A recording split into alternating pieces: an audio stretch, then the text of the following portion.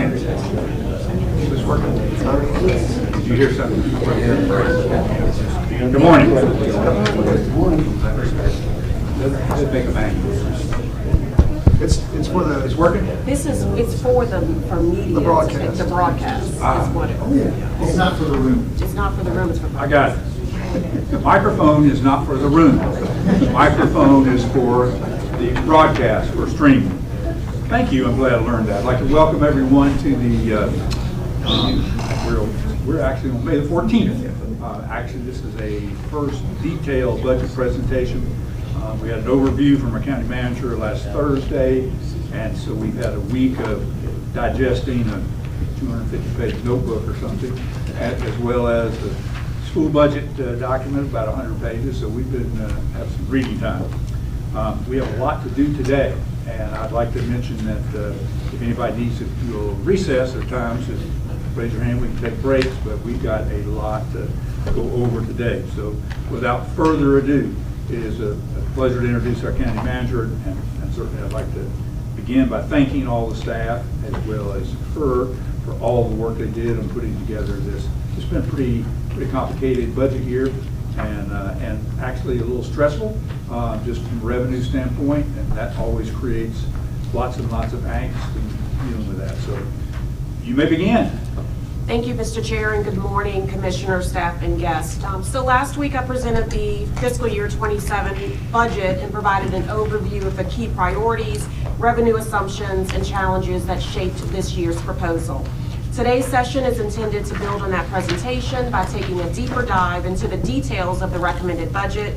We'll walk through major expenditure areas, key cost drivers, and provide additional context behind staff recommendations. You'll also hear directly from our superintendent of Winston-Salem Forsyth County Schools, as well as from Dr. Kizzy Lee of Forsyth Tech Community College regarding their budget requests and priorities as education continues to represent the county's largest investment. We do anticipate our session today lasting until approximately 1 or 2 o'clock this afternoon, though we certainly hope to conclude sooner. Our goal is to ensure the board receives the level of detail needed to help guide your decisions as we move through the budget process. As the chairman stated, we'll take breaks as needed. We can also pause for lunch depending on how long the conversation progresses. And we certainly appreciate your time and engagement and look forward to a productive discussion today. So first up is going to be our budget director, Kyle Wolf, who will provide a general overview of our revenues and expenditures in the recommended budget. Good morning, Commissioners. As the manager said, we're going to go over the FY27 manager's recommended budget in a little bit more detail than what you got last week from the overview that Ms. Robinson presented. And so just at a high level look comparing the recommended budget to the FY26 budget, you can see it is a modest increase of $7.9 million at 1.3%. That's the increase year over year. And again, 1.3% is it's one of the I guess really one of the smaller budget to budget increases we've had in a few years. And so looking at what comprises our FY27 recommended budget, property taxes is 61% of our revenue. That's no difference really than we've had before. Property taxes and sales taxes are really our two largest revenue components. The percentage of budgeted revenue for property taxes has increased over the years. Back before we had Article 46, we were around that 60% line, or 60% range as well, but for the past few years, it's been more around 55 to 58%, and so we are increasing that percentage, that reliance on property taxes a little bit more in FY27. And that's because of a few other things, and we've talked about some revenue pressures that we've had with sales tax revenue coming in lower, intergovernmental revenue, doing a little bit more right sizing of that this year. And we'll go through that in a little bit more detail as we go. This chart is really just another way to look at our, the previous pie chart to show the actual values, as you can see. And so again, we've got that $598.9 million budget, with property taxes and sales taxes really leading the way. But that's really just another way of looking at our revenue sources. Again, we mentioned. Can I Yes. Kyle? Yeah. Yeah, I just thinking with the whole room, is there somebody, I'm not sure everybody can hear. Okay. Let's try to see if that will. Is that on, Jeff? There we go. Okay, sorry about that. Yeah, so again, property taxes are really leading the way, 61%. Sales taxes, again, you can see the significant decrease from 110.7 to 107.29, really kind of essentially budgeted at our FY25 actual number, as sales tax revenue has not met the budgeted amount for the last 2 years, and it looks like we will not hit that this year either. May I ask, I'm Yeah. sorry to interrupt this early, but That's fine. this is a critical data point. It looks like you're projecting now that the property tax revenues will be flat from last year. Is that an update on the projection? Property tax revenue will be flat? From the actual, yeah, the 107 million, et Oh, cetera. for sales taxes, yeah. That's it. Oh, I apologize. Yeah. Yeah, sales taxes. Mhm. Yeah, our estimate for FY '26 is actually a little bit lower than 107. I think our estimate right now is really around 106. But looking back over the years, we have not ever, we've always, I think, we really have always received at least the amount that we've received in the prior year, which is why we didn't want to budget too low on sales taxes. So right now, we were estimating that we're not going to hit the 107, we're going to be around 106, but we wanted to, we're a little bit more optimistic that we'll at least get what we received last year. Okay. Or in FY '27 anyways. So we're budgeting a little bit higher than what we are projecting. And I think I have a slide showing, coming up to detail that a little bit more. Thank you. Yep. So ad valorem taxes, 61.1% of our general fund revenue. Again, it's up from 59.4% in '26. I think in '25 it was at 58, and again, it's been in that 55 to 58 range the past few years.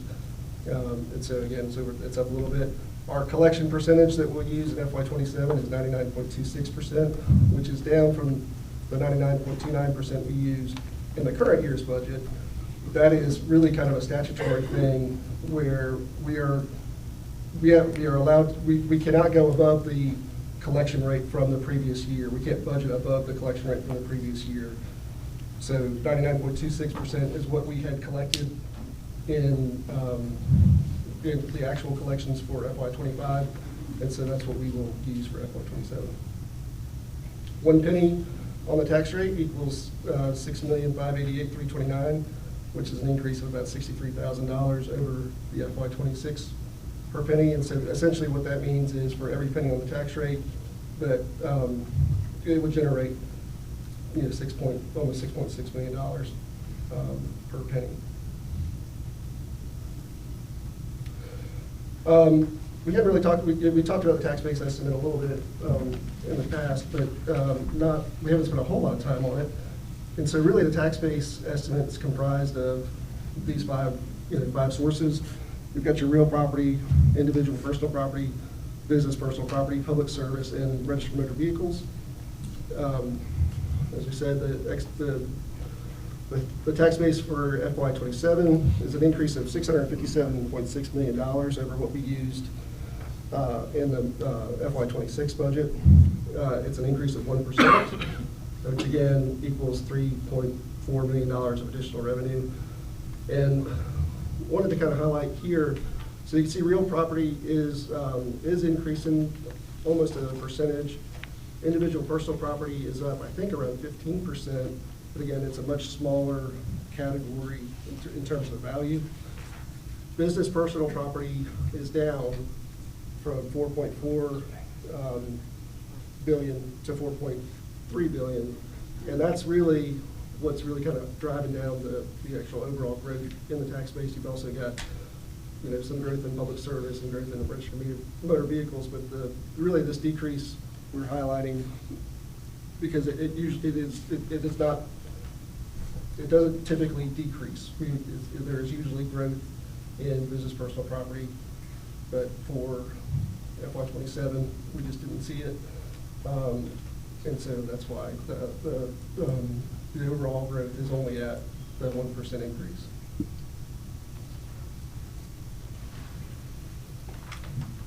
So as you mentioned, the property tax rate for FY '27 is recommended to be 55.2 cents.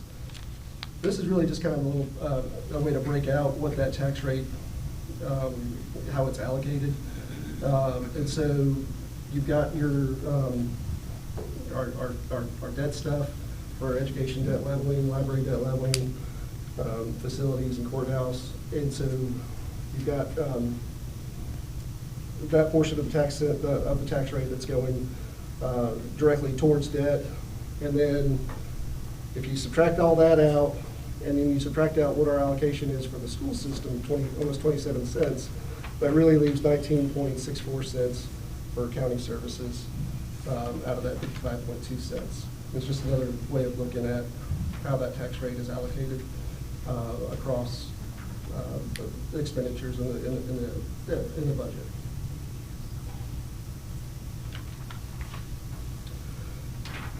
This is really just a way to show really how, you know, consistent and how flat the property tax rate has been. You can see a decrease from FY '20 to FY '21, and that was a 1 cent decrease. In FY '20, the board had actually increased the property tax by 1 penny with the idea of if the Article 46 referendum passed, you would lower it. It did pass, and so you can see the board kept their word and lowered the tax rate down by that 1 penny increase that they had put in FY '20. There was a rebound in FY '22, so it dropped down. It stayed flat, and then in last year's rebound, we lowered the tax rate as well. There was still above revenue neutral, but we did lower the tax rate, and then we are recommending a 1.68 cent increase for FY '27.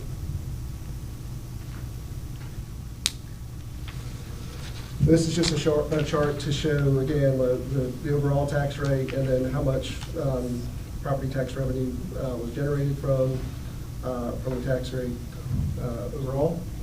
So you can see the significant growth from the reval, and then the growth based on our revenue increase of 1.68 cents. And so just as an impact, what is 55? I think it's a 1.68 cent increase due. So the countywide median home value is $269,700.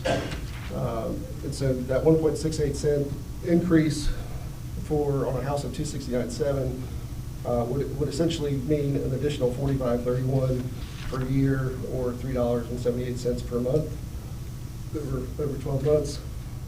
And then looking at it from a District A perspective, you have the median home value of $172,300, and so the 1.68 increase would result in an increase of $28.95 for the year, or $2.41 per month.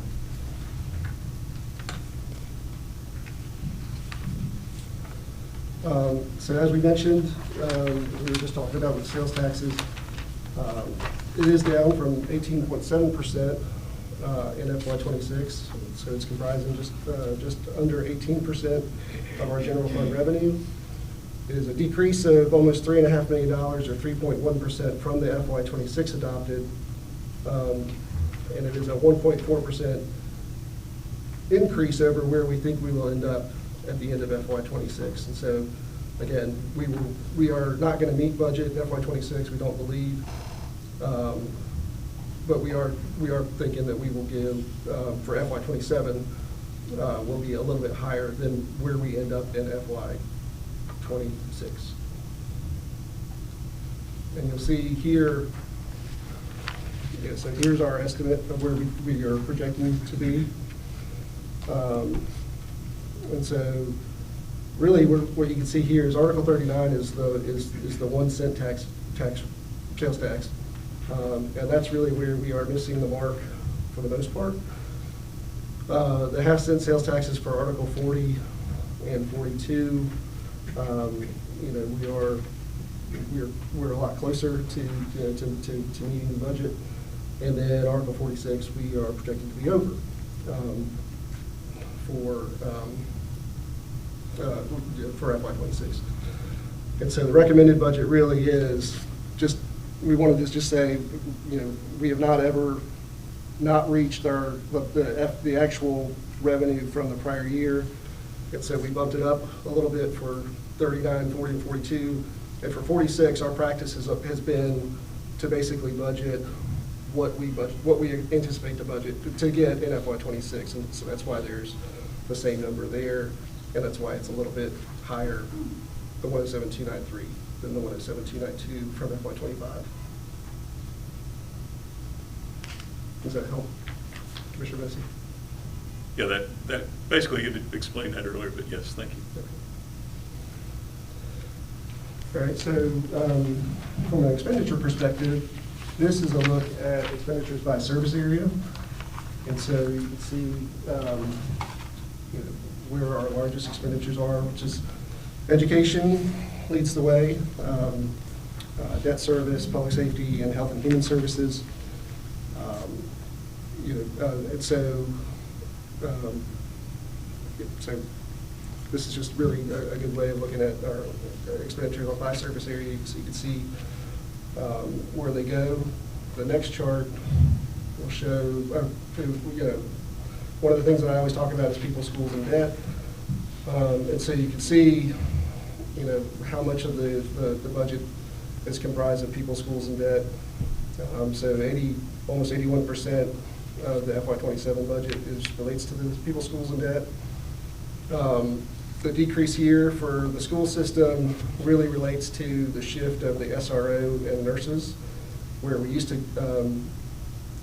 include that in their allocation, and then essentially we would bill them and they would pay us back. And so that's really what that decrease is. If we weren't doing that, the percentage for the school system would really be actually above that 30.6%. And just a clarification that we will still provide the services. Yes. Yes, we're still providing the services. We're just not giving them the money for them to give it back to us. And this will help them, because the schools actually have to take a portion of whatever we give the school system. There's a calculation that's made, and they have to share that with the charter schools. This actually will lower the amount of money that they have to share with the charter schools by not giving them that money to give back to us.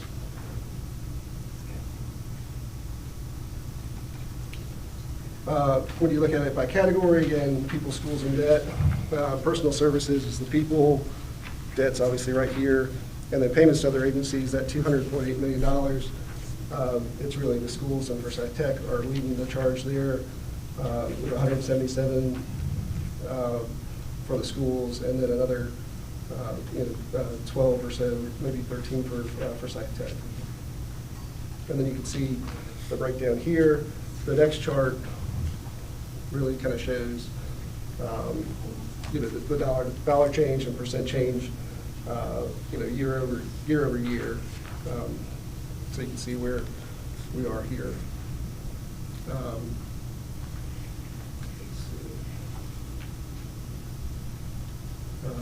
What I would say here, just looking at this chart and looking at these percentages, and so the budget reserve looks kind of weird. It's increasing $905,000. Most of that is actually in our debt service, and part of that, you can see the debt service going down. The revenue that is being generated by the debt leveling plans for 2 of our debt leveling plans is it's really significantly more than what the obligation is for next year. And so we put that portion in a budget reserve, for later years. And then this $2.8 million increase in other financing uses is our new strategy to fund capital moving forward, to fund our capital improvement plan, which you'll hear a little bit more about later on in the program.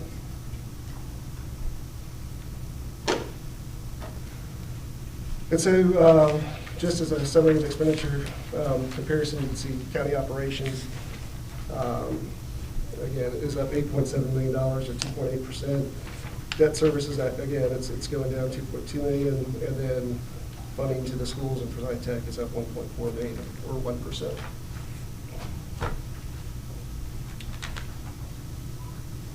And so now what we're going to do is we're going to have Kizzy Lee come up and talk about the Forsyth Tech ask for FY27, and I will turn it over to her for any questions or her presentation.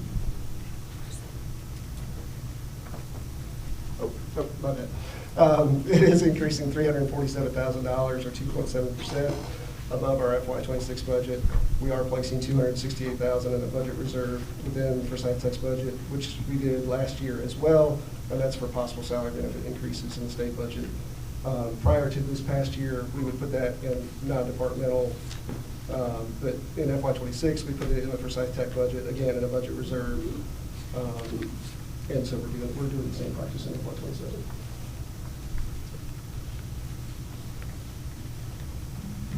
Thank you.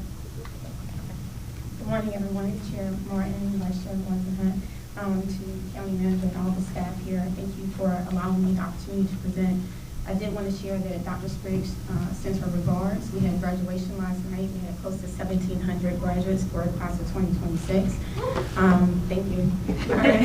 Our youngest graduate was 16, and our most senior graduate is 68 this year. I did want to share that our SGA president has a full ride to Stanford, and our vice president has a full ride to Boston University. So we're really excited for them. So overall, we're holding pretty steady. As Carol mentioned, it's about 2.7, rounding up to about 2.8% at $347,000. That really is a maintenance or operations budget. We don't anticipate any major program expansions related to the county operating budget. Most of that is on the state side. The growth is driven primarily by inflation, workforce costs, and facility expenses. As you may have heard, this week, hot off the press, the state legislature has kind of, sort of, finalized the budget. It seems to change a little bit here and there, but we are excited, even though it is May, and we've been waiting since July 1st. What we did present to the county based on the governor's budget was a 2.5% increase along with a $1,000 bonus. You may have heard that it is now actually 3%, and the bonuses range from $1,000 to $1,750. But we're going to go back and look at our team and see if we can make that adjustment within the request we already made. So the primary driver for the personnel is the increases that we were planning for the salaries and benefits, as well as the contractual services and supplies and materials. So I'm happy to answer any questions you may have related to the Forsyth Tech budget request.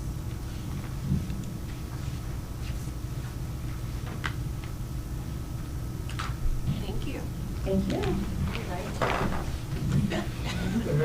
And we will, as we dive deeper into what the state budget may or may not do, we'll work with Forsyth Tech on what that may look like. Shifting gears to Winston-Salem, Forsyth County. So the recommended funding for the school system, it's tied to the funding formula that, again, relies on our property tax growth. It is a $1.78 million increase, or 1%. Again, as we mentioned before, it removes that $4.9 million for SROs and school nurses, which eliminates that pass-through, but maintaining those county funded services. And again, it also it allows the school system to hang on to a little bit more money and not have to share it with the charter schools. The school system did request an additional $33.5 million in additional funding, which is an additional 5.1 cent tax increase. It would require an additional 5.1 cent tax increase. And so that's not included in the recommended budget. This is a chart that basically shows local spending per pupil from FY18 through 27. You can see enrollment going down and the per pupil cost going up. And again, that per pupil cost has to be shared. They basically have to give that same amount per pupil to the charter schools for every student that's in the charter school system. If I may ask a question relative to the amount of students and the decline of the enrollment, how much does the state provide for each child in their allocation? I don't have that. We can get it. The school system might have it for us. We can ask them. But if not, we can certainly get that for you. Thank you. And again, this really just kind of shows our statutory requirements. 55% that we provide to the school system is required. 45% is additional non-mandated local investment. And so that really just kind of shows how that is laid out. And with that, I'll ask Superintendent Phipps to come up.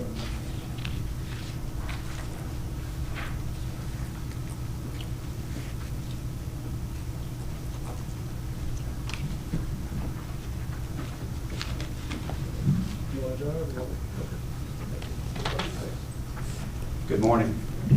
I want to thank you for the opportunity again to be able to be in front of you and answer questions and present just the big picture of a very complicated budget.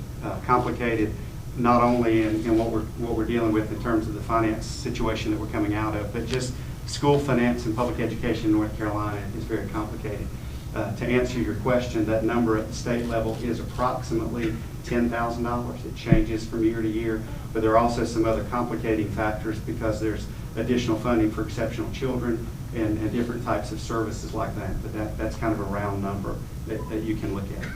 So I had an opportunity to share a bit with you all in a quarterly update, and a lot of the budget information had not been presented yet. Our board had not approved what our ask was going to be, and we're at a point now where I have that opportunity to talk with you. And you've seen a lot, and I'm sure there are a lot of questions, and I want to be able to go through those for you and answer as many as I can.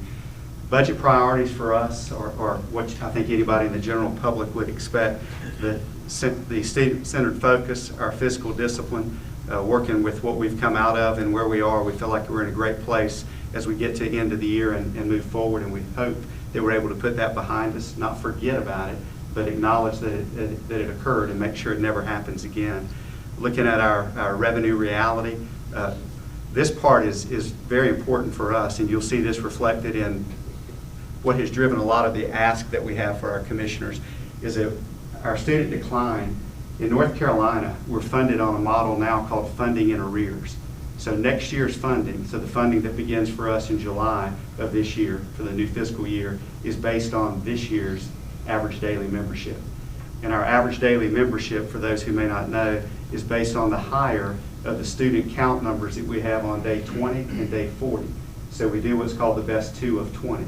And whichever of those two numbers is the largest becomes the official ADM for the school system. Now, don't be confused. There are a lot of other complicating things that come up. There's additional head count data that happens. So the EC head count happens at a different time. I'm strictly talking about ADM at the state level for funding. So our ADM dropped this year when they took the official number by 1,551 students. And I've told our staff members that's more students than some school systems in North Carolina have in their entire school district. And the first question is why? And we don't know the answer completely of why. There are a lot of reasons why. We're down almost 1,000 employees. Many of those employees had school-aged children who went to other places to work, and they very likely took their children with them. There were folks in our community who felt like the trust and the feelings of goodwill between the school district and them or the community have been violated, and we have to acknowledge that and say that part of our work is really trying to rebuild that trust and letting folks know that we're on firm footing and that we can do the things that we say that we're going to do. But the end result is when you look at what that impact is on us at the state level, because our funding from the state is driven heavily by ADM. We're looking at about a $12.5 million decrease from the state. And then we have about a $3.5 million reduction in our carryover at the federal level. So as we look forward to try to determine what we have to work with, we have to consider coming out of what we came out of with the financial crisis and the reduction in personnel that we had to deal with. What do we have to do moving forward? And I want to make it very clear that what we've had to do in this last quarter of the school year as we plan to move forward really had nothing to do with the financial crisis, although we may have lost some people for that reason. But what we're dealing with on the additional cuts and reductions are strictly based on ADM. And a number of those were able to be absorbed by frozen positions that we've had. So it's not like 300 teaching positions or people that have lost jobs. We've just got positions, and some of those are central services as well that were frozen that we're just not going to fill. So that's the revenue reality that we're dealing with, and you'll see that show up in a number of things that we have. Targeted investments, and this came out of feedback that we got from stakeholder focus groups and surveys and just conversations that we've had, trying to restore the half-time assistant principal positions that we had in a few of our schools, and then a focus on our exceptional children's services. And then there were a number of other priorities that we've had as we've worked through. Our financial recovery, we anticipate as we move into July, at the beginning of the new fiscal year, that financial debt number is going to be somewhere in the $4 million range. So we have $4 million built in terms of our responsibility of taking care of the debt. The problem with that is that's taking away resources that could be used in other places. So when we can eliminate the debt, then we have that money going for debt service that could be used for other purposes. So the more quickly that we can get that taken care of, the better off that we're going to be. Future sustainability, by getting the bar set at a level where we need it to be based on teacher allotments from the state, and then what we're able to get from our local dollars, we're in a more sustainable position moving forward. And we certainly hope that we're not looking at that kind of student loss from year to year, so that we're not looking at 1,500 students and then the associated position cuts that we have to deal with, and we hope we're able to manage that. And then trust and accountability to try to be transparent and responsible with the decisions that we make for our students, our staff, and our community. I'm in a job where I'll never make everybody happy. I know that. And I'm generally a happy person, and I want to make people happy. But sometimes in making one group happy, I make another group not happy. And the budget work is certainly one of those pieces. And what we've tried to go through is to be reasonable in what we put together. So as County Manager Robinson and I have an opportunity to meet on a regular basis, not just about budget, but about school operations and just keeping each other up to date on what's going on. Part of the conversation that we were having was where sales tax revenue was coming in and what that looked like on the funding formula. And it was lean, to say the least, as we first started talking back in late December, early January. And I'm thinking already that far ahead as we start to build our local request and what our budget's going to look like. I felt like I had a fiscal responsibility to our board and to you all and to the taxpayers of this county to produce a budget that was based on minimal or no increases because of what I was hearing in terms of sales tax revenue. Now, that's not what we wanted, and that's not what a lot of folks that are associated with education wanted to see, but I felt like that was my responsibility, was to build that budget so that if we didn't get anything else, we'd be able to function. Now, we can function, but we function in a very scaled-back version, and that's what I want to share with you today. So the increases, although very minimal in what we put in our base budget, I shared that with the board, and I said, if this is where we are based on what we anticipate those increases to be, and I can't remember exactly, and I may have it on a slide, but I think it was 1.07%. It maybe was the number that we were looking at. It was something very minimal, although it was an increase. And so the idea was that if we get that and we don't get anything else, what does it allow us to do? So we build into something that we call a base budget. And this is just the scenario that I wanted to share with you. The total debts right now, as I speak with you, we've got another $1 million of our money that's going to be going in before the end of this school year, which would get that down to about 4.1. And then we have somewhere between $400,000 and $500,000 of private donations that have still been promised, but we don't have those. So that would get us to about $3.5 million. And I'm just excited to show you that number going down and that we'll be able to knock that out very quickly. I want to come back to some of these charts just to talk about this in just a minute. So I think this goes in some conversation about reduced number of students and increased support and what that looks like and what the driver of that is. But I want to go back to the base budget. The base budget built into the work that we were doing was a very limited increase, but we wanted to add some additional pieces. We added 8 operations positions, which we felt like were critical.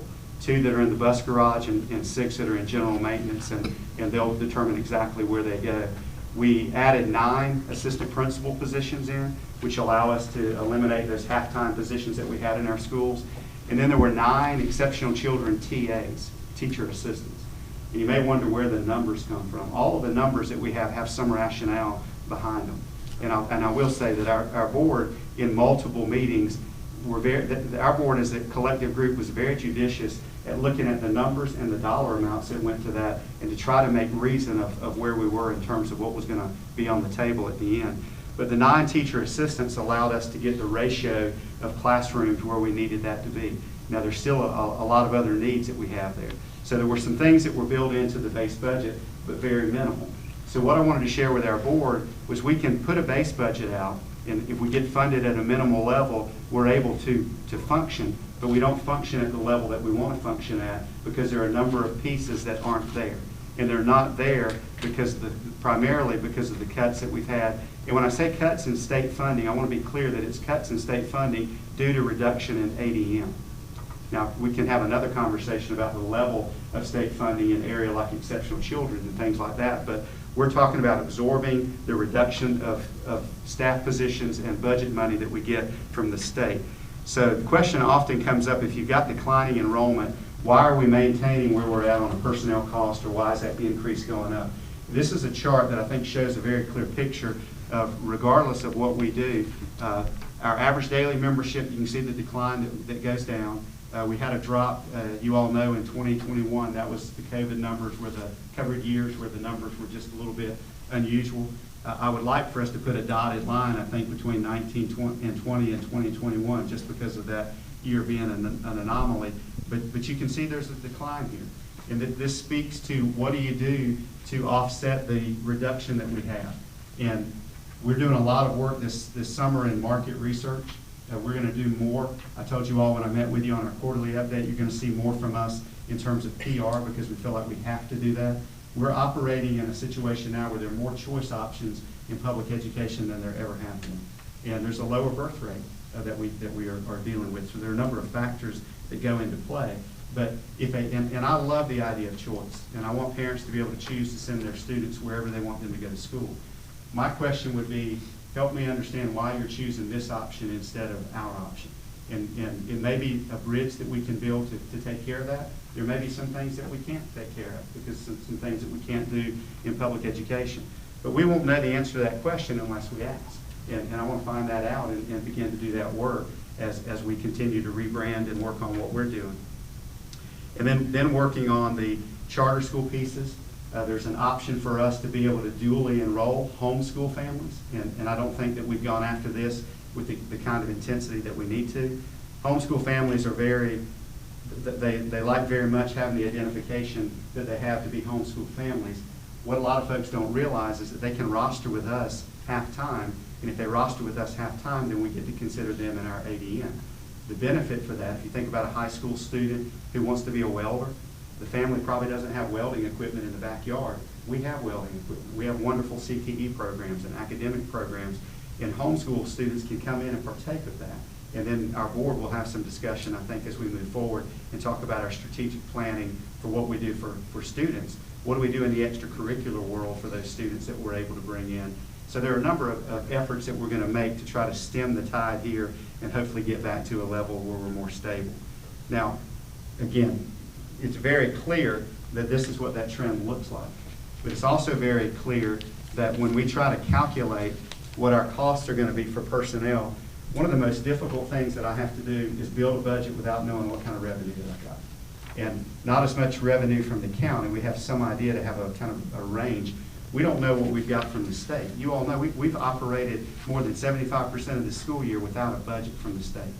So I'm trying to figure out what to put on a piece of paper to move forward next year without having any idea of 3 big things. What is teacher salary number ranges? What are they going to look like? What is retirement cost? And you may think, well, retirement cost is part of the state that's baked into their salary. It is for state paid employees, but it's not for those folks that we pay locally.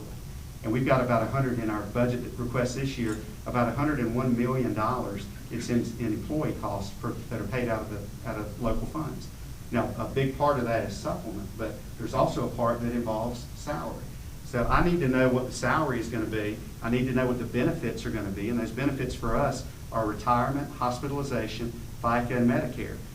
And when I do my budget work as a college professor, and I ask folks to give me one word of what this looks like when you look at that line, the word that I always hear is flat. I mean, you couldn't be any flatter than that. And if we try to predict where we're going to be in 26, 27, we've got a pretty good idea because the history should give us some idea of where we're going to be. We're going to be at the same level of salary that we have there for FICA. But when you look at the cost for retirement, and again, this is something that becomes an issue for us when we're talking about locally paid employees. So we're not even talking about salary yet as much as we're talking about salary is certainly plays a key into what happens in the retirement world. But you can see here that if I ask my students in my class to give me a description of what that looks like, you can see an increasing graph very clearly as you go from left to right. These are costs that we've got to pick up and we've got to build in. And that means if we've got the same amount or less money being given to us at the local level, we have fewer people that we can cover because of these other costs that are here. I did this in Caldwell County, and the folks in the county government were surprised because the retirement hospitalization numbers for the public school employees were much different than they were for county employees. These are actual numbers that come from the state. Now again, the state paid teachers, these costs are picked up by the state. This is covered by us for locally paid individuals. Here's another one that's a big deal. And this is the cost for medical benefits or hospitalization. And you can see where they are. Again, we don't have the number. We have a governor's number that we put up there. That's an estimate. We don't know what's going to look like until the House and the Senate do their work, and then they all coalesce to do what needs to be done, and we come up with a number. So even if you have a declining number of employees, the employees that you have are going to continue to cost you more money because you've got these costs that are built in. So I wanted you to see that just as a visual with some of what we're working with, and then as we can work through. This is another chart. This is something that we're working on that shows some of the numbers that we get from the state, and it can get complicated when you talk about state dollars that are received, because they're actually, we don't get the dollars from the state. The state picks up the tab on the state paid teachers that we have, but there's a dollar allotment at the state level that we deal with. So we never actually see the money here, but the state takes care of it. So if you take a look at what the state has given to our county in terms of classroom teacher allotment, and if I did this as a line chart, you would see that it's starting to go up, and now it's declined a little bit. But what I want you to notice is that the blue bar shows you what the dollar amounts were. The gold line shows you how many people that paid for. And what that reflects is that while the state is giving us $181.7 million, the year before they gave us 182, the reason the number, not only has the money gone down a little bit, but the cost for those teachers has gone up because teacher salaries have increased, retirement's gone up, hospitalization has gone up. So without, if you got the exact same amount of money, you couldn't pay for the same number of teachers because those things are changing in the background. Unfunded employee raises. Again, I talk about this, and I don't want to overwhelm you and just bog things down in terms of where we are as we work through things. But when teachers get a raise, and we want teachers to get a raise, and we want teachers to get as much of a raise as they can possibly get, again, that raise is passed on through the teacher pay scale for state paid employees, and the state picks that up. We don't get additional money for the locally paid employees, teachers and educators. We didn't know when we put this together what the raise was going to be. So as I talked with my superintendent friends and our groups, they recommended that we count on a 3% raise. And I shared with them, I felt like with this being an election year, and I felt like it would probably be a little bit higher. And I said privately, I thought that number was going to be somewhere between 7 and 11. And folks said there's no way the raise is going to be that high. Well, what you heard through the media outlets and what was reported in Raleigh is that we got an 8% raise for teachers. That's not true. There was an 8% raise across the board.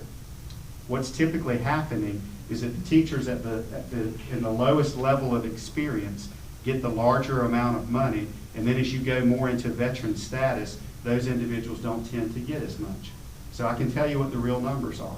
So again, my peers are working on a 3% raise. We put in around 4%, as much as we could afford to put in, which wound up being about $1.6 million was what our number was in our base budget, knowing that it probably was going to be more than that. Let me tell you what the real number is. The real number for teachers, and this is if everything that's been proposed goes through, would increase beginning teacher salary from $41,000 to $48,000. That's a 17% raise, okay? The teachers that are on the other end of the scale who are veterans are getting about a 5.5% raise. Why is it such a big impact for us? We're not paying for the teachers that have got 30 years experience out of local dollars. We're paying for the teachers that have got 0, 1, and 2 years of experience. And if you look at 0, 1, and 2 years on the new teacher scale that's been put out that we can take a look at, it's 17%, 15%, 14%.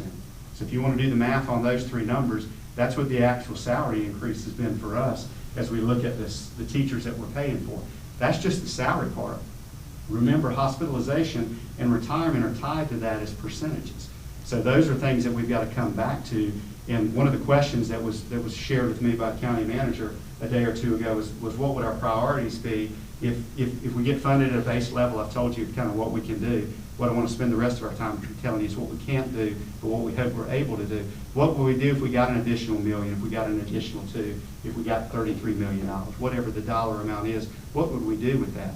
Well, the first thing that we have to do with any increase is make sure that we can cover the raise from the state. And that's first and foremost. And that's going to take a pretty good amount of money. And then there's some other employees that we've got that are state paid that don't receive the raises when they come from the state.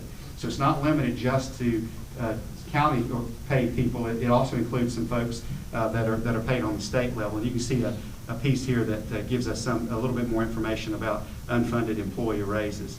I want to share this with you in terms of what our number is. The county appropriation, including capital, in terms of what we were working with on the percentages that we had, was a little bit less than $158 million. You've heard this number already. This is the increase from the SRO piece that will be from the Sheriff's Department. And I don't want to pull the Sheriff's Department out. Kernersville we also deal with, but we get the money in a different way with Kernersville, but they also had an increase. So I'm not showing this to highlight the fact that there was an increase. Both of our vendors, partners that we have that do SRO services had an increase, but we've got to take that out of what we actually have available to us to be able to spend on the work that we're doing. When you add in the Article 46, it comes up to 177.7, and we don't have fines and forfeitures in there, but I'll show you that in just a minute.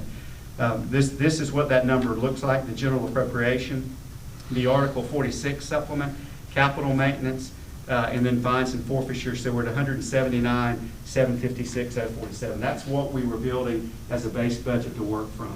So if that's what we get, that's what we've got in what we're calling our base budget and the things that we said that we've provided. But there are a number of things that we've not provided. This is just a way of taking a look at what we've got from that money. When you take capital out, we've got non-personnel costs that you can see. This is the $4 million debt repayment that we have there. We have a huge number that goes to charter schools. Right now, that's 7%. So that out of what we have to work with, we've got to take out about a little bit more than $15.5 million that go to charter schools, which is why if we've got an ask number, whatever that is, the ask is a little bit higher because we've got to account for the money that's going to come out. And then personnel costs, and that leaves you with a balance of 0 in terms of spending what we have in our ask. I thought this might be some interest to you. These are loaded personnel expenses by category. These are the things that we have that are in the money that we get out of our local money from you all. Notice down at the bottom, those are local staff positions. All of those except for one are school-based employees that are doing a variety of roles that are in our schools, and that's a little bit over $21 million. Non-instructional and non-clerical operations, you can see where that is. Central office administration is about $7 million. We get very, very little money from the state for central office administration. I do think this year it may have gone up, but it went up not 17%, it went up 0.11%. Or in a really small number in terms of what we get. And then you can see the pieces that are there. And we reserved at the top for pay raises $1.6 million. Again, not knowing what that was going to be and coming back and looking at that now, That number in reality is going to land somewhere in the $4 million range, could go up as high as 6. What I don't know, and I can't answer for you right now, is how the bonus piece of teacher pay is going to come into play. So what I understand, without having the full picture in front of me, is that part of what the General Assembly did this week is going to put in place a retroactive bonus that we're going to have to pay this year that we weren't budgeting for. And we don't know what that amount is going to be yet. And then there's another part of a bonus, and I've heard mixed stories about what this looks like, but we've got to know what that really is going to be and which salary schedules is going to come into play. So the bonus going into next year may be for teachers who've got more experience because they didn't get the bump on the salary schedule, as I understand it today, but I may be wrong. If that's true, that won't impact us locally because we're not paying for the teachers that are on the high end of that scale.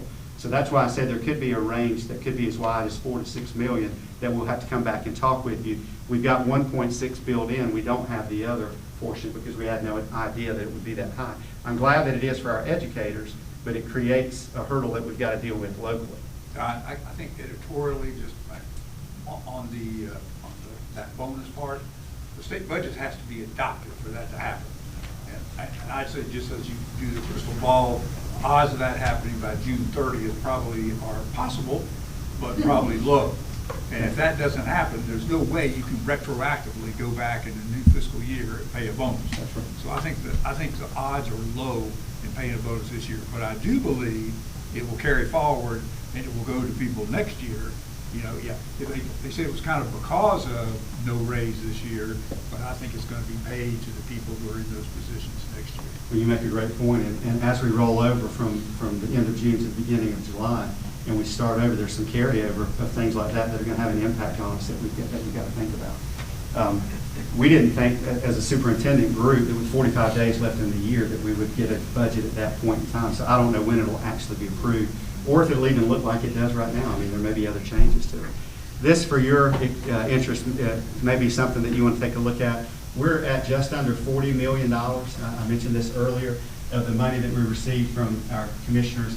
This is what goes into our supplements, and we have the two different types of supplements, the local appropriation and the Article 46, and you can see what that looks like. I had a question from the county manager last week. I think there was a meeting somewhere, and somebody conveyed that we weren't paying supplements anymore to teachers.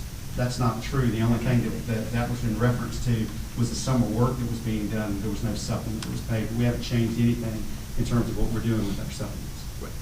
One of the questions I had that you could probably answer right off this chart has to do with, we see right up there in the Article 46 supplements, $20,183,000. We see the Article 46, we have the two parts, which is the Article 46 flat rate and the senior experience level supplement, which I think everybody knows this is something the board did several years ago in an attempt to do something for experienced people, and pulled it out and called it an extra supplement, which I won't share it. I'll just say that's what it is. But to work back, I assume the benefits side, if you had that 14,189, 1.2, get 15.389, then the benefits side are actually added onto that to be paid for out of the Article 46 supplement.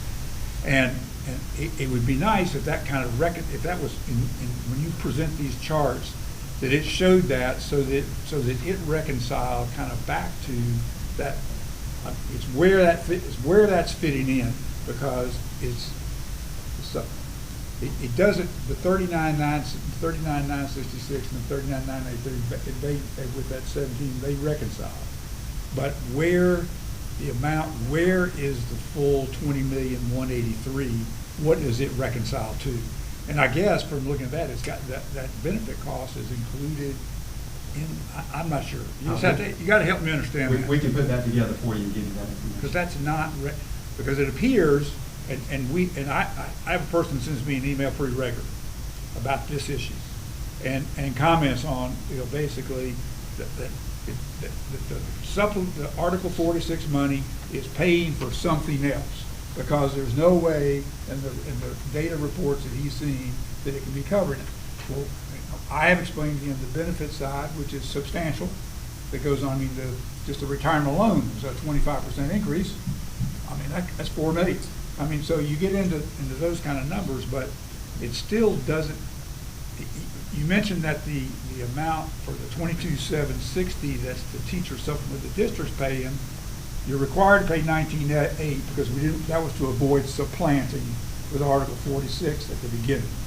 And it obviously did that. So is that money that was added in the past, it just locks in there, it's not a part of Article 46? I'm just trying to figure. Yeah, and Chris, I don't know if you can answer that question from the HR perspective, but Chairman, I'll get that information to you. We'll give you a different breakdown on reconciliation, so that's more clearly defined. Okay. Local investment request above funding formula, and this is where the big number of over $30 million comes into play. And I thought long and hard about how to do this for our board, because I wanted them to see the things that we don't have, and almost in an a la carte way of saying, if we want to do this and we want to do it at this level, then it's going to cost this amount of money. And everything that we do here is extra. It's above and beyond what we put in the base budget, which winds up being the extra that we're asking from our commissioners. And that's where we have the numbers that are here. And you all have, I think, have seen that you've got a copy of this, and we tried to go in and indicate under the description exactly what we're looking for here. This again would be the pay increase of what we'd be looking at and thinking about a 4% pay raise and what the dollar amount would be. And we had a placeholder there of about $6 million.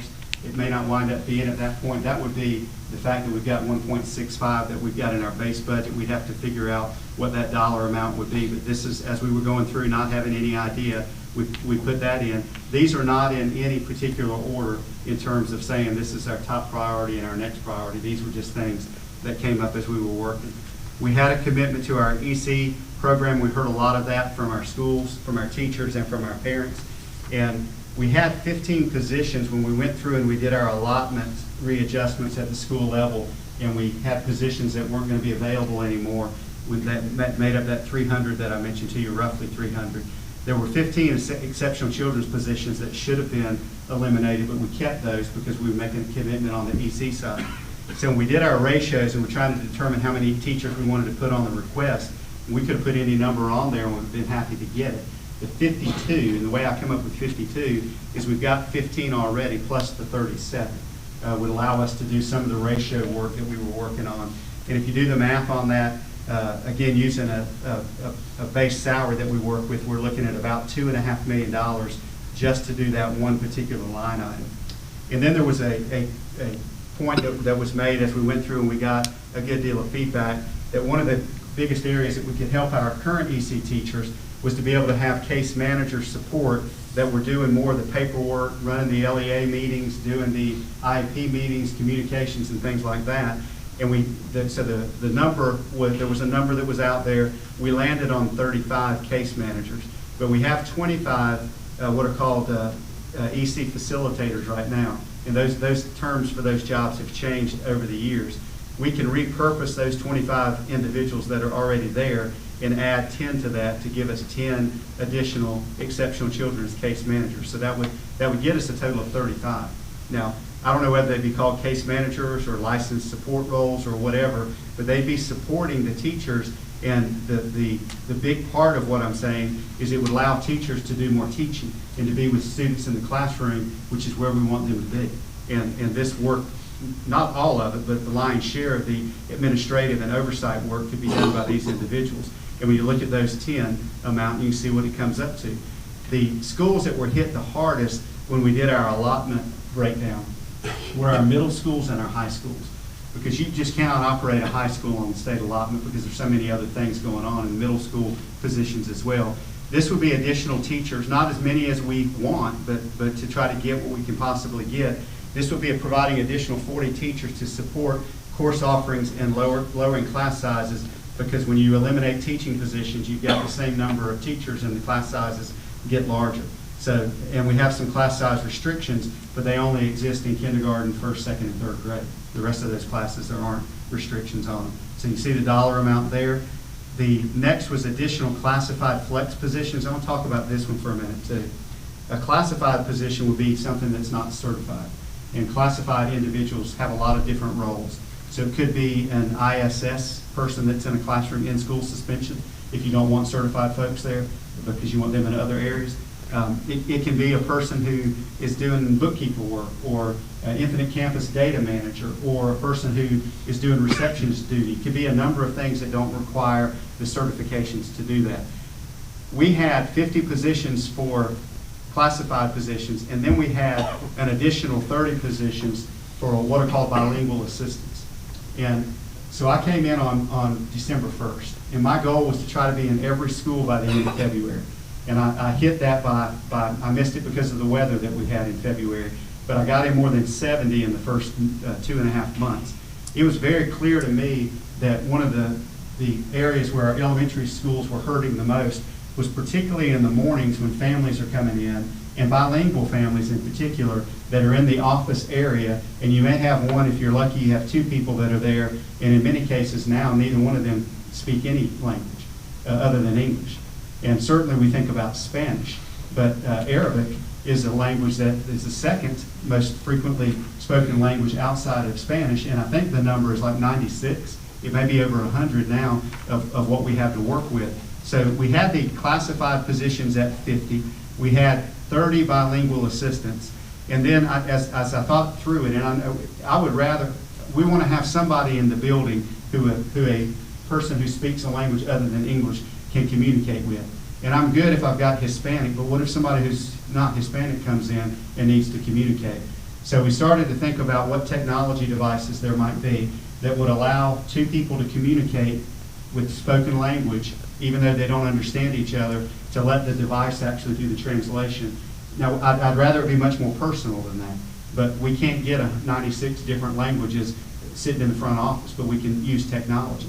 So with that in mind, what we decided to do was to add the positions that we had for bilingual assistants to this group right here, and we've got 76 principals, so we said if each principal got a classified position to use as they see fit, that's why we said flex position. And what 215 means, that's not 215 employees, that's 215 days of employment in the work that we have. So we have some that are 205. This would be adding 76 additional 215-day employment allotments that would allow principals to use that position the way they see fit. This could be a bilingual assistant. And I'm by no means saying to you that an iPad or some piece of technology replaces a person, but it allows us to cover more ground on the different languages that are there. And then operations skill-based positions, we've gutted operations this year as we've moved forward. And you may be able to limp along for a period of time. It's just like painting. And we can live this year without doing any painting.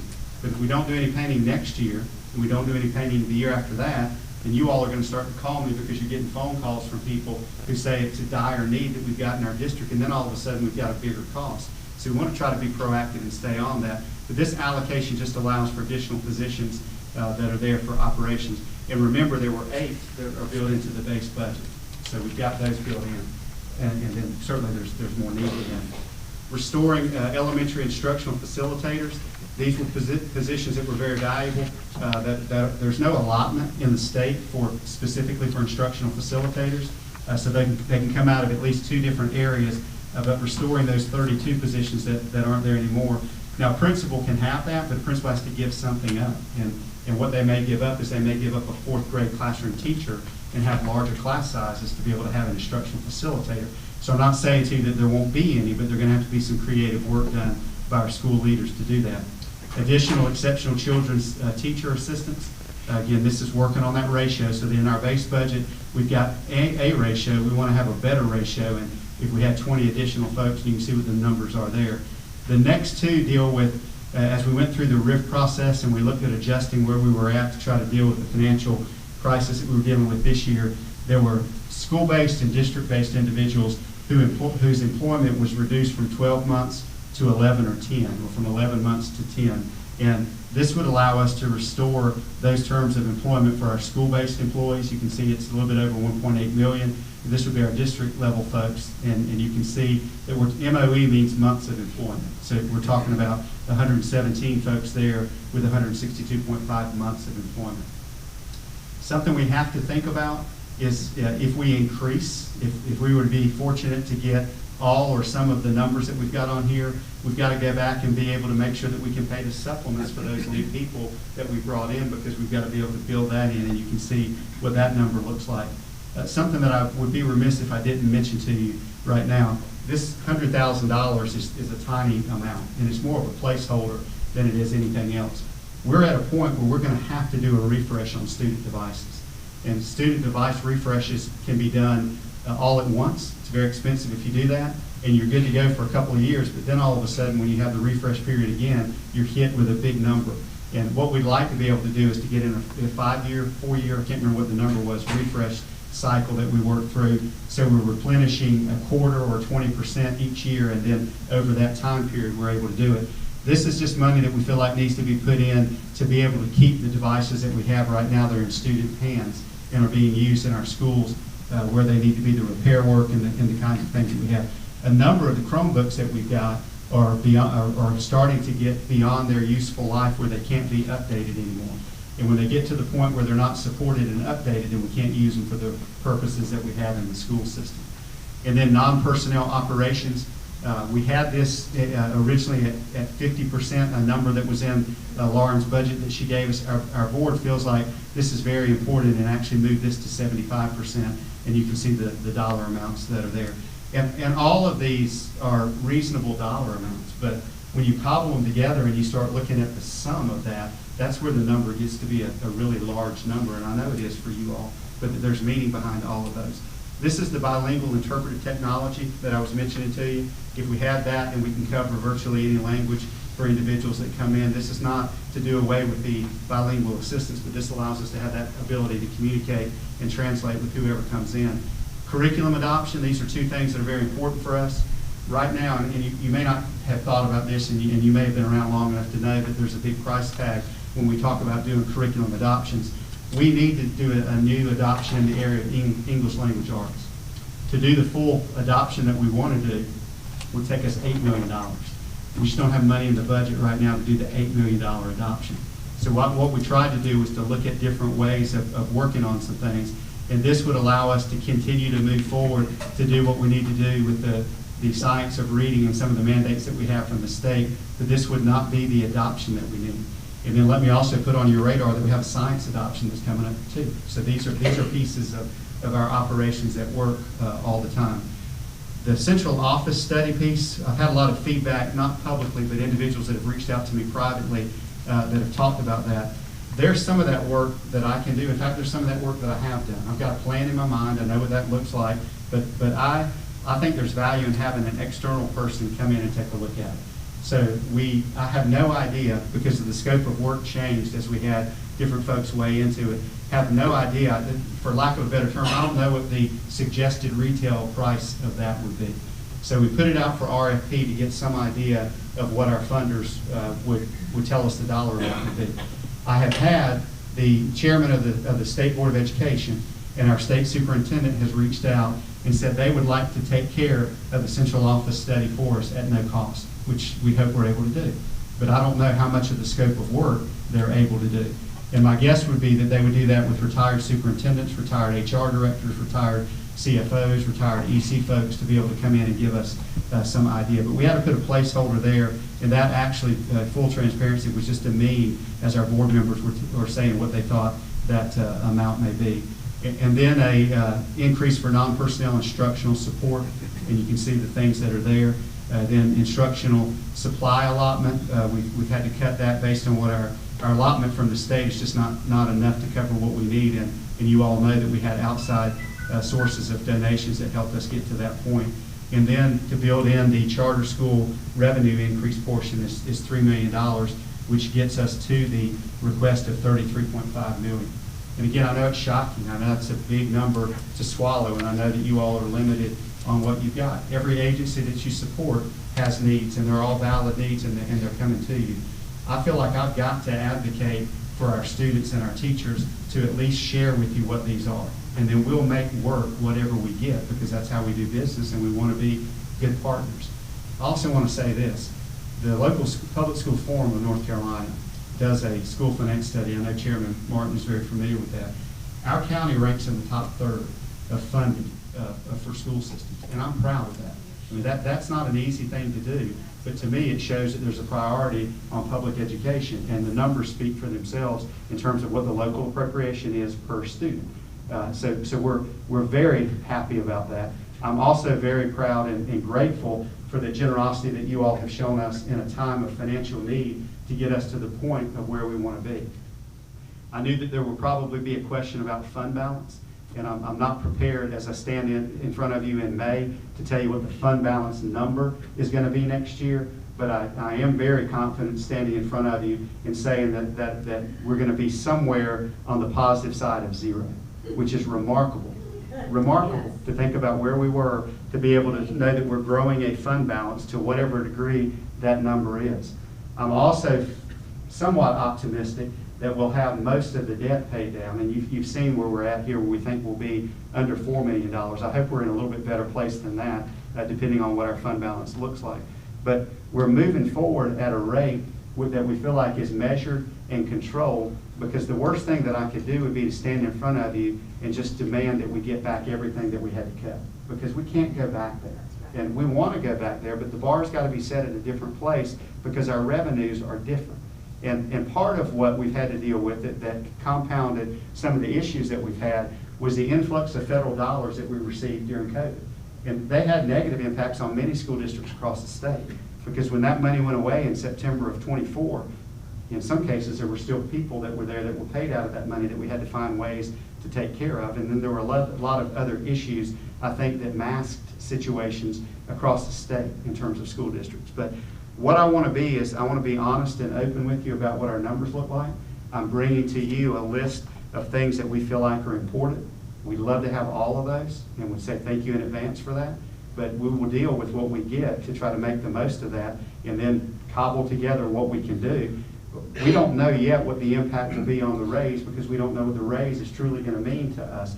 I don't know yet exactly what the debt amount is going to be when we start to do repayment in July. If we get that debt paid down, then I've got more money in the budget to be able to allocate to put to other things. But this is a very quick going through what we've got. And you can see what that number looks like. Again, it's a large number at the bottom. There's no doubt about that in terms of what it looks like. But I didn't want to just have you and the public see the number at the bottom. I wanted you to see some of the rationale behind what the pieces were that got to that.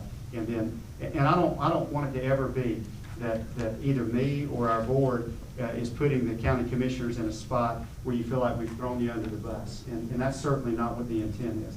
Our intent is to really show you what our numbers are, and then the rationale behind what the dollar amounts are, and then we'll work with whatever we end up with in a responsible manner. Some budget uncertainties. This was put together on Tuesday morning. Tuesday afternoon, the budget piece came in, but we still have some uncertainties about what those raises look like, retirement costs and health care costs.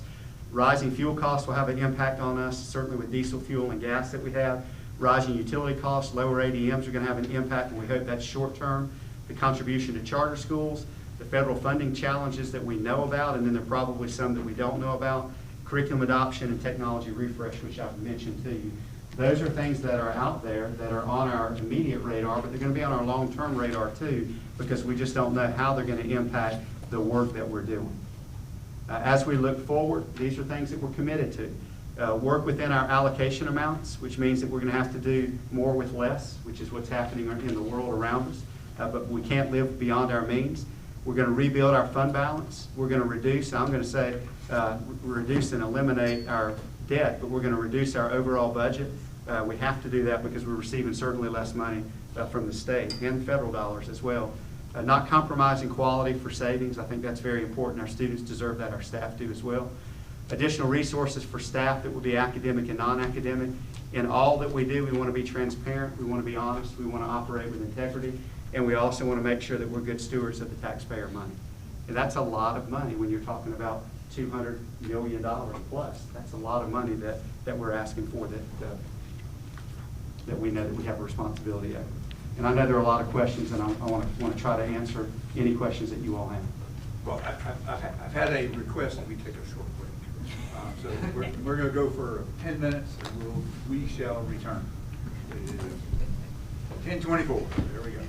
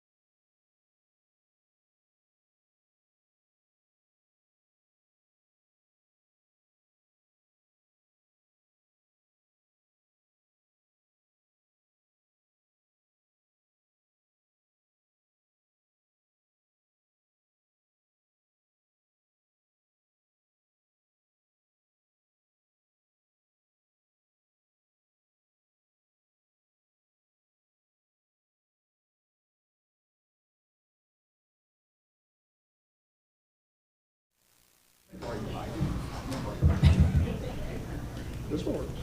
Oh, okay. We're a little shortage on mics, and actually, I heard from someone this morning said they cannot hear questions that are being asked. So we'll ask our presenter, oh, good, he's got one. See if this mic works. Okay, that's working. Yep, there we go.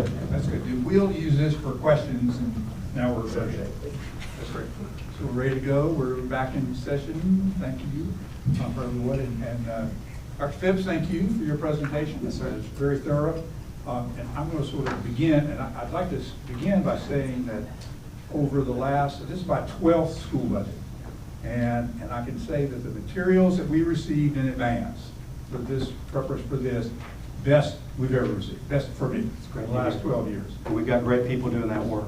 And the reason was because it gave some details and specifics about the things that are covered. So it provided a lot more opportunity to sort of conjure and think about that.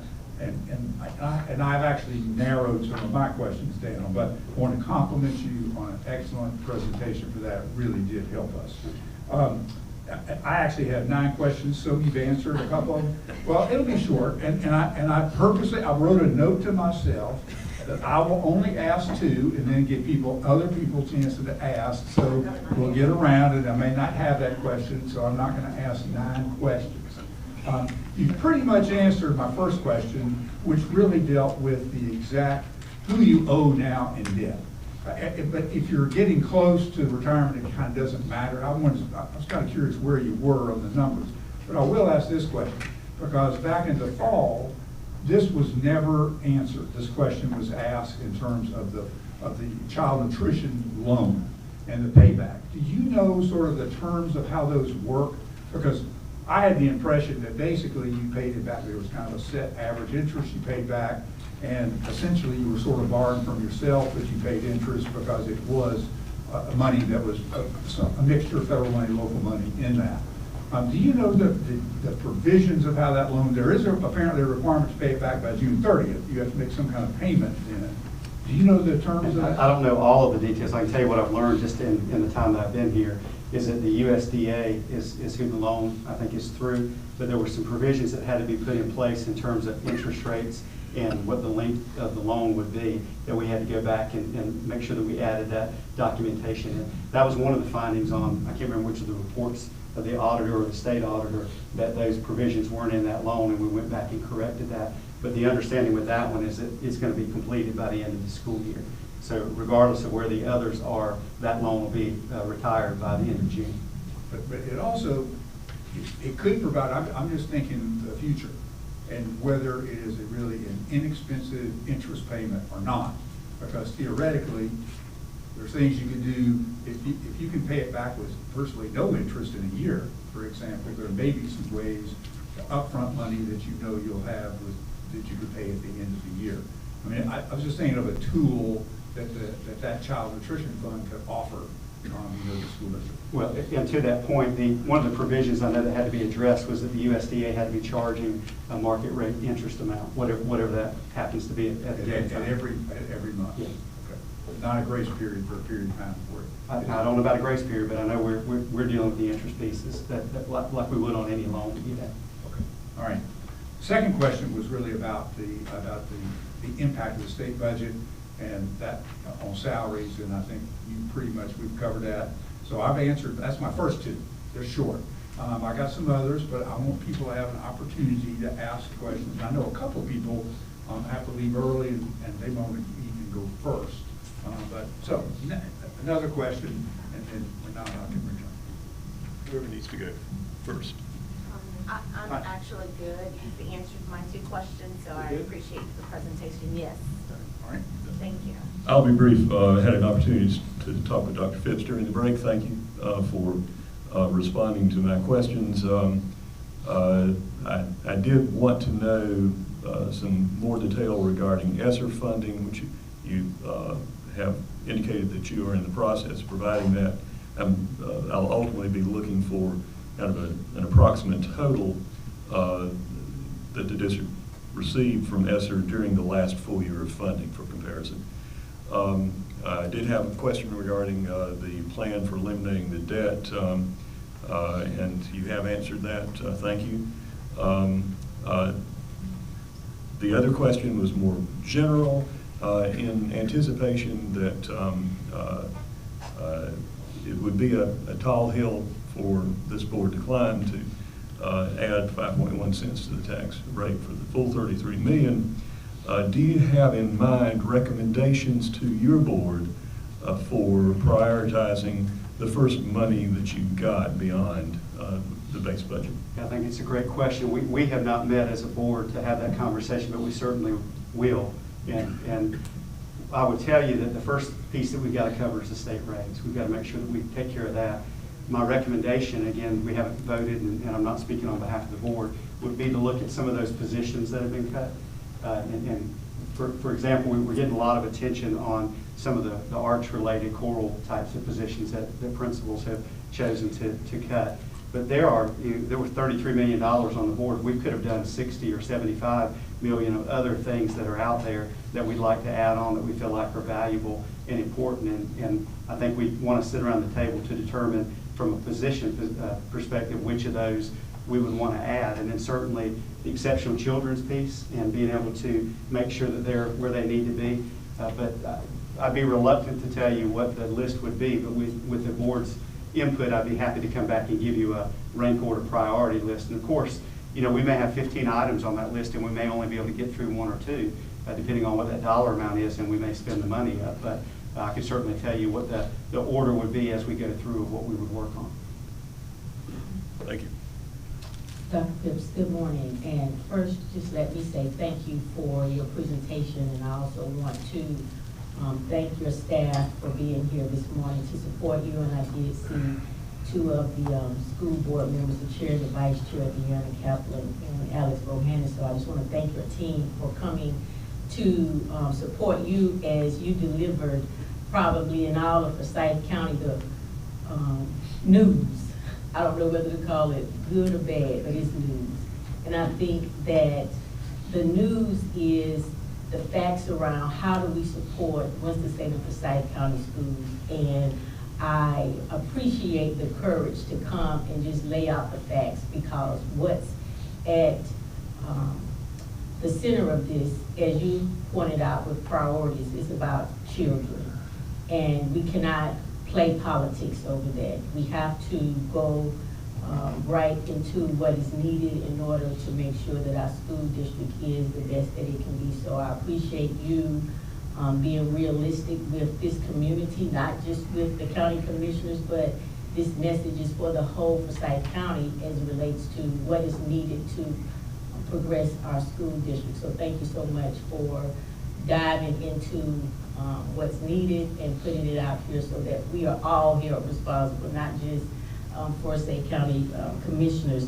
I did have one question about the findings in the rear kind of algorithm that the state uses to fund based on the ADM. And so how would you reconcile the actual number if it is significantly higher than the finding in the rear?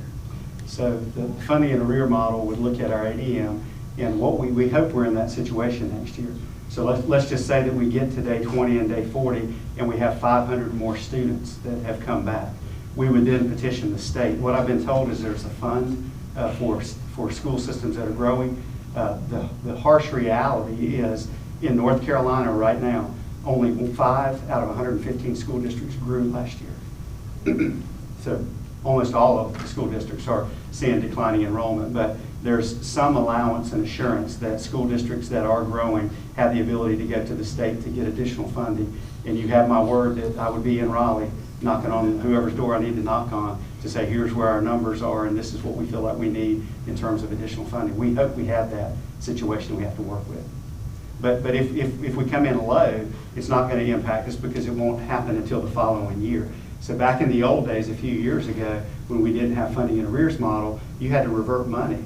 And Commissioner Martin knows this, which is very hard to do. You've hired people to start the school year out, and then you determine after the school year gets started in October, you know what your numbers are, and now you have to give money back and you don't have the money to pay for teachers. You definitely had to have a fund balance to make those kinds of things work. But that's an excellent question that I hope I get to give you a personal response to, because I hope we're working through that come the fall in Raleigh. Yeah, I would be interested, and you don't have to go through that with us now, but I would be interested to kind of hear what is the school district doing to try to, as you said, convince parents, come back to Winston-Salem-Forsyth County Schools, so that ideally, you know, you would have that good problem, if you will. Yeah. When I do my first quarter report to you all in the fall, I'll have that as part of what I'm talking about. Okay, thank you.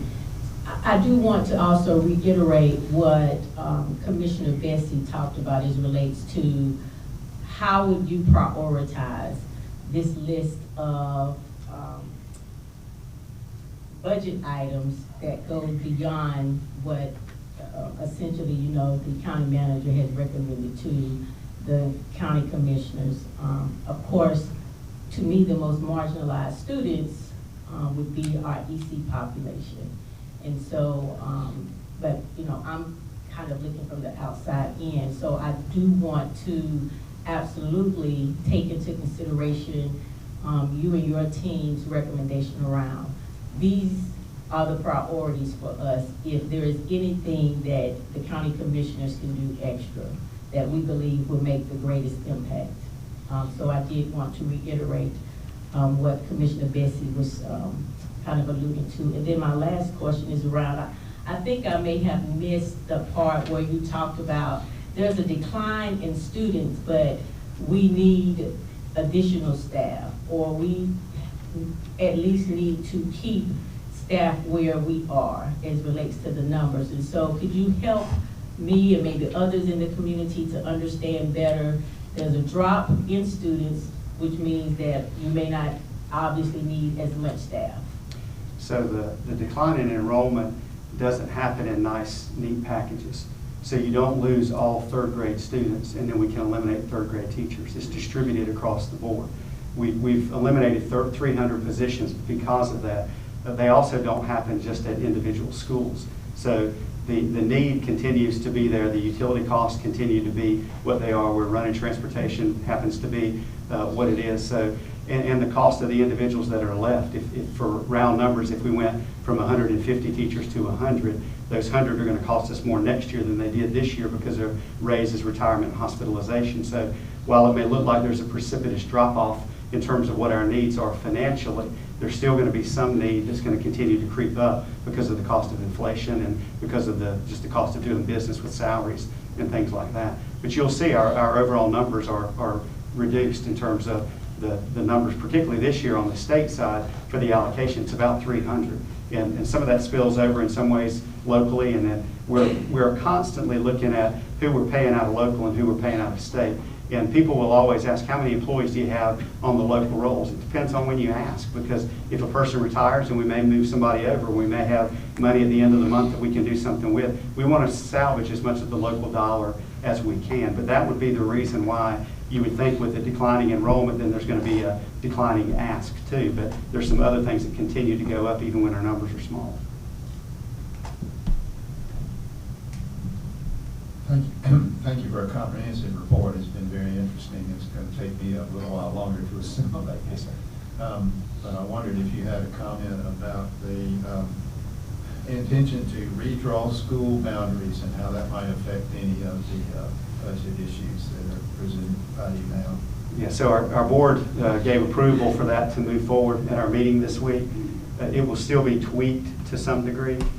And part of the impetus behind that was to look at overcrowded and undercrowded schools. And a conversation that I think has to be had related to that would be consolidation and merger when we talk about that. But it would be foolish, in my opinion, to have a conversation in the fall about consolidation or closure of schools when we don't know what the real impact of the new attendance lines are going to be. So it'll take some time to determine what the pattern of population will look like at individual schools and then have that conversation. But what we've been told is that it puts a number of students, their home district becomes the district that they were choiced into. So transportation will be provided for those families now where they were having to provide it in the past.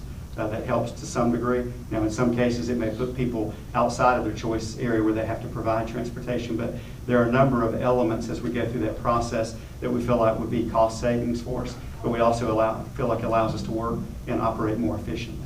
But I think time will tell of what that's going to look like when the real numbers shake out where they are. Yeah, I'd like to follow up. That was one of my questions also. And help me understand about the redistricting. Help me understand, because maybe I was looking somewhere else and didn't hear exactly what you said, but are you talking about, because if you're going to do some consolidations, then it looks like you would do your reassignment adjustments after that, obviously. I'm having a hard time in a chicken and egg here. You've got basically X number of schools that you have redistricted, have a plan for. It's indicating in the paper 11% of the students may be impacted to might be going to a different school.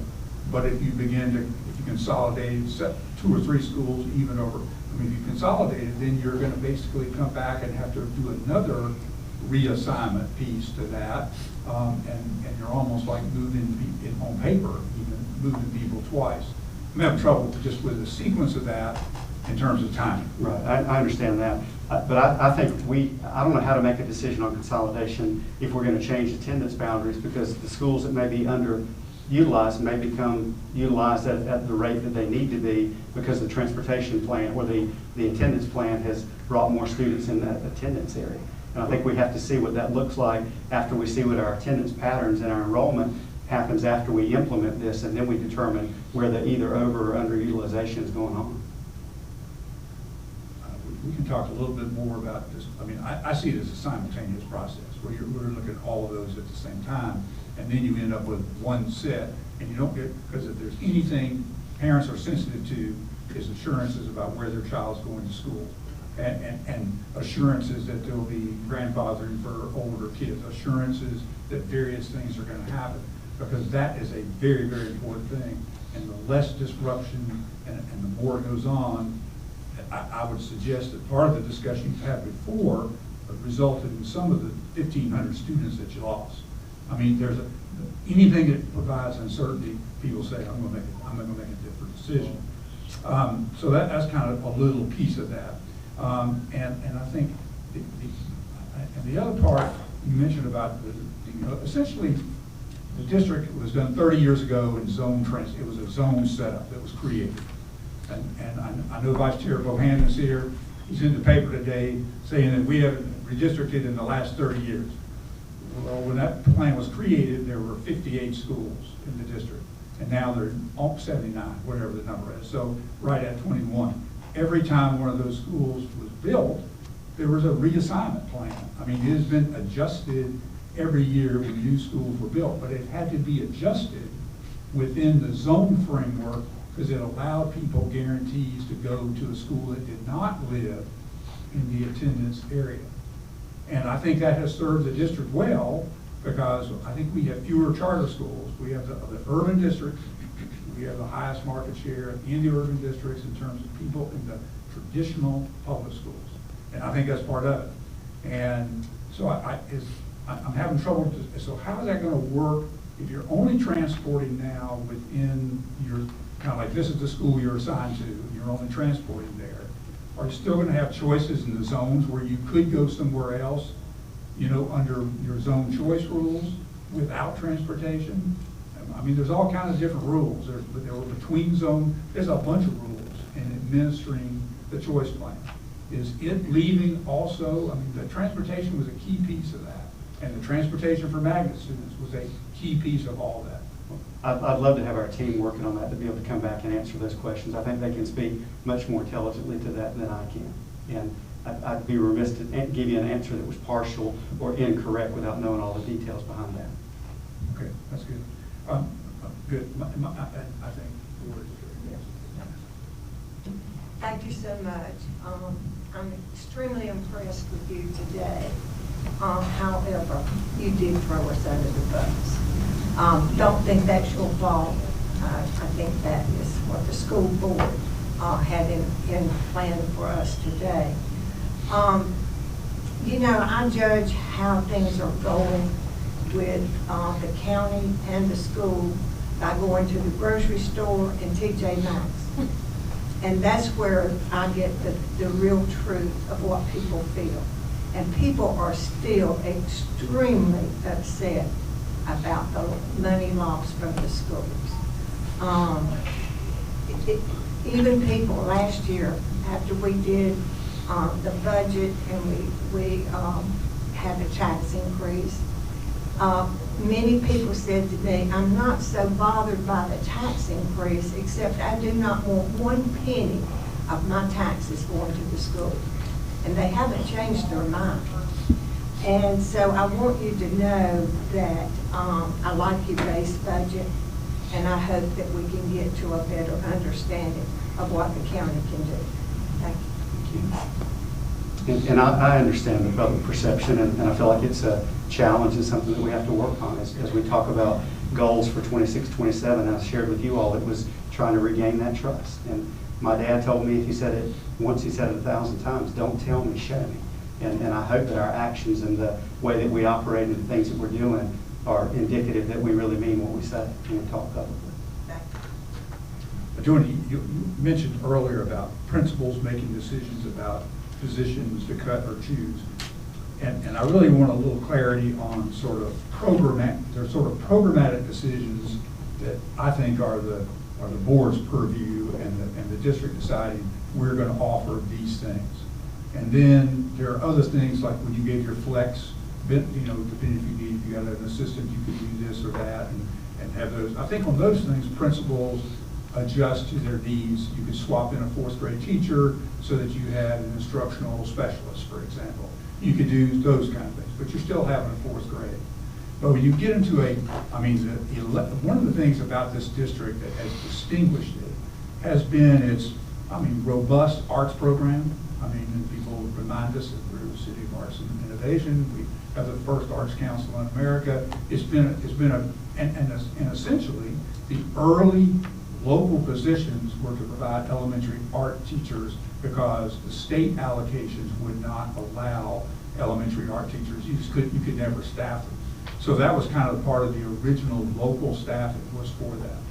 So I'm trying to get it as you talk about programs, early last year when some of the first cuts were done, this time last year, principals had discretion over $8 billion. That in and of itself, which I was voiced it publicly, that I was very disappointed in that because you end up with inequities created if certain positions are taken away, particularly if you're deciding, well, we're not going to have chorus in middle school, or we're not going to have orchestra, which is a little more likely because there's lower enrollments, for example, as an orchestra. The orchestra was a big commitment. We're not going to have dance at the high school because there were commitments and dance rooms built. All that stuff was done, and that was part of that made us very special, and I think it also attracted a lot of people to come to the school district into it. So my question is really getting into, does a principal have the authority to actually essentially eliminate a program to eliminate a teacher? Or is that we're going to offer orchestra, for example, admittedly, if no one signs up for it and you need a threshold to have one, then you don't have it. And it also, there was an article in the paper, that's a pretty long one, about an issue where, in middle school, they had offered a whole lot of chorus opportunities because they had the staffing and gave kids more choices. I understood that one. Basically, the commitment to middle school, we're going to have we're going to have music, we're going to have art, we're going to have physical education, we're going to have career technical education issues and foreign language. We're going to have those. But do you see what I'm getting at? Where is the discretion of a principal in making decisions about reducing staff when you have to face reducing staff? Well, and I think when it becomes programmatic, like we're talking about, then it is something the board would want to get involved in. What you don't always hear, and you know this from your history of being a superintendent, there are positions that are sometimes made half-time positions, or there are cutbacks that happen. And because you're reducing a person from full-time to half-time doesn't mean that you're eliminating the program. You may have larger classes or fewer students that you can serve. And I can say that to you today, but if I'm student number 47 and they only pick the first 46, then that has an impact and we deal with that. I would prefer to give discretion to the principals to the point that it is not becoming a programmatic issue across the board, and I think we have to step in and look at that. So, in some cases you may have 2 teachers that are teaching whatever the topic may be, and we may have cut that to 1. And it's certainly not the board's desire to eliminate or have a negative impact on the arts at all. They don't want to do that. And But I think we have to look at what those ultimate decisions are and where the cuts are made and what that looks like. And I know that if we cut science and math positions, I'd have folks in the STEM world that would be upset and they would come back in. So we try to balance that as much as we can, understanding what our legacy and our history has been and try not to disrupt that very much. It just seems to me the programmatic offerings should not depend on where you go to school. The programmatic offerings. Now, admittedly, you can't offer something that has no one to sign up for it, or to choose it, or it's down to 5 kids, or whatever. You have your thresholds and rules, just as long as people kind of understand them. I think that happens. Are there other questions? I've got a few other, and they're pretty short, because you've answered some. Well, this one was a long one, and the next one is long. And it really gets it, the next one is custodial service. Your contract, and I am thankful that that contract with the, I guess it's SSC, your contract vendor, extending it, and actually, as I understand it, will begin to move into more schools. Are there more schools, because there's an increase in your budget. I looked at the increase that's clear, a pretty substantial one. And I'm assuming more schools are going to be, sort of become contract cleaning schools next year. Does that sound right? Christy, I think I'll ask Chris to answer that. We also have some employees that are still ours that are eventually going to come off of being employees, and there'll be more folks that are in the contract services that are doing that work. You want to grab the mic there? Sure. Well, yeah, here you go. Good morning. We have 34 custodians still on our district payroll. All other sites are served by SSC. To my knowledge, all sites have some type of SSC support. There may be there's one school that was 2 custodians, one's retiring, so that's the one school that wouldn't have had SSC once we did the SSC contract this fall. And that went into effect January 1st. But I can get Lauren to give me more update. I just don't, honestly, I can't answer that question. I don't have that information in front of me. It'd be if there is a school that doesn't have SSC, it's just because their custodians were in the top 35 of years of service. Sorry. Because at one point, the district made a decision to hire more, in other words, internal people to be custodians, to work for the district.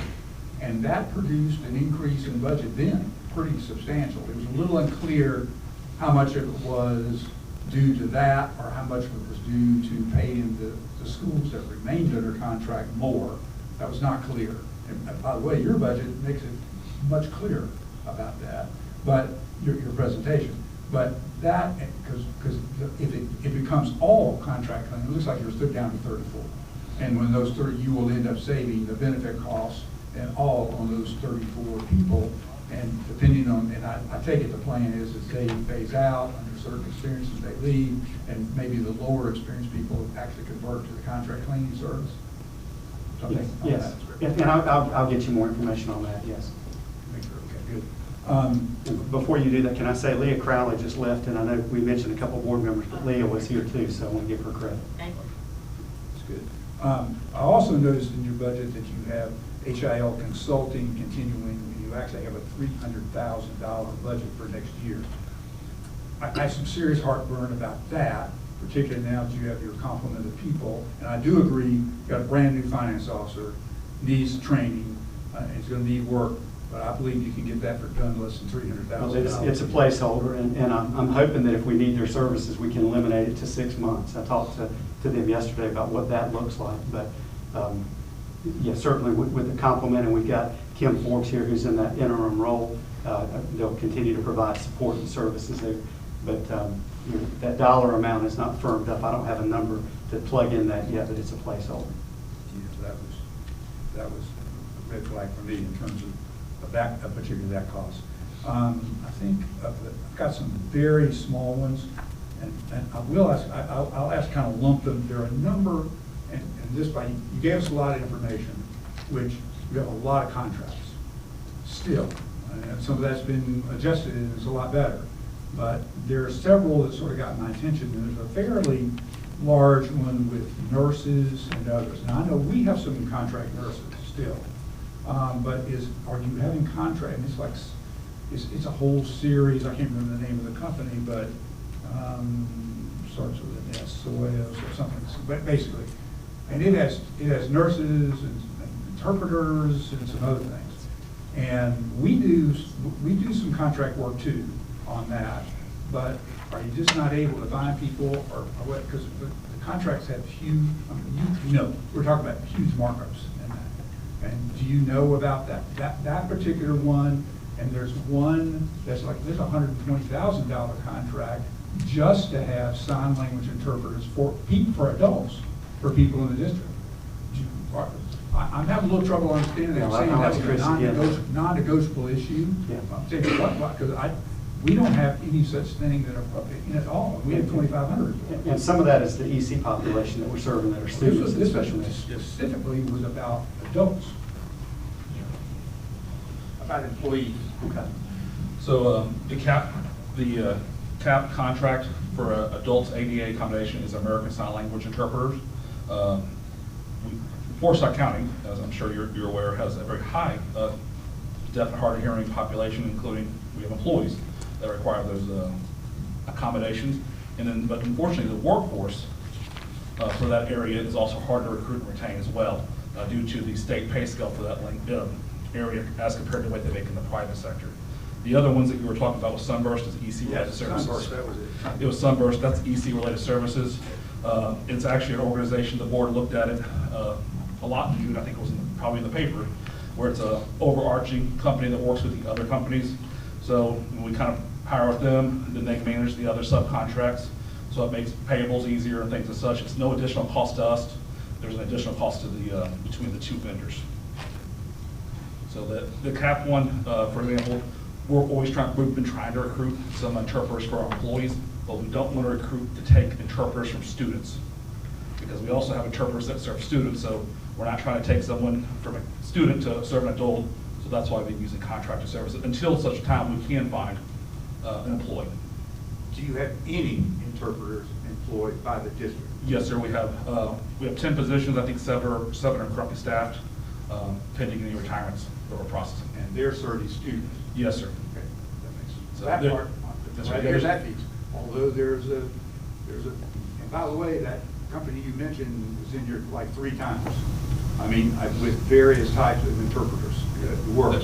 And that just struck me as probably, well, I know they're hard to find. I mean, there's no doubt about it. But I'm also looking at frequency of adults, and I'm curious about that. But don't want to belabor it, except I'm just pointing out there are a lot of contracts for a lot of different things that struck me as probably could not be that. And we'll give you a more detailed breakdown on those kinds of things that, if you want that, we're certainly happy to provide that information. That's good. That may be it for me. I had some questions about alarms. We have a company that does that too, that handles and answers alarms. And it seems like I had a little trouble with that, because alarm companies that you provide, that they call people when the alarm goes off. It appears to me that this is another contract, that somebody's being paid or being called to go answer the call, that another contract person. And it seems to me that you could have, I mean, I just remember in the old days, we just paid people who went to answer. We had a list, people who answered the calls, we paid them X dollars for the call. And obviously we kept track of, where we having all these calls and why. Let's get into this. But the issue is, that's a decision that I think could be handled. I mean, these are small amounts of money end up accumulating into lots of money. And a $100,000 contract for the alarm company to call them to go call somebody to have their people go do it, when the alarm company that you are paying and is your vendor could be calling the other people you say where they are. And yeah, is it a little more work? Yeah, but you pay the person for the work, you spread it out, and you probably save 50 grand. Well, 50 grand here, 50 grand there, ends up making a difference when you're in a tight budget. And on your list of expansion things, there were a number of things less than 200,000 and 300,000. There are places you could get 200,000 or 300,000, I think, out of here if you wanted to. And I would have never known that if you didn't provide the details that say, yes, you have a contractor that does that. So I'm just kind of, that's kind of a broad sort of observation after basically reading through all of that. Okay. I can stop. Other questions? I just had one last question about the local positions and how feasible it would be to get us a list of the local positions that the county is paying for. Yeah, I mean, I can share that with you, but it changes. I mean, I I heard can give you kind of a you say general that. idea, Mhm. but really from day to day throughout the month as we move people from state to local, it changes. But we'll put some type of a list together to give you as much of that information as we Yeah, can. just to follow up on that, the number, in your budget standpoint, you've got to be identifying, you have sort of an average per local person that you pay. And I think it's a question of, do you have 50, locally paid teachers kind of planned for? I think that's the question that Commissioner Woodbury is asking. And I have that too, because you do list numbers of employees in your local instructional staff. So it's kind of like, what is it now? And there's no, I appreciate the last year numbers for the non-personnel. But the big cut, there's no last number for this year on there to compare to. And so that would show reductions in local positions. Because it does equate to, I mean, the budgeting standpoint, there's an average, yeah, it's going to be more or less, it's within that, but it's still it's not a position allotment, but it's based on a certain number of positions you desire to staff, and you have sort of an average pay for each of those positions. We'll get that to you. If it's not exactly what you want, let me know so that we can tweak it. But yeah, we certainly will. Remind me, please, Dr. Phipps, what was your start date with Winston-Salem Forsyth County Schools? December 1st. December 1st of Yes. last year. I think you've done a lot of work in a short period of time. Yes. Thank you. I've got a great team of individuals and a strong board that I'm working with. Anything else to ask Dr. Phipps? Anything else on the list? All right. I think I'm going to turn it back up. Thank you very much. Thank by the you way. all. It was very detailed, and we're pleased that you're here. We'll turn it back over to the county manager, because she's going to talk a little bit. I think we're going to adjust our order. Thank you, Mr. Chair, and thank you, Dr. Phipps. We are going to adjust our order because we do have some commissioners that need to leave early. The next item was going to be county operations, but we're going to move up community grants. So I'm going to ask our grants administrator, Bailey Arnold, and our grants compliance manager, Kimberly Price Shore, to come up, and we will prep the slide presentation to go over community grants. You do have several handouts that should be in front of you as well, and we will talk through them.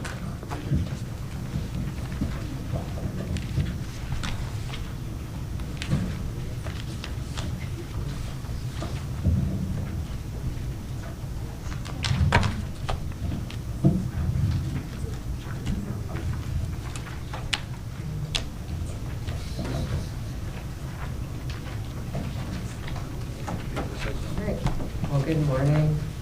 Happy to be with you. Give us a second at a time. It's on page 86 in your deck that you got there, and then we'll be caught up with you. Okay. I'll wait for the papers to stop shuffling.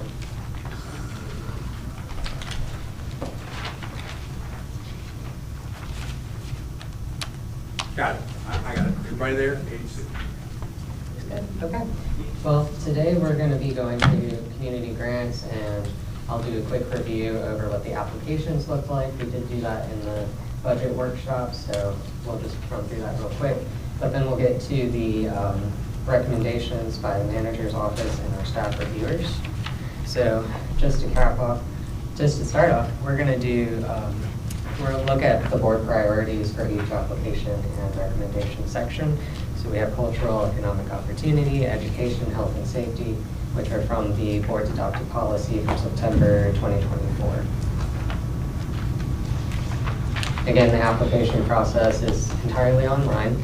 We use Neighborly software to take the applications, to review monthly reporting that is required from the policy, to review invoices and payment requests that come in from the organizations during the active period. This is our timeline. We're right on track. So we've completed most of our action items for the application period and the grant funding cycle. Our next Our next item that is coming up is the budget public hearing, which is May 19th. For anyone that didn't hear about the reschedule, that did not get updated on the slide. This is our communication strategy again about the application being open. We did multiple new things this year, did some radio appearances, TV appearances. Of course, we posted on social media with the help of the communications department, and we appreciate all of their help with that. So the recommended budget, if deemed available, was built on the same budget that we had for this fiscal year. That's $1,819,122. Again, these are the applications received. We received 117, $10 million, with the highest request being 410,000, and the smallest being 2,500. This is a comparison to the current fiscal year and the applications that were received last year. So we had an increase in 40 applications and an increase in $2.3 million for requested funding.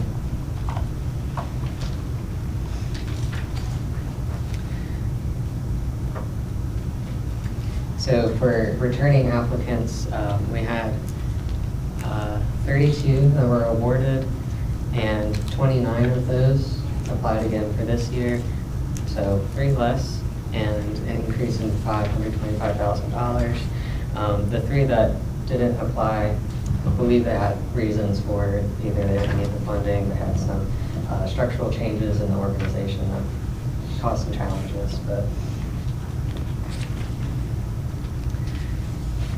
for this year, we had 61 new applications from organizations that did not apply in fiscal year 26, and 11 of those are recommended for funding. So these are the applications by county board priority. We've looked at this before, but I'll just pause.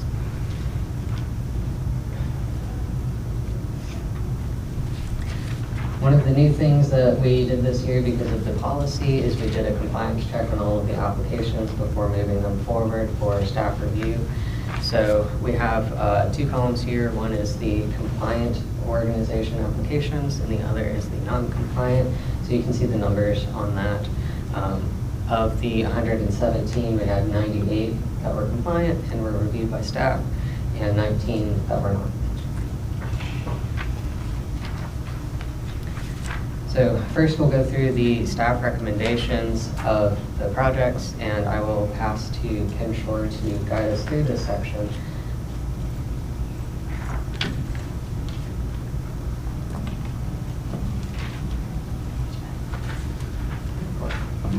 Would you like this?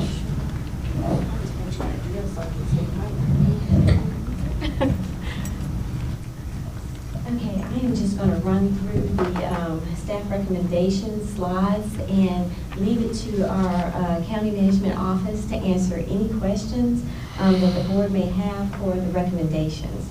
The compliance department does not choose or select, so we are strictly just providing the materials for you.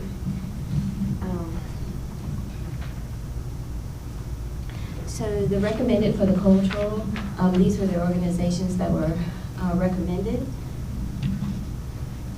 What's the rubric that you all use to recommend? We have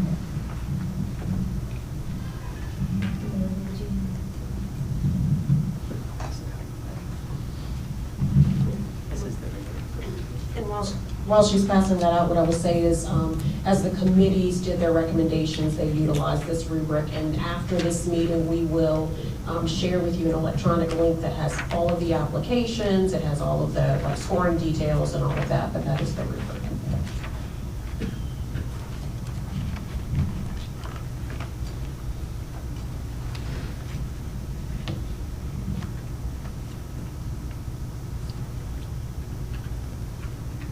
And these are the non-recommended for the cultural category.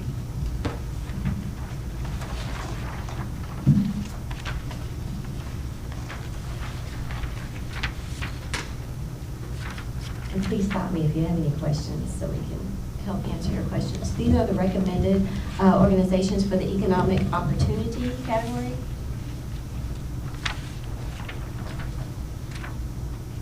And just so you know, one of your attachments that you have has a short description of the reason the organization was recommended or not. So in one of the attachments, you have the organization's name, a summary of what they stated that they would be doing, and then it's just called staff review, and it's a short blurb of why they were recommended or not. I would caveat this by saying we had over $10 million worth of requests and $1.8 million. So there were a lot of organizations that may be listed as not recommended, and it's not because they're not a worthy organization, and it's not because their proposal was not good. It simply was that we had to start making reductions based on the amount of funding available.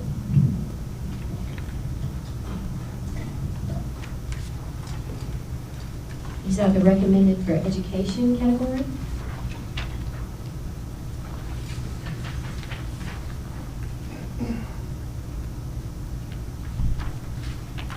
And these are the not recommended for the education category.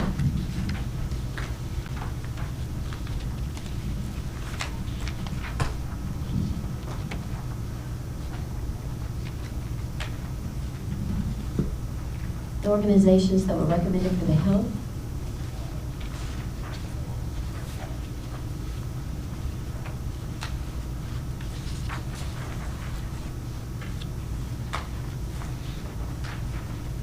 And the not recommended for the health. There's actually 2 pages of that.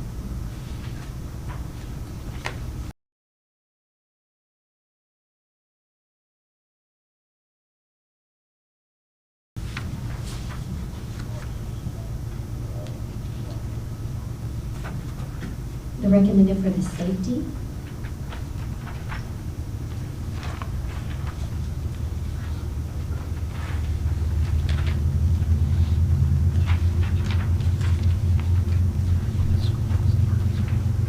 And then not recommended for the safety.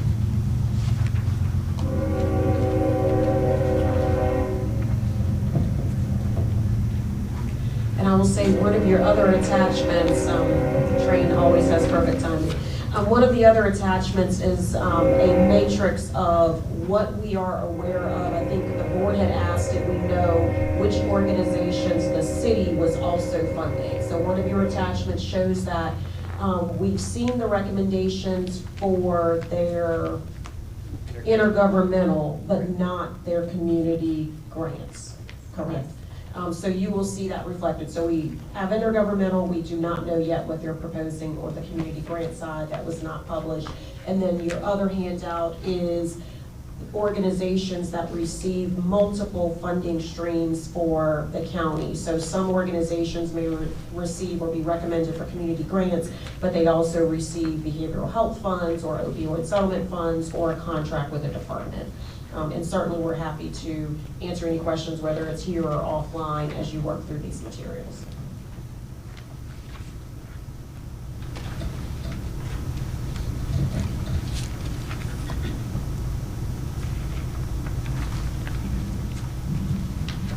So the applications that did not meet minimum requirements were the ones that didn't pass the compliance check that I mentioned earlier.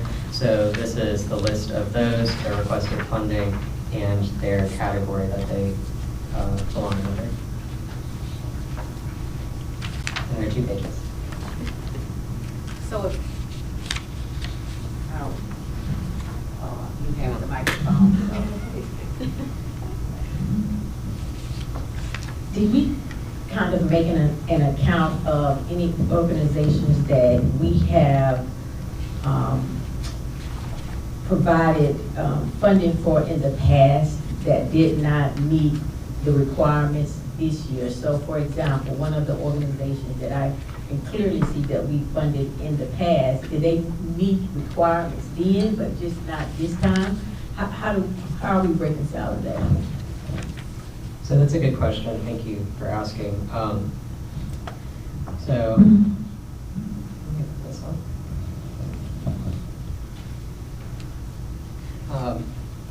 It is primarily because the policy that went into effect this year did not apply for last year. So this process didn't necessarily occur because it wasn't in effect. So a lot didn't meet requirements because they did not submit their 990 forms. Or an audit was required if you requested more than, I think it was $100,000 per your policy. So it was a lot, some of those things. And once the board decides whatever your final decisions are on the adopted budget, Bailey will go back and make sure those organizations or any that we've not recommended receives kind of some reason why. And when the application was deficient for whatever reason initially, I recall you followed up and tried to educate them about technical details they might need to comply with in order to qualify. I did not do that, but I can. At that point, there were 117 applications to go through, so it was a time consideration for me. And at that point, one of the important things with compliance, I believe, is there's a deadline and an expectation that everything is turned in at the deadline. So I didn't want to take additional materials after that point to help them comply. And I feel like that conversation would have opened that up at that point. I hope that makes sense. You mentioned my question. How many, if any, of these candidates that qualified, this is just for community grants, were there any for-profits there? We do not accept for-profit applications, so no. All right. I just wanted to sort of put on the record that I think it's good moving forward that the county now have this policy that sort of helps us to go through this process in a more efficient and accountable way. But I think that for some of us in the community that have been concerned about this process, it is, unfortunate that we didn't have this process in place before now, because in essence, if any of the ones that we have given funds to, and I think to these groups is probably sort of, to say the less frustrating, because I've submitted an application as previous and have gotten the county grant, but now, because the process has changed, I don't meet the requirement. Well, I think the county's response is, well, we didn't have per se a system that was preferred in order to make sure that this process didn't seem to be biased, to say the least. And so, I will say that I'm very concerned that we would have organizations that we have granted grants to in previous years, but that we didn't do this year because of the policy. And so I hope that there is some language around, hey, we understand, where you're coming from, but this is the policy that's now set forth by the county commissioners, and this is really to safeguard, I think, all of our citizens, to make sure that this is an equitable and efficient process that we can account for. I just really wanted to put that on the record. Yes, and I have had an organization reach out to discuss that already. They found the manager's recommended budget from the last meeting that we had. And I talked through, this is exactly what happened, and they were understanding of that. And I make sure to use that language and provide suggestions for future applications so that they can be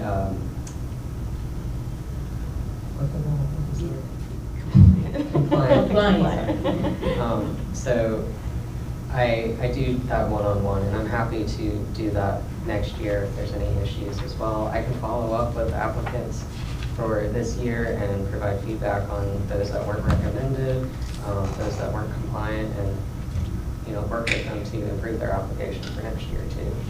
Okay, I'll hold my other questions until the end because I don't want to.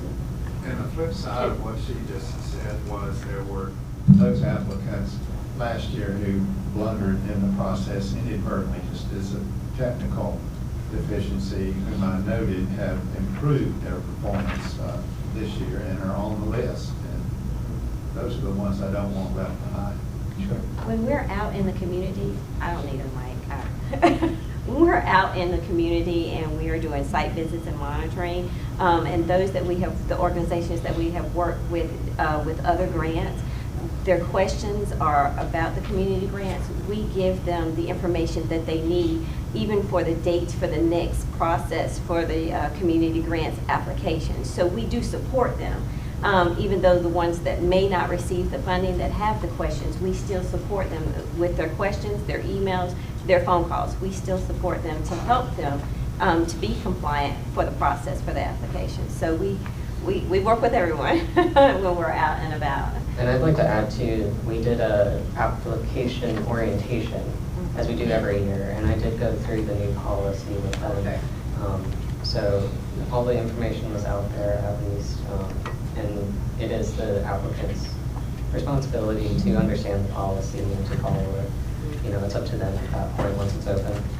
And it looks like, just going off memory of who I believe has received it in the past, it looks like it was 5 organizations that previously received funding that did not meet the compliance requirements.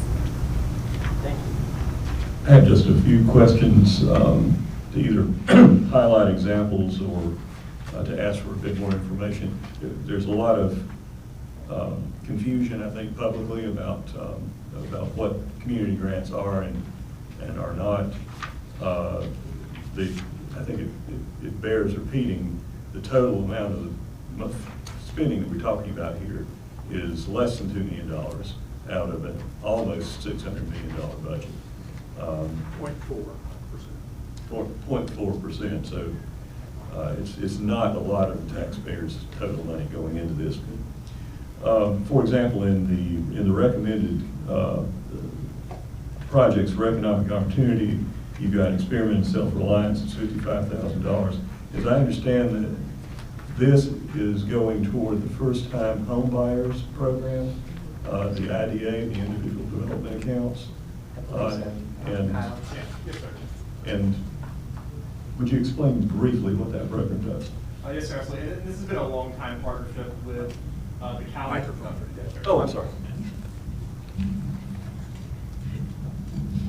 Yes, sir. So this has been a long-time partnership with the county. That is a program that the county and Experiment and Self-Reliance partner with. It is a cohort program where individuals who are interested in attaining home ownership, they get a personal success coach. They work over a year, coursework with a personal coach to save funds, prepare their credit, get prepared to purchase a house and receive down payment assistance at the end of that. So, yes, sir. So as I understand it, this is basically one of our most cost-effective affordable housing development programs. Yes, sir. Can you elaborate a bit on the Senior Care Training Center? Again, this is a $50,000 grant. Yes, sir. Why don't you keep hold of that? My questions will be short. Sure. And Yes, sir. your explanation may be a little long. Yeah, so this is a new applicant this year. They were a program that worked to train more nurses, specifically for senior care and assisted living centers. We know that is a position of need in the community, and so this was a partial funding to help create an additional workforce in our community. So these would be probably LPN nurses? Yes, sir. I was going back. Nurse aid 1, nurse aid 2. So those are the courses. Yes, sir. I believe it was LPNs. And this is both individual economic opportunity and helping fill a community need for healthcare. Yes, sir. And that was the committee's fault when we recommended it. All right, thanks.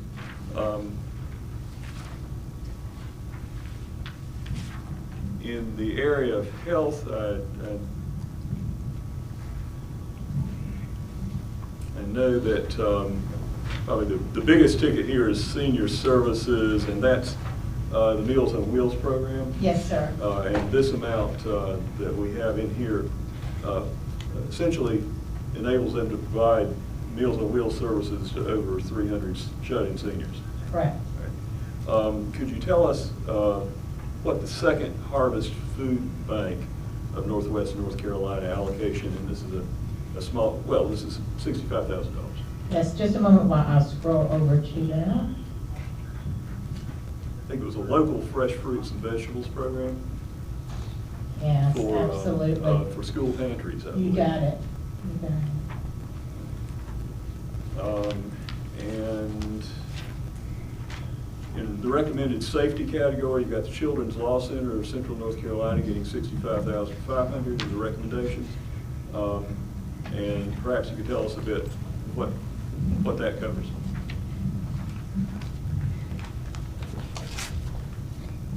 Sorry, that's my category. We tag teamed this. And Children's Law Center essentially provides legal representation for our children that are in need. So it's supporting critical legal services that protect children, including custody advocacy and domestic violence cases. And so this would be in the courtroom, basically. That is correct. All right. Thank you. I do have. We're on a budget. We only have one microphone. So I'm at the recommended for education. So we have, for some groups, I think for all, I mean, they requested one amount and, you know, in fairness to all groups, no one received their requested amount. But for some, it seems like a much larger gap between what was requested and what was recommended. And so, and I'll give you for an example, and I'm not, you know, it just, these are glaring differences in my opinion. So for example, for a Smart Starter for Forsyth County, they requested $119,540. What's recommended is $15,940. So that's, you know, a very large gap. However, for Callidium, it's $300,000 requested, but they received $200,000 recommended.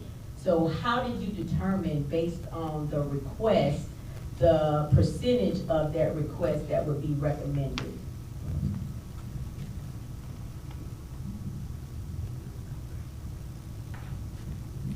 I mean, it really depended on each individual application. So for some, the reason the recommended is much lower is there may have been items that were not deemed allowable as part of their request. And so for some, it would be, we're just recommending materials only, or some of them needed a lot of additional staff that wasn't really sustainable as part of the recommendation. So it really depends on every individual application. We look through their budgets and what they were asking for. So it was not anything scientific that said you get 50% or 75 or whatever. It has everything to do with the application and what they were requesting.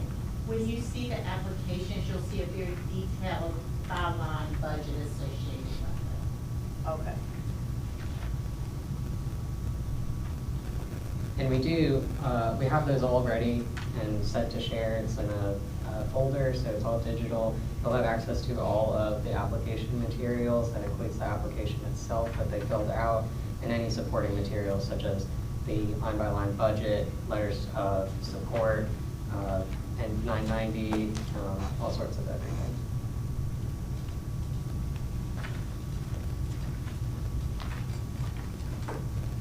I think maybe my closing comments, if I do have to leave, is, You know, one, I would just like to commend the staff for continuing to improve upon this process. I think that if we're just being authentic, just amongst this board, and I will speak for myself instead of all, is that I fully, you know, support how, you know, the taxpayer dollars can be reinvested back into the good of a lot of our nonprofit organizations. I think, though, that we may be missing out on an opportunity to leverage what we already gracious. It's on budget. We'll get some new batteries. okay, I'll try to use my teacher's voice. But I think that we're missing out on an opportunity to leverage what the citizens of this community already invest in. So our categories are all in alignment with what we, you know, from a legislative standpoint, already have to do anyhow. And I'm wondering if we're missing out on any opportunities to work with our nonprofits based on what we're already doing. So for example, in the Department for Economic and Community Development, we're doing great things there, but I wonder if some of the nonprofits know what we're doing such that there can be some collaboration before there's this big ask that we can't really even compensate for, right? And so, and then also, for example, in education, we have, you know, an amazing school district that's doing all kinds of different things in education that then some of the nonprofit groups come to ask for because they just don't know that it's already being done through, you know, our public school system. And so I'm hoping that as we move forward, we can try to, you know, find a some, you know, proactive dialogue with some of the nonprofits, because obviously if community grants is only 0.4% of our budget, then it's very limited funds. And so how are we actually even leveraging these dollars to make an impact when so little is going into it anyhow? Thank you. And so that's the one point that I would make. And right now, as someone who is unapologetically a proponent of public school education, and to me, as a citizen, that's the greatest return on investment, public school education. The $1.8 million says to me, oh, what if we could also provide beyond the formula ask another $1.8 million to go into public school education to salvage it. So then there's another sort of dilemma. And so, you know, I think that this is a great opportunity, again, lastly, for the county to work collaboratively with our nonprofit organizations. But I also think that the county commissioners, you know, have a hard decision to make as relates to extending some additional grace to public school as one of our cornerstones of what makes any county a great county. So I appreciate the information. Thank you. We just have, I think, one more slide.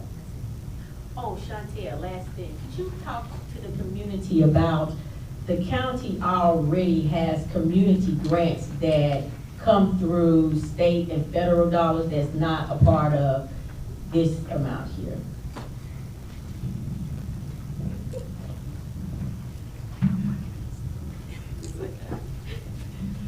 Thank you. So yes, I mean, we provide community grants in a different kind of way, meaning we allocate dollars for behavioral health funding, and those are dollars that comes through our general fund, but it is allocated specifically for behavioral health services to support individuals with mental health, substance use, and intellectual developmental disabilities.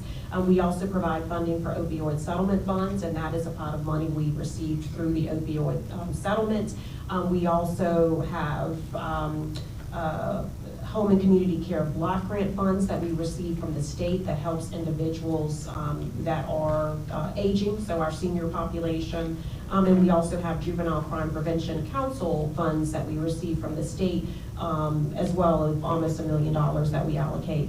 In addition to that, many of our departments also contract with nonprofits for services when it is deemed something that the department that the county needs. So we do support our nonprofits through those other mechanisms as well.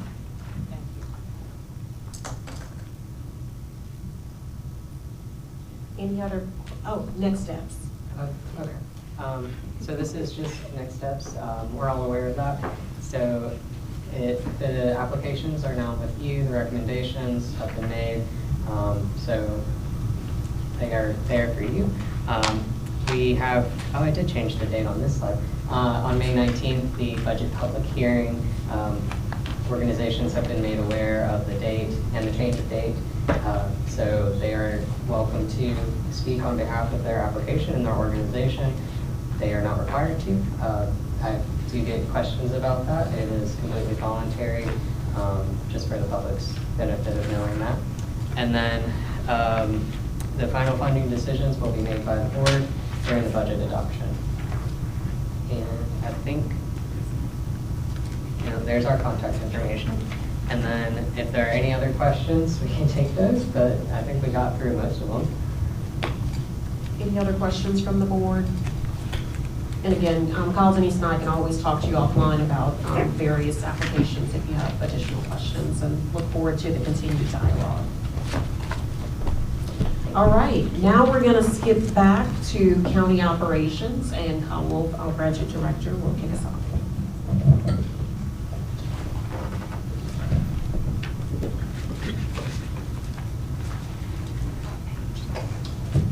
Yeah, and it's, I believe, page 52.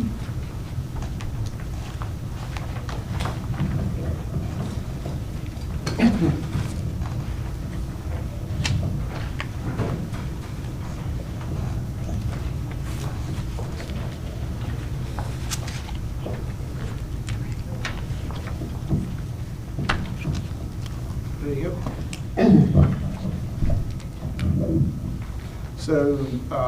So what we're going to do now is we'll walk through just a kind of a high-level overview of different county operations by service area. But before we do, just as a whole, personal services, this is a high-level view of the personal services impacts in the FY27 recommended budget. It includes this a 1.5% performance-based salary increase. It's based on an average of 3.63%.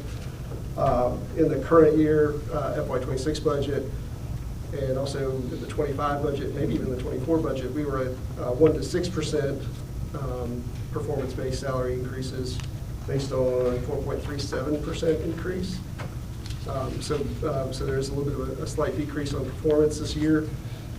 There's $200,000 reserved for reclasses based on Piedmont Triad Regional Council of Government study.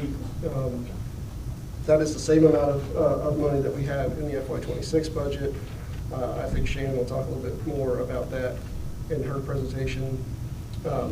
We've talked already about health insurance. You've seen the increase there that is happening in FY27. It's an additional $3.2 million total impact when you include the employee contribution.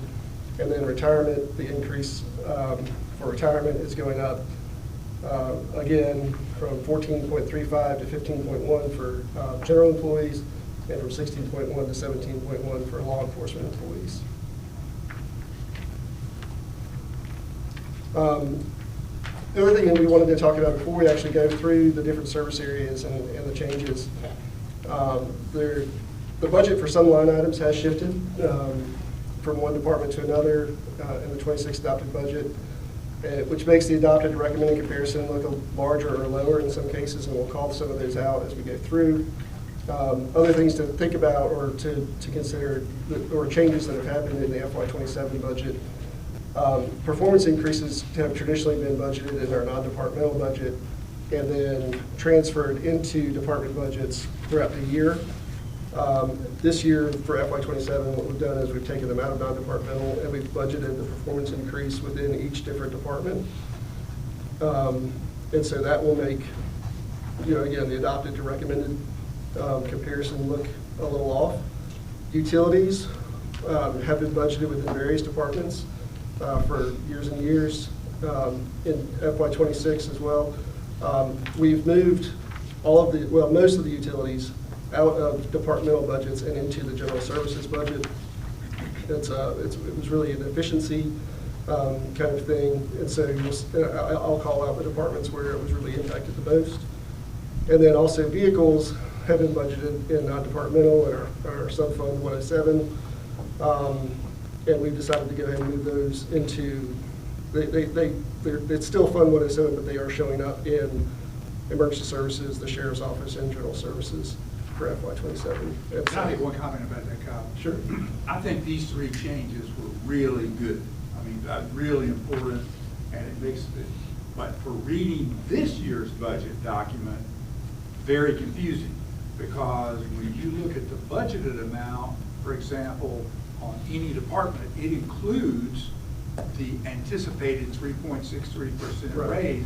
But when you look at the budget for last year, it doesn't have that in it because it was in another code, non-departmental.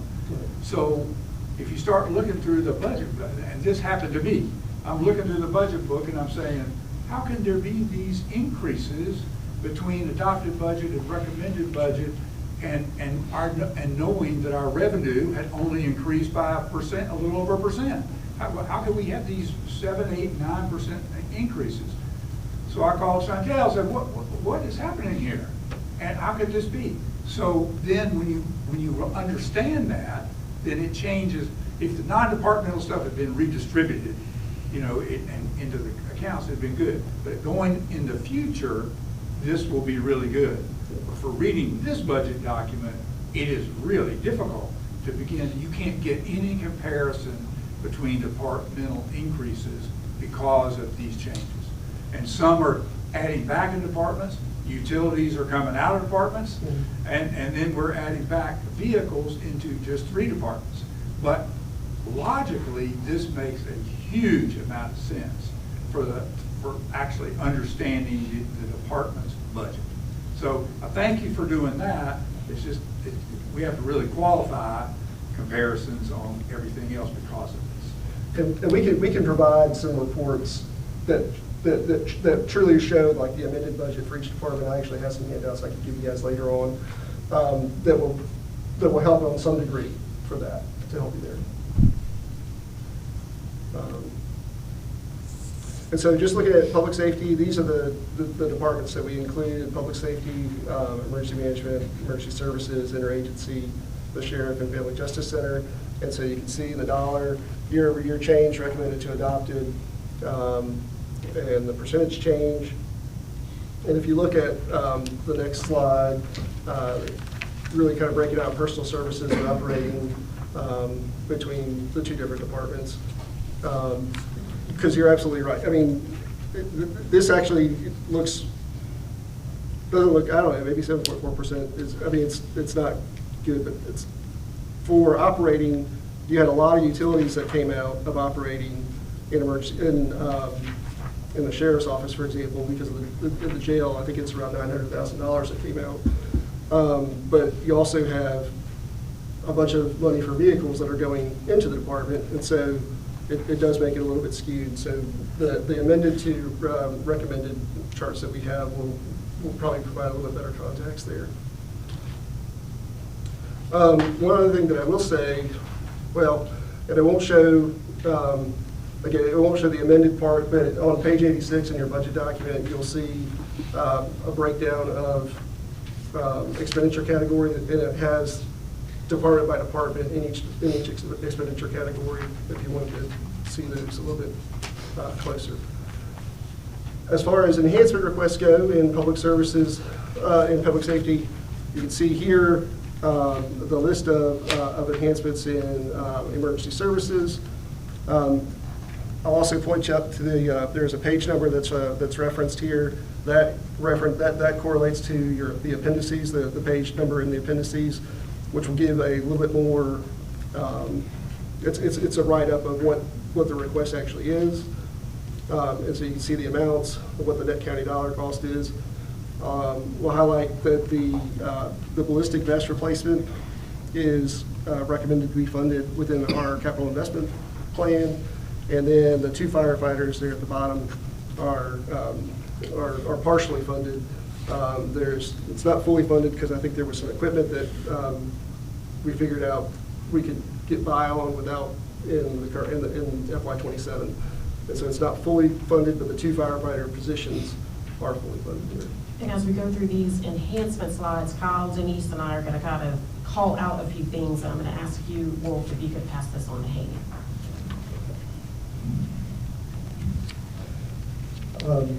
And also, if I could just make one other quick note before I hand it over to Kyle.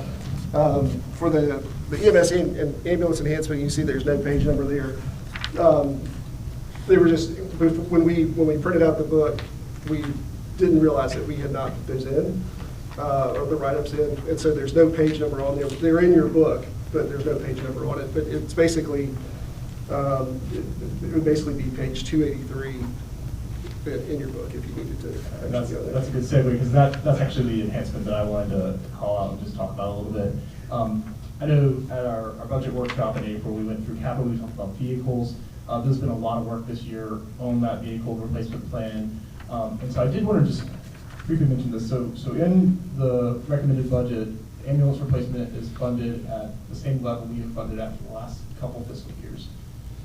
In looking at working with our fleet manager, the department, and budget staff, it was determined that really that level of funding is not a level that is going to continue to sustain our current fleet. It does not fully replace the current fleet. It does provide remounts, but those boxes age out at some point. And so they did a lot of work to identify what would be the level we would need to fund to replace our current fleet. And that is the ambulance enhancement 1. And then ambulance enhancement 2, we talked a lot about the need to increase service in EMS is how we would build our fleet. And so wanted to make sure we drew attention to those. And I know our EMS staff as well as fleet manager here, if you have any questions. I have an overview question so that I'm correctly understanding the material in today's handout. The public safety enhancement requests are items that are in the recommended budget or not in the recommended budget? No, sir. So most of them are not. Most of them are not recommended.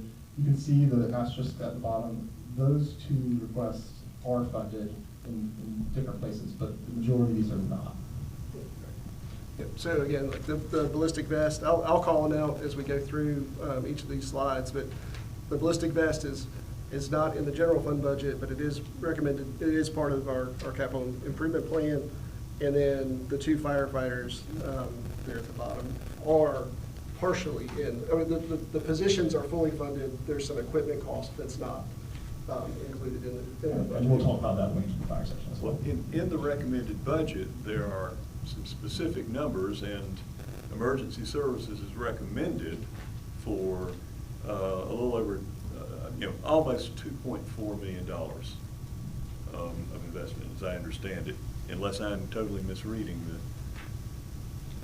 For enhancements or just their overall budget? Their overall budget. Oh, yes, most of that is just salary increases, benefits, operating. We got over almost $20 million worth of enhancements, and my recommendations on enhancements is less than $2 million. And most of that is offset by some sort of revenue source. Yeah, that's exactly right. And the only thing I can say is those 2 firefighters are represented in that number, as well as some increase in medical supplies costs.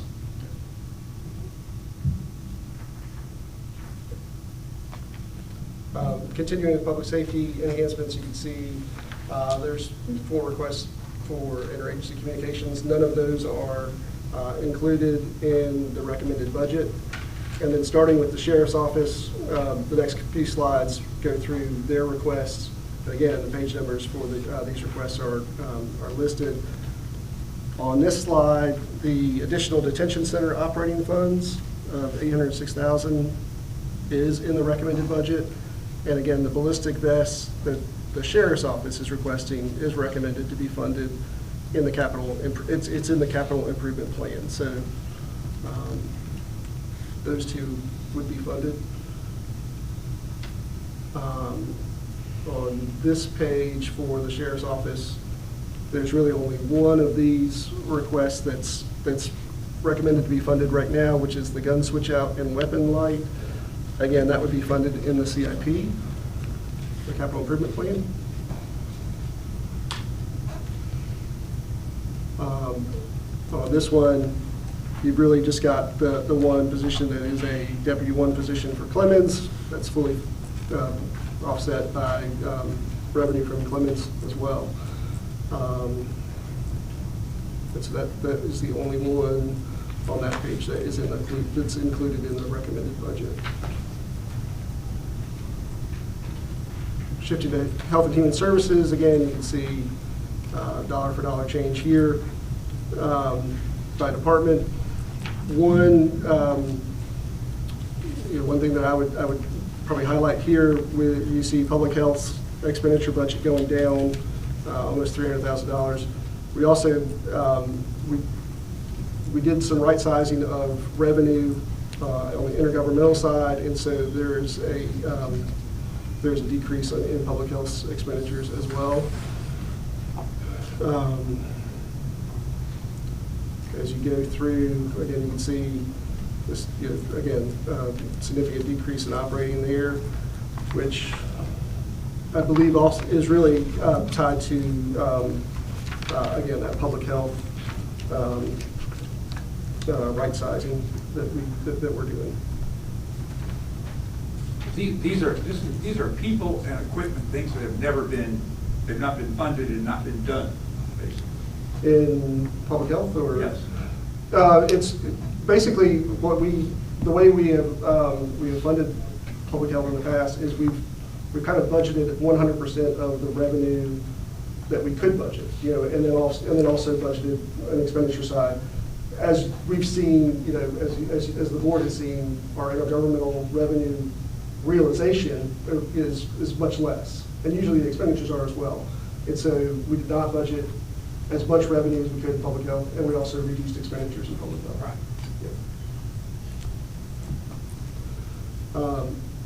On the enhancement side, there's really just the folder insert or document software that is recommended to be funded. And what I would call out here is, while this is showing a county dollar cost of almost $50,000, the department has proposed eliminating a vacant position to make that zero, and we have in the FY27 budget eliminated that position, so it is a $0 cost to fund that. I think, Denise, were you going to talk about the public health, the Forsyth Winds? Yeah, there's a couple of things I'd like to talk about here. Let's start with social services. So special assistance is going up. We know that to be the case. It's continued utilization. It doesn't have a cap on it. It's a mandated service. And really need additional social workers to help in that space. We also, on public health, have Forsyth Winds, and we have some state appropriations for that we've not yet seen, but are promised to us. So we're watching that one very closely, and you'll see to continue operations for that service is going to require some continued county dollars associated with it. Also in public health, we have a part-time physician assistant, a nurse practitioner, that we are looking to move from part-time to full-time. That person would have flexibility and be able to work across areas and fill in gaps and continue to support not having a reliance on a temporary agency. I do think we need to clarify cure violence a little bit more, because the 178 county dollars is really funds that can be used that public health has already identified as part of their agreement addendum. So there are funds available to continue the program. Again, assuming we get the $250,000 we were awarded from the Governor's Crime Commission, we just have not seen those funds. And then for the special assistance program, we have included in the recommended budget almost $1 million of special assistance funds that is an unfunded mandate based on the services that our staff's required to provide. What we did not include in the recommended budget are people to actually help distribute that almost $1 million. And the 178 is paid out of a specific agreement addendum with the state. We do already have permission to use those dollars. Again, this is just an overview comment. It would be helpful to me, and probably to others on the commission, to have a breakdown of the items that are included in the recommended budget for each of these areas. Because it can be confusing to us, let alone the public. Well, are we continuing Forsyth Winds or not? And this says, yes, we are, and this is where the funds that we're using. The list, it's only the asterisks, and we can clip out in my manager's recommended budget, had a really short chart. It's hardly anything, but it is only the asterisk that is in the recommended budget. Well, but actually, you have just said that there are two identified revenue streams that are not otherwise allocated that you anticipate using for the Forsyth Winds continuum. If the board agrees. The reason I did not put Forsyth Winds in the manager's recommended budget is to have board dialogue about how you would like to see, if any, that program continues. Because it did start as a joint city-county program, and now the county is picking it up. So that's the only reason I didn't put that specifically in there. But the $250,000 has been basically approved from the Governor's Crime Commission. Approved, awarded, but no contract, no dollars. It's still in this limbo state, but we do have something saying we should get $250,000 for 2 years, total $500,000. But that's been in limbo for a while. Well, take this as an example. Is this something that you anticipate being considered and acted on one way or another as part of our budget adoption? Or is this something that you are anticipating bringing back as a budget amendment later if the funds come through? I think what I would like is, well, twofold. If we don't get the $250,000 in writing before budget adoption, I would bring that back later. At a minimum, if the board wants to continue, I would recommend we put in the $178,000 that we can use of public health dollars, because that would at least allow them to continue for a few months while we're waiting on the additional dollars. And if you use I didn't understand this, $178,000 for public health, then what's not getting done in public health that these dollars would pay for? These are one-time revenues that's coming through from the state anyways that we're trying to allocate towards certain things, and Denise can talk about that. Are they earmarked to do, the allocation is just, here's some money, or it's allocated for something? The allocation is here's some money, and there's certainly scopes and parameters of use with those dollars. We are also using additional dollars from this same agreement addendum, so above the 178 for other areas.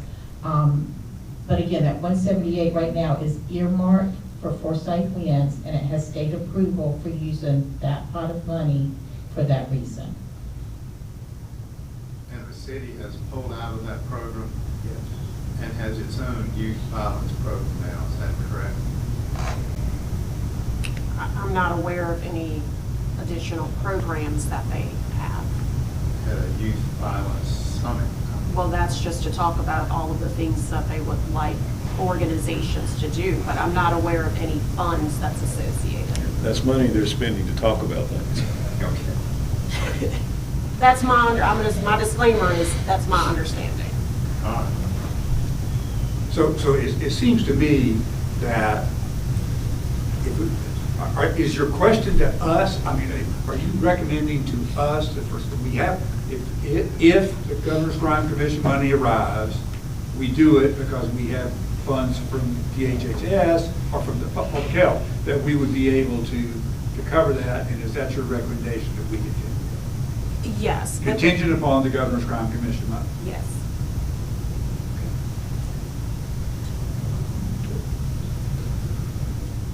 So in culture and recreation, you can see that's really our library and our parks. You see the dollar for dollar change year over year. Before you go on,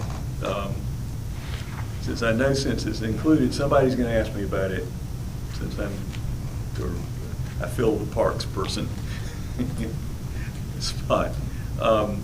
Explain the cut there. Yeah, that really is Moving utilities moving out of the parks. That's the confusing part.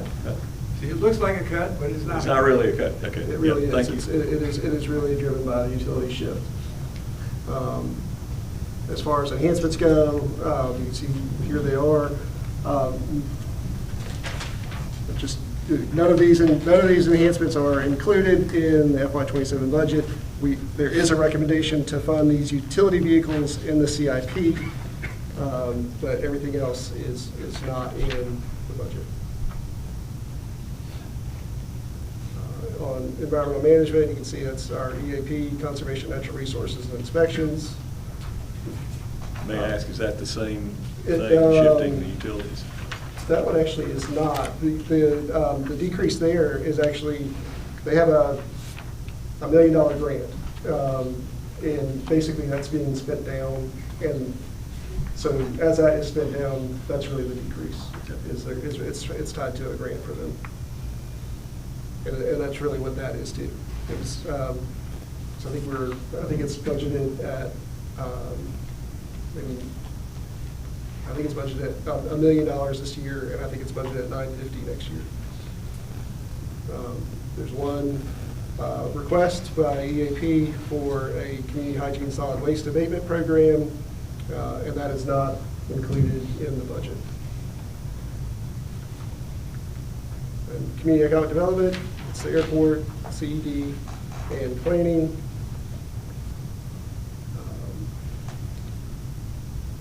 And so you can see the change here between personal services and operating. Not too much to discuss there. There were no enhancement requests for CED. Kirby let me know there is one that we did not include in our book, and so I'll hand that to you. I'll give that to you as a handout for next week. That there is a request for their IDA program. Yeah, we've been funding the Small Business IDA program with ARPA funds as well as some grant funds from the STEP Foundation. We are coming to the end of those, and so there may be some additional costs to continue that program, and we can provide you more details on that. On administration, you can see a significant number of departments that are included in administration. And you'll see this huge $3.8 million increase for general services, and that is largely the utilities. It's also a little bit of vehicles, but most of that increase is really on the utility side.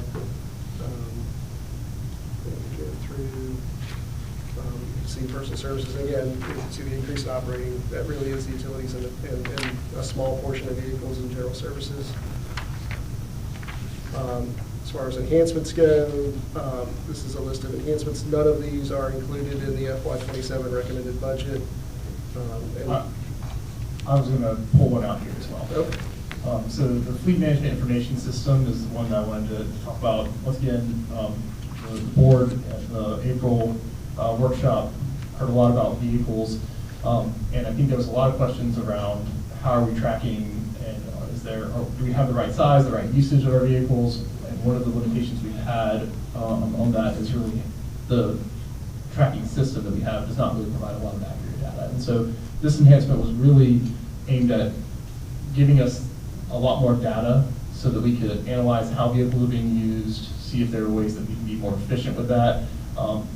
Our staff is dedicated to working on that because that was a board feedback from that. I think without this, it will be much more difficult to get accurate data with the system we have right now. So that is why this was requested. And then general government, it's the elections, register of deeds, tax, and non-departmental. You can see significant decrease in non-departmental again. A lot of that is vehicles moving out, as well as the performance increases moving out into various departments. And so, yeah, the personal services, the decrease there is really it's really the performance increases. I feel like there was something else. Back there. in each department, right? I'm sorry? That $6 million is putting the 3.63% raises back into the department. That's correct. I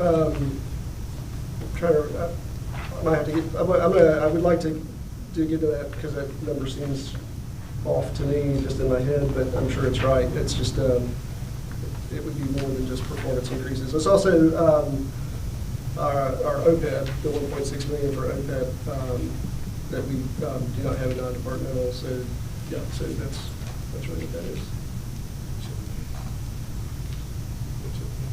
other post-employment benefits. Thank you.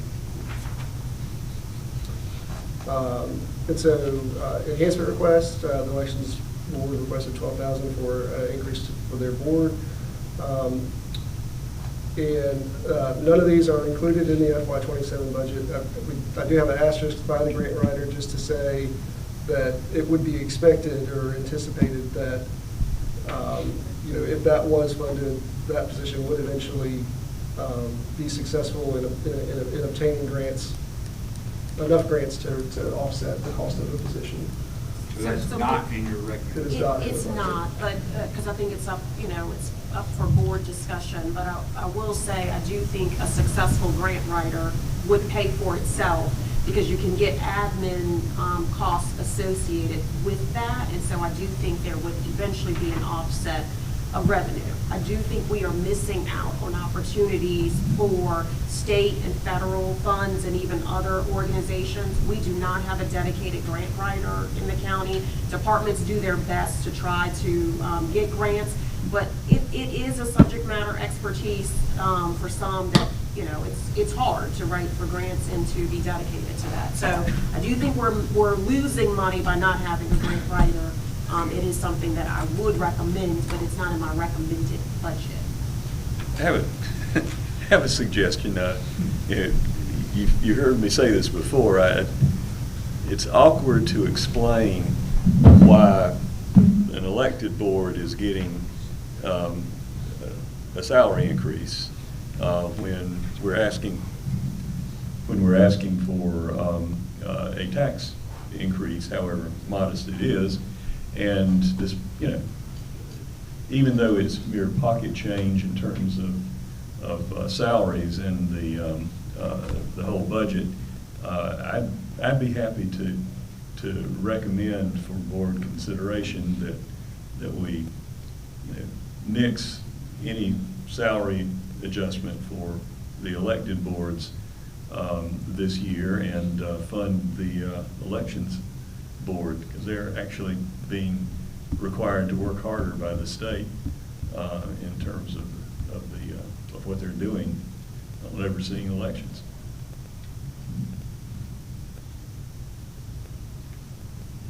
And if there's a little bit left over of salary increases not going to that, stick it in fund balance. I think Kyle did the calculation, and it's about $8,000.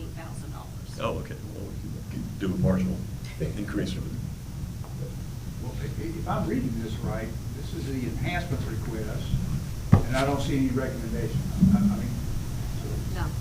I was just answering Commissioner Bessie's question. He's recommending that the county commissioners do not receive an increase, and was saying that savings could offset the elections board if this I see. chose. I misinterpreted the way that read. I misinterpreted when I read it at home too. Sorry, I got it. That's election. Yeah. So two separate considerations. It could be linked or not, but the initial recommendation for no increases for the elected boards this year. That stands. Mr. Bessie, I'll make an observation to that. That came up last year, and that, in fact, did happen. So, at the end, whenever we get to it, I'll wait till everybody's here, and I'll ruffle all of the feathers at one time.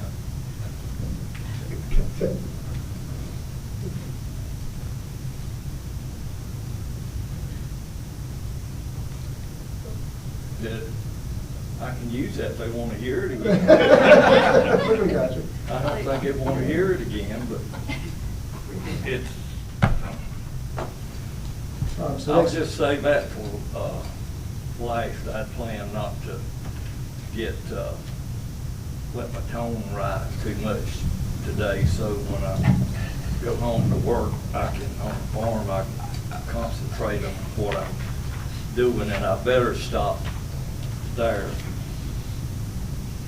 It's I'll stop right there, and I'll do it all at one time. Okay, so Shannon Hutchins, our HR director, is going to come up next and just talk about employee impacts in the FY27 budget. And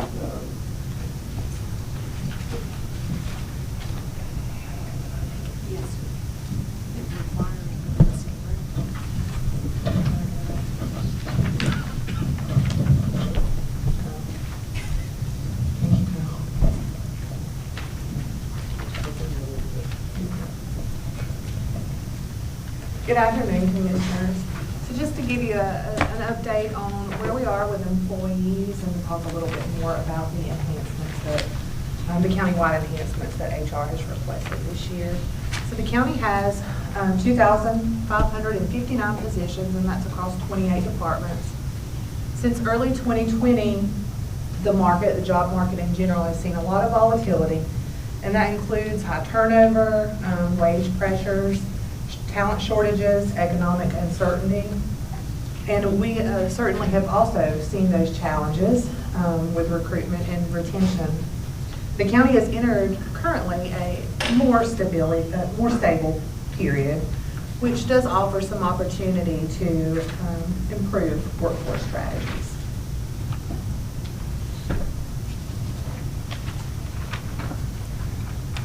So on this slide here, you can kind of see a year-over-year update of separations, hires and rehires, and what our turnover rate is currently and what it's been over the last several years. Fiscal years 22 through 24, you can see with our turnover rates here, they were significantly higher than other years. We have finally started to trend downward, which is great. We're currently at a 16.8% turnover rate. And in these separations here, I'll also note that that does include part-time and full-time employees, including seasonal and retirements. So fiscal year to date, the county has hired 390 employees across the county, and we have processed 364 employee separations.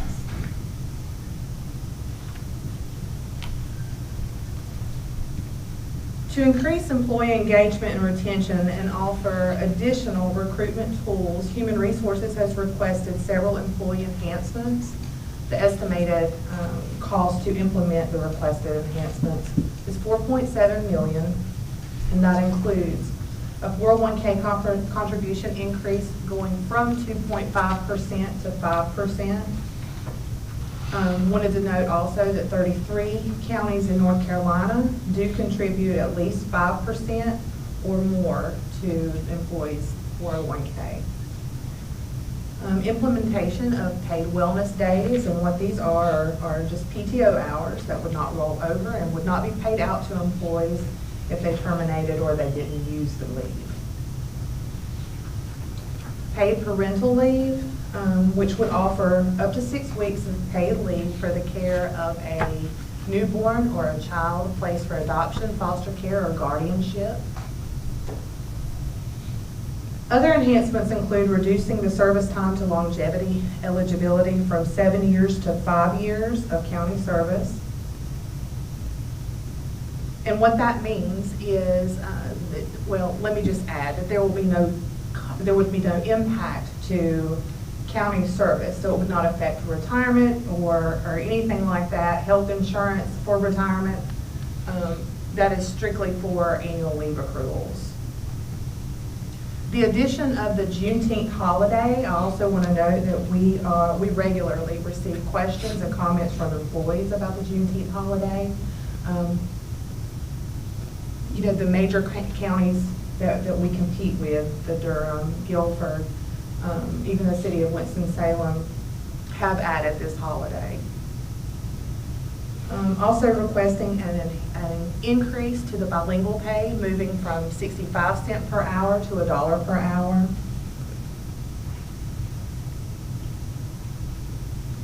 And those are what we've requested this year.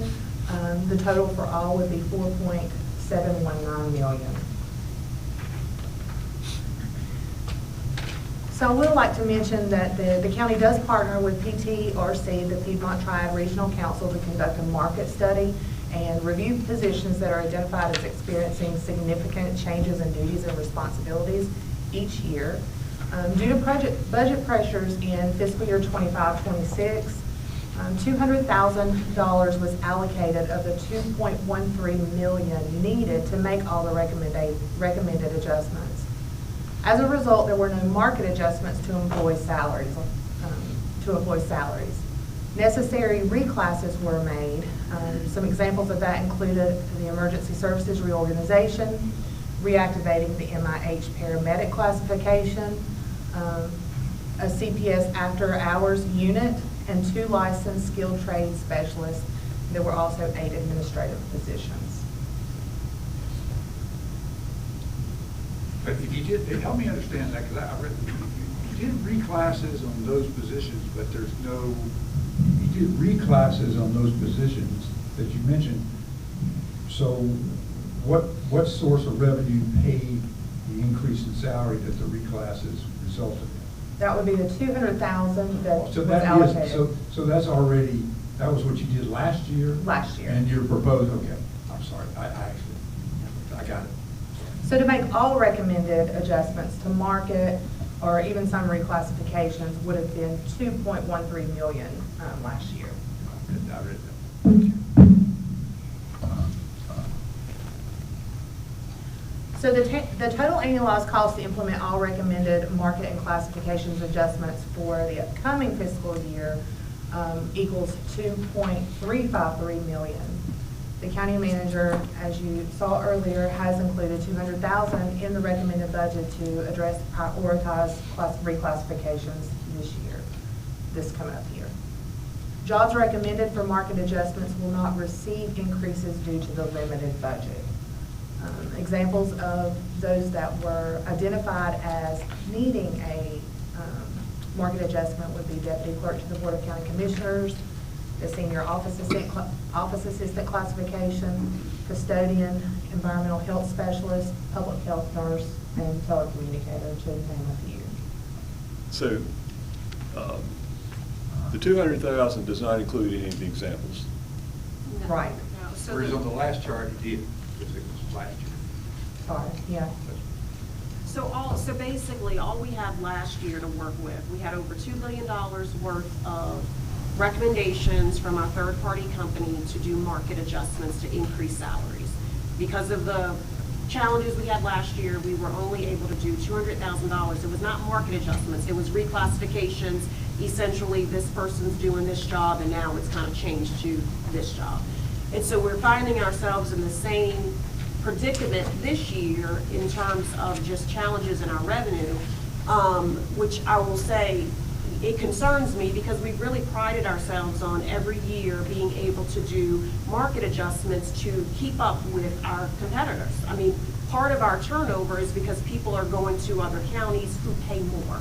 And so the more we keep kind of, not doing it, the farther we're getting behind on being able to retain our employees. So the biggest thing is we want to keep the people that we have, first and foremost. And then certainly if for some reason they decide to leave, then we need to be able to recruit. And so this year we have a long list because what happened last year didn't go away. So we still have that list plus some other things that the consultant is seeing that's happening around us of about $2 million worth of recommendations. But our turnover rate was the lowest it's been in 4 years. It's still not, it's still not good though. 16% turnover rate is just not great.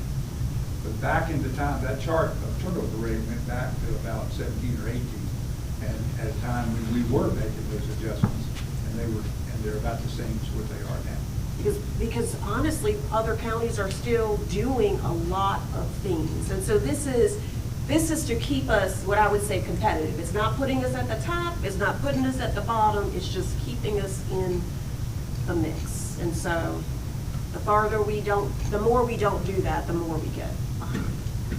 So I have to say that on behalf of all of the employees who work really hard, that is something that we I'm concerned about not being able to do 2 years in a row, but I also understand with revenue challenges, we may not be able to. But the $200,000 will primarily go to a few reclassifications. There's still some reorganizational type things that needs to happen in emergency services, specifically to help with response times, those types of things, and a few other areas that we'll be able to address. And then we'll leave a little wiggle room, as things always happen in the middle of the year, to be able to address. Well, with apologies to hardworking staff members, this looks like precisely the kind of budgeting that we're asking the school system to do, things that we would like to be able to do, that would be good to do, that we don't have the revenue to do this year.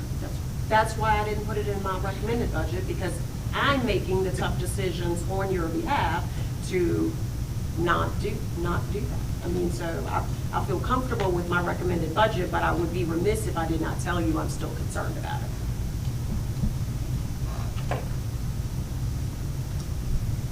I'd be happy to answer any other questions.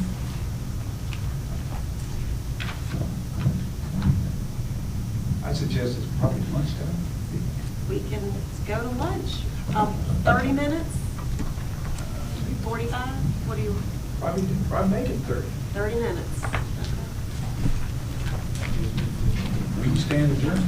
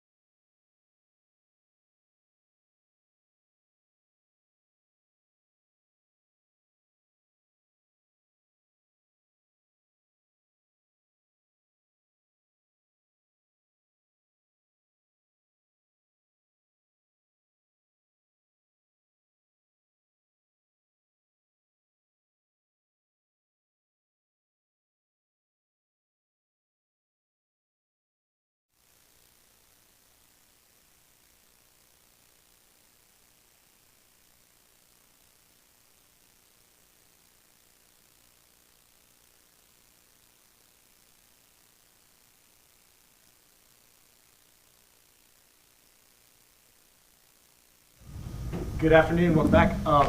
So as part of the budget every year, the board, in addition to setting the tax rate for the general fund, also sets tax rates for fire service in the county. This year, there's the recommendation moves the system in a little bit of a different direction, and so wanted to start by giving some background and leading into what why the recommendation was made. Before I get into that, I do want to just recognize a couple fire chiefs who are in the room. Chief Walt Beroff, the chief from Vienna, is here, and he also serves as the chairperson of the Fire Commission, and then Chief Gary Stiers from Clemens, who is also on the Fire Commission as well. So just as background, Forsyth County is responsible for fire suppression, prevention, and investigations in areas of the county without municipal service. So the city of Winston-Salem, the town of Kernersville, city of King, city of High Point, all have their own municipal fire services. They set their own tax rate, they fund their own fire departments. For the areas outside of that, the county provides for fire suppression, prevention, and investigation.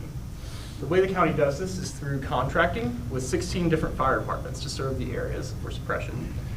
I think it's important to know that the departments that they contract with are a mix of nonprofit departments who have their own board of directors. There's 14 of those, as well as 2 municipalities, the city of King and the town of Earl Hall. We contract with them to serve areas outside of their municipal boundaries.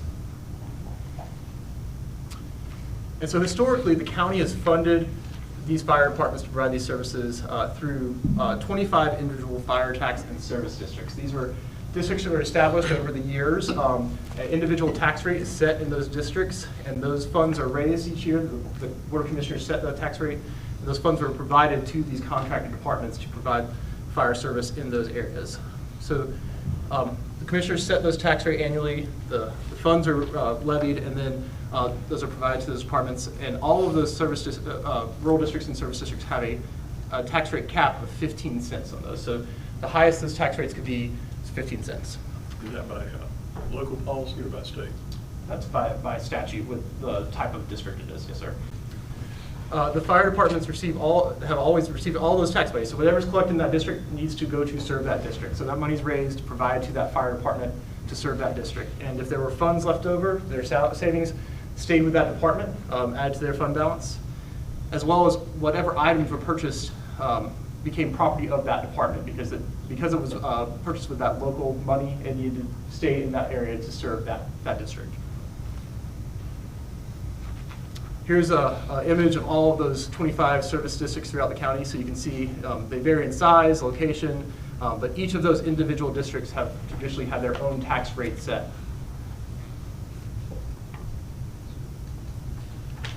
So talking about some of the trends that we've seen in the fire service. So the model of service that the county has provided with these contracted departments has worked very well for several decades, mainly because they were using volunteers, which reduced the cost of operations and allowed them to get by with lower budgets. However, in recent years, there have been some trends that have impacted their ability to serve those communities. And I'll just mention these are not Forsyth County specific, these are statewide, nationwide trends. We've had some economic changes. Two income households is more common, as well as decline in shift work. Those are some of the areas where volunteers would come from. They would have shift work, and the days off, they'd come in and volunteer. That's really changed the dynamic of volunteerism in these departments. At the same time, there's also been an increase in the requirements for volunteers, the type of trainings they have to go through, the hours they have to put in, which has also decreased the number of volunteers who participate in the system. At the same time that we started to see decreased volunteerism, we also saw a dramatic increase in the call volume that are going into these fire departments. So they're having to go on more calls. A lot of that is associated with medical calls and their role in our emergency response system to support medical calls. They're generally closer. The fire departments are closer to areas, and so they get there first, and EMS comes and supports, or they stay there until EMS is there.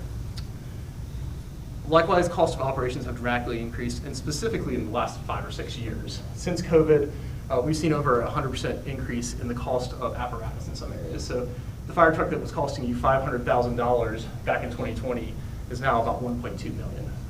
And there's a lot of economic reasons for this, but that is definitely the trend we've seen. So overall, less free labor from volunteers and more cost, which has really impacted our fire departments. So talk about some of those impacts. With less volunteers, our system has become more reliant on career staff for consistent and reliable response. Essentially, sorry, the microphone's falling off here. Essentially, with the fewer volunteers, you have to have more paid people to be able to get a truck out and respond. However, the district funding model we had has provided inequitable ability to address these trends. So essentially, you've had areas, districts that have had a lot of property value growth, a lot of development, which has a larger tax base, which would allow them to hire full-time staff, which would allow them to get apparatus out and to serve that community. And those areas with lower tax base, less development, have been more reliant on volunteers. And as we've said, that has become less reliable over the years. I think one of the chiefs said it this way, used to they had maybe 40 volunteers, and when you called those 40 volunteers, 30 would show up. Now if you have 15 or 20 volunteers, some days you might get 10, some days you might get 3. And so it does not provide for reliable response. I will also just mention that all districts have struggled to keep pace with these costs. We talked about the different abilities from the districts, but with the cost of full-time staff as well as equipment, some departments have had to make a decision on whether they're going to spend money on staff or replace equipment. So it has stressed the entire system. So we resulted with a system that has a large variance in tax rate, large variance in service levels, and a large reliance on mutual aid to provide adequate manpower. Where back in the volunteer days, these departments would be able to get enough people from their own district to go and fight a fire. We're very reliant on each other at this point. So for instance, in some areas, it may take 4 to 6 departments to bring adequate manpower to a working fire. So you get your department there, it's in your district with your truck and your manpower, but you also need your neighbors to come and bring their firefighters as well to really have a crew big enough to actually fight that fire. Some departments without full-time staff still have times with limited or no coverage, and so either they're relying on part-time staff, that is a big thing for our system, but those part-time staff generally have a full-time job somewhere else. So if they're working their full-time job, they're not available to work there. They also don't have to come in, and so there's some times certainly at specific days that it's hard to have coverage. As a result, one of the things the county has done over the years is the counties provide additional manpower through what we call the 09 program. And so this is county employed firefighters who respond on trucks, not engines, but trucks, to support our contracted fire departments. And so it provides additional manpower to assist them in fighting fires and responding to emergencies. This has been, for the last several years, funded through a different funding district that was created in 2019. And so traditionally, sales tax was generated from the fire tax, and it was sufficient to pay for these county firefighters as well as our fire marshals. But in recent years, that cost has grown, and the county in 2019 created a fire overlay district. And so this is a tax district over all the rural districts. So it levies from all of those areas to support county-wide efforts. That was in 2019, and that's been used over the last several years to fund the 09s and our prevention and investigations. So I want to kind of bring us to where we are now. Over the last couple of years, the commissioners have directed staff to really look into our fire system, analyze where we are, and provide some recommendations going forward. This was started with a study group that was created as part of the FY 2025 budget. The commissioners asked us to get together with a group of fire chiefs, 2 commissioners, Commissioner Martin and Linville were part of that, and county staff to really dive into the fire service, see what's going on, and come out with some recommendations. And so last year, during this same time, I reported out to the board some staff recommendations that came out of that group, what we discovered. So the recommendation 1 was to operate and fund fire services as a system instead of separate tax jurisdictions. We talked a little bit about how it's operating as a system already. The second was to establish an advisory fire commission to continue to study the system and address priorities to make recommendations. And the third was to develop a system-wide capital improvement plan so that we can ensure that we are replacing apparatus in a timely manner. So this is what, out of those recommendations in FY 2026, there were several accomplishments. So as part of the FY 2026 budget, the commissioners increased the overlay tax district by 1.4 cents to enhance delivery of fire services across the county, and it reduced the individual district rates back to revenue neutral. So if you think about that overlay rate is something that's equal amongst the entire county. So this decreased some of the variance between tax rates and also provided over $3.2 million into the county fire system to add some additional capacity to have more reliable coverage, to get staff out. So it supported the county's fire suppression, prevention, and inspection efforts. It also, the Board of Commissioners established a fire commission and appointed individuals to that commission to study the system as was recommended, and also hired a consulting firm, North Carolina Fire Chiefs Consulting, to perform a study of the system's capital needs and make some recommendations as well. And that leads us to the FY 2027 recommendations, which we'll go through now. So we received that report a couple weeks ago. We received the overall takeaways a couple months ago and provided that to the fire chiefs, the fire commission, and the Board of County Commissioners to review. And we also have met quite a bit with the fire commission and have some recommendations that we'll talk about as well from them. But the FY 27 budget really starts addressing some of those recommendations from both of those. It continues to provide that funding for guaranteed response in the entire fire system, which was what we talked about from FY 2026, the additional rate on the overlay. It continues that additional funding, but it also transitions to a countywide fire overlay district model and zeroes out those individual fire tax districts. And so as we talked about, as the system starts to, it really operates more like a system instead of individual districts. This recognizes that and provides one tax rate for the entire system instead of 25 different tax rates. So the recommended countywide fire overlay tax rate is 9.51 cents. 8.73 cents of that is going to support our ongoing fire suppression and prevention operations. So what we funded in FY 2026, that's what is going towards doing that. But the other priority that the board asked us to do was really look into capital improvement plan. And so an additional 0.78 cents funds a multi-year capital. It starts the funding for a multi-year capital improvement plan. So we'll run through those these recommendations. So once again, it continues funding for guaranteed response through the fire system.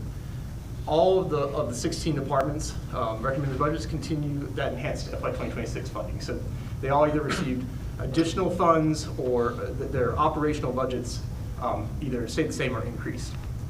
It also adds 2 Forsyth County firefighter positions to the 09 program to remove the captain from the working truck. So the board had an emergency services assessment done a couple of years ago, and that was one of the key findings of it. So we have 3 09 trucks throughout the county, as well as some firefighters who work in Vienna, and their supervisor, the captain, was actually riding one of those 09 trucks. So they were unable to really supervise their employees. And the assessment said that, we really need to make sure that we have a supervisor working with them. And so adding these 2 firefighters allows that captain to come off that truck and actually supervise our firefighters in the system. And that enhances our ability to really respond with quality service. You can see down here, FY 26 and FY 27 budgets have broken that out through the contract fire departments and the county fire attributable to the overlay. And so you can see about a $1.5 million, 8% increase for that. This also transitions the county to the fire overlay district tax model that we talked about, zeroes out those fire districts. So going into this model, it really, previously everyone who was in the fire tax district paid their fire tax district plus the overlay, and so you had this combined rate that they paid. Moving to the single rate actually provides an overall tax decrease for residents of 10 of 25 fire districts.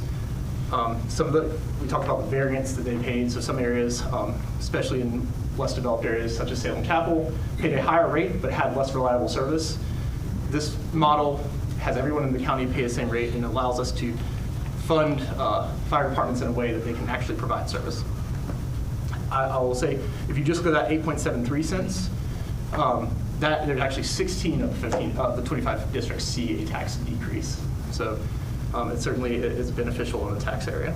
It also changes from us providing all of the funds from that tax district to these contracted fire departments to really paying on a reimbursement basis.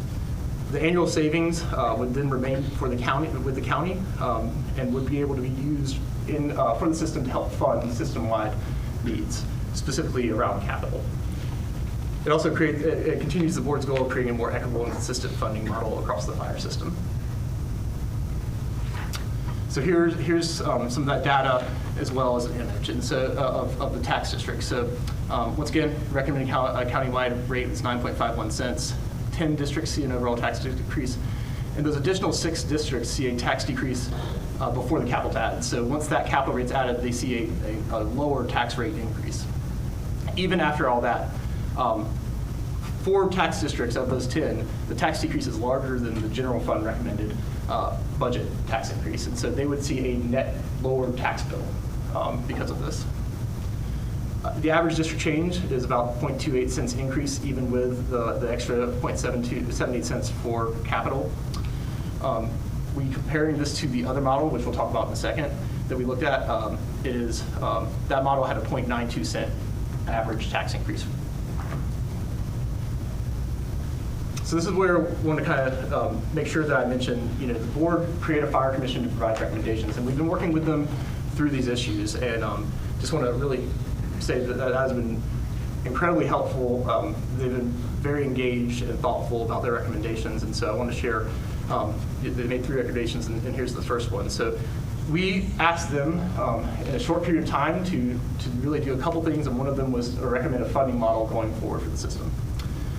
Staff provided some options to them, ranging from going back to the rural district models, which really wouldn't even fund some of our departments, to going to the full overlay. And they considered this very thoroughly, and after all that, they actually recommended a different model than what is before you today. So they recommended moving personnel and capital costs for the entire system into the overlay, but still utilizing those rural fire and service tax districts for operational costs. When we were showing that to them, we didn't have our FY27 recommended budgets yet, so we were showing the current fiscal year numbers, so they saw the impact there, but didn't show what it would look like with our recommended budget for FY27. And so once we determined what we were going to recommend for FY27, we applied that model, and 5 of the 25 districts saw a tax decrease, only 5, whereas 10 have to see it in the full overlay.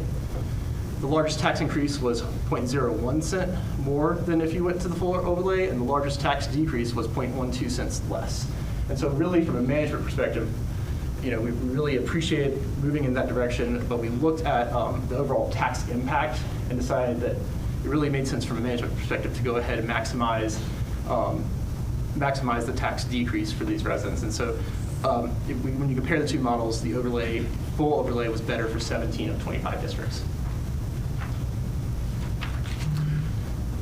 The other recommendations that the Fire Commission made were around our goal of creating a capital plan. And so this budget does that. It allocates 0.78 cents for a multi-year capital improvement plan. This supports replacing aging fire equipment, but it looks at it from a system perspective. And so instead of one district getting a tax increase to afford replacing the equipment and apparatus in their district, you can look at it on an annual basis and replace 1 engine this year, 1 engine this year, and keep that capital plan flat. The Fire Commission reviewed and made recommendations for that first year, for the FY27, and they recommended a funding model. They also recommended the county purchase and own capital equipment through the overlay district. And so that was something that came up in the fire study. It's something that other communities are doing, where the county actually purchases that equipment, uses the overlay, and therefore can move that equipment around as needed. And so if there's a need to take some self-containing breathing apparatus and move it to a different district, or an engine and move it to a different district, you can do that because you're keeping it within that full tax district. The recommended budget for FY27 for capital that the Fire Commission made was replacing 2 engines in Clemens, replacing 1 engine in Piney Grove, the purchase of a tanker for Blues Creek, replacement of 209, which is one of the county trucks for our firefighters, replacing the vehicle 346, sorry, that is a county pickup truck for our fire marshal's office, a UTV and trailer for the west side of the county, and then self-containing breathing apparatus replacement of $960,000. So the total was just under $6 million. The funding model that the Fire Commission recommended was essentially to use the existing fund balance that we have dedicated to fire. So I just want to make very clear, this is not general fund balance. This is fund balance that is specifically dedicated to fire. And so the board has used a strategy of using that fund balance to help pay for capital, help pay for system needs over the years. And so that is what's recommended in this model. It also fills whatever gap was left with added tax rate. One other thing I do want to mention is there is currently a county purchased fire engine that was approved back in 2022 that was supposed to be sent, slated to be sent to Union Cross Fire Department. There were 4 trucks purchased at the time. They looked at what are the 4 departments who have the oldest trucks, who have the most need, and it was determined at that time to provide, using ARPA funds to buy those trucks and deliver them to these 4 departments. It was ordered in 2022, so you can tell how long it takes to get a fire engine these days. But Union Cross, after that, went out and bought a new truck in 2023. And so they have a new truck. And so there was a lot of conversation with the Fire Commission. And I think there was kind of a strategy of we need to make sure that we were replacing the first out engine in every department. But then after that, keeping some spares for the system.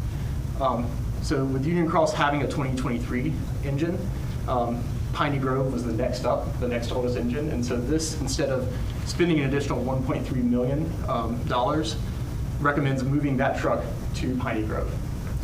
I will just mention there is some, in the state budget, there's a possibility that some additional funds might be allocated to Piney Grove for a truck. And if that happens, then we'll go back and reassess this. But the budget does not make that happen. It is implicit in it because we're not putting $1.3 million in to replace that truck, but we'd have to take separate action back to the board to make that move, and that's not happening right now. So after that recommendation was made, staff really worked through some of these issues, looked at what, if there was anything that we could do to decrease that tax rate impact on this year, but still utilizing that philosophy that the Fire Commission recommended. And so working with staff, we found some savings. We lowered the cost of those 2 Clemens engines. We still have moving that Union Cross engine to Piney Grove. We found some savings in self-contained breathing apparatus, and we included the truck that we really need for our fire marshal's office. However, a couple of different items that we felt like we could wait on until FY 2026 closed, and we realized the fund balance for FY 2026 is the replacement of 209 and that utility terrain vehicle. But we do anticipate there will be funding when FY 2026 closes to fund those 2. We also, working with the chief from Lewis Creek, the tanker, there were some questions about what design and what they needed for that. So we felt comfortable delaying that purchase until FY 2028. And so here's just a comparison of what the Fire Commission saw and approved to what the staff recommendation is here. So in summary, this is kind of a transition for the fire departments. So these rural tax districts have been around for quite a bit of time. I know Commissioner Linville could tell you way more than I could about that. This really is kind of recognizing where the system has moved from a service delivery model of working at more of the system and funding it that way. It does provide that equitable tax rate that the board has said has been a priority, where you have one tax rate across the district. The transitions the county to ownership of capital, and that way, we can make decisions about where that's deployed and make sure we're being efficient. And then it also funds the first year of a long-term CIP while providing a structure to increase the fund balance for future funding by realizing those savings. With that, I'm happy to answer any questions the board might have. There's a lot of work, and certainly Commissioner Linville and I have been a part of that, all kind of this stuff. And our fire commission's got, I think, 6 members that are from the community, in addition to about 6 of our fire chiefs. So it's a good group. So they bring outside experience from fire departments, Charlotte and Wake, King. I mean, we got a lot of different folks that provide input into that. So I think it's been a hard working group. We've met a lot. I did want to give one editorial comment, which was kind of thinking. I remember 2. Well, it's really 2. One comment was back when we had a fire study done in 2015. I mean, 11 years ago. And it identified all of our, it made some similar kind of, the recommendations were made in a different way, but basically it led to the same kind of thing. But it also looked at our equipment. And our equipment was in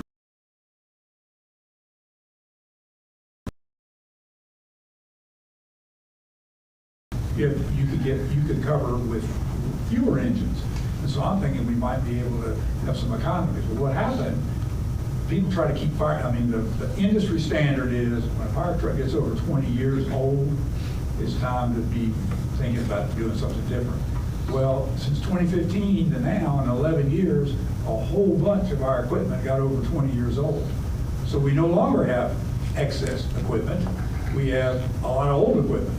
And so this process begins to address that. That was the first editorial comment. The second one was in 2019 when the overlay district was created.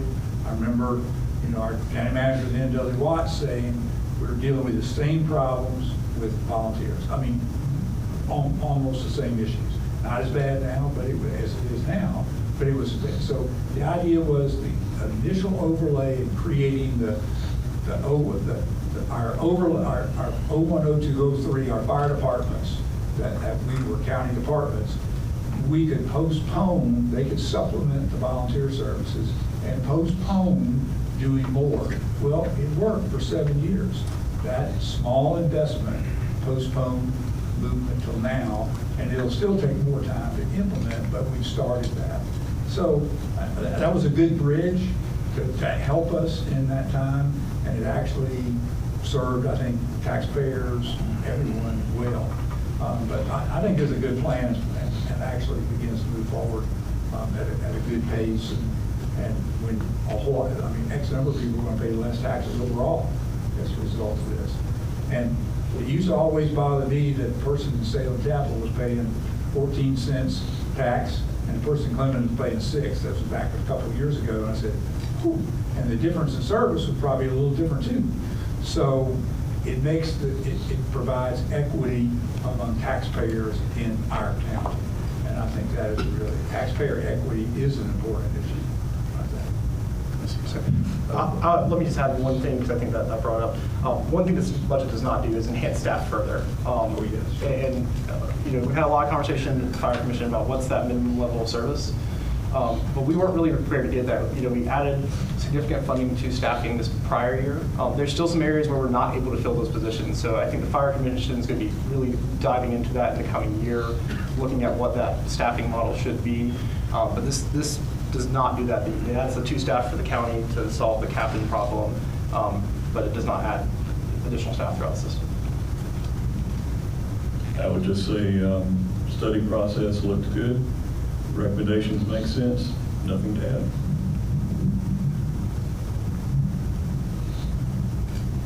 If it's just a medical call and it's not a priority one, does an engine have to be dispatched? It does not, no, sir. Okay.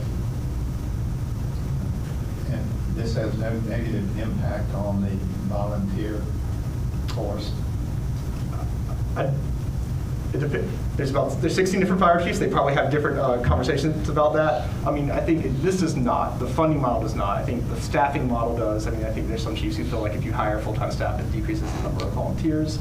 I will say, you go to 16 different departments, you're going to see 16 different volunteers, because we have a very diverse county in different places. And so, I don't think the funding model will significantly impact that necessarily.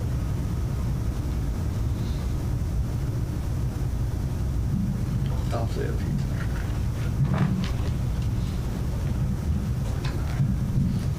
Maybe I won't need this. Sometimes my tone stays high enough anyway. So, one question to the county attorney, whenever it's gone, I missed him, and hadn't been into these meetings we had, but we hadn't requested him to be there. By transition to the overlay district, does that don't make we would not be using the individual tax district, but does that make it null and void that we're not using it? No. Okay, I want to be clear on it because people voted on it and it's there. We just come up with something else that can be used in its place, but is the 15-cent cap still in place by using the overlay? Yes. Okay.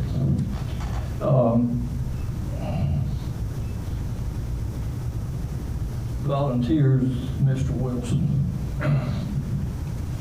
Back in the days, the volunteers actually started before I did. I come along a little bit later. I was in about the second generation of it. But a lot of people accuses me of thinking like that first generation, the generation before me. No, I don't deny that because I was around a lot of those people, and all that thinking wasn't bad either. Some of it's been useful. A lot of it has. The volunteers it seems to be gradually going away or dwindling in the more rural areas, the counties that are more rural still have more volunteers than probably counties like Wake and Forsyth and 2 or 3 others. Stokes County is still heavily dependent on volunteers. There's some volunteers all across the county. I don't know exactly what the number is now, but it's dropped a lot in the last few years. Salem Chapel, they're pretty much dependent on volunteers, and Blues Creek has, even though they got some paid personnel, Salem Chapel's got 1 personnel to cover 8 hours. But Blues Creek, they have probably they have quite a number of personnel. They probably got 25 or 30 volunteers. So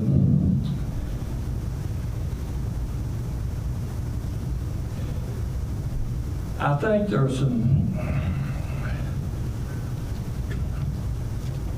maybe I don't need to bring up so many questions. Most of the time it's harder to answer questions or fix questions than it is to ask you. But there's some things here that I don't know that is absolutely completed or agreed to, and primary one of those is ownership of the equipment. That is not an absolute yet, is it? As far as, are you specifically talking about the Union Cross truck? Or? No, who will own? Oh, who will own the equipment? Yes. So this, it was the recommendation from the Fire Commission, and this proposal has us moving to where the county will own equipment going forward. Going forward, new equipment. All of it. But not the old equipment. Not the old equipment is. Is that right? Not the old? Yes, sir. That's correct. Includes or not includes all of the new? Only the new that the county purchases with the overlay. Okay. And there was so much stuff to all of this, and Kyle and the people that works in the fire, the volunteer, and then all of the county fire looked at it in more detail, and Kyle, yes, he does know a whole lot more about it now than I do. He might not have known, well, probably in the beginning he didn't know quite as much about it as he does now, but he's got a real good handle on it, and so, but still and yet that the decision on the budget is going to say about who will be owners of the new equipment. That's got to be agreed to, isn't it? Yes, sir. That language will be in the new contract that is sent out. Okay. And that has been communicated to the fire chiefs as well. We were at the Chiefs Council the other night, and we talked about it extensively in the Fire Commission as well. Well, there was one thing that had been some discussion about him, and Kyle mentions it, about a truck that Union Cross bought, was it 23? Yes, sir. And it was, they bought it with their own tax district money, but there had already been decision be made that they would get a truck paid for by ARPA, and so there's been some discussion about that, and then about a new truck that Piney Grove would be getting at some point, that the possibility is pretty high that money might come from state to do that. And so that's going to have to occur to allow for the truck that Union Cross already has, and the one that's in the process of being built, to go there. So that's something it's not an absolute yet. Whatever the state decides, it might be some bearing on that that'll have to be worked out. So as far as I can see, I think this is probably workable. I have to see things and let them be proven before I'm convinced a lot of times. And as time goes on, and exactly when that time will be, I see some more changes, but I really haven't heard anybody say anything about it. And I know myself, I can't think better than a whole lot of people can, so I don't know how that's going to, when that might come, but I believe it will be some other changes that will come over time. And so hopefully this will work from now to whenever. So that's it.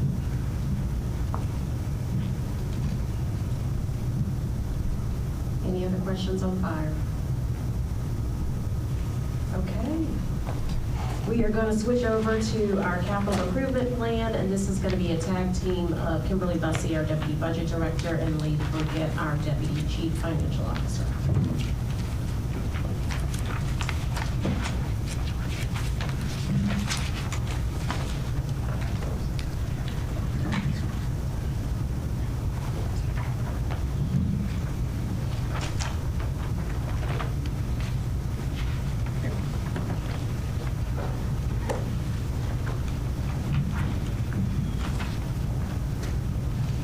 Good afternoon. That work? No.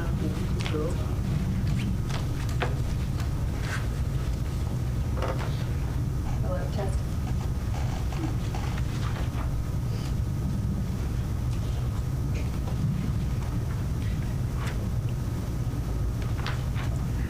Okay, good afternoon, Commissioners.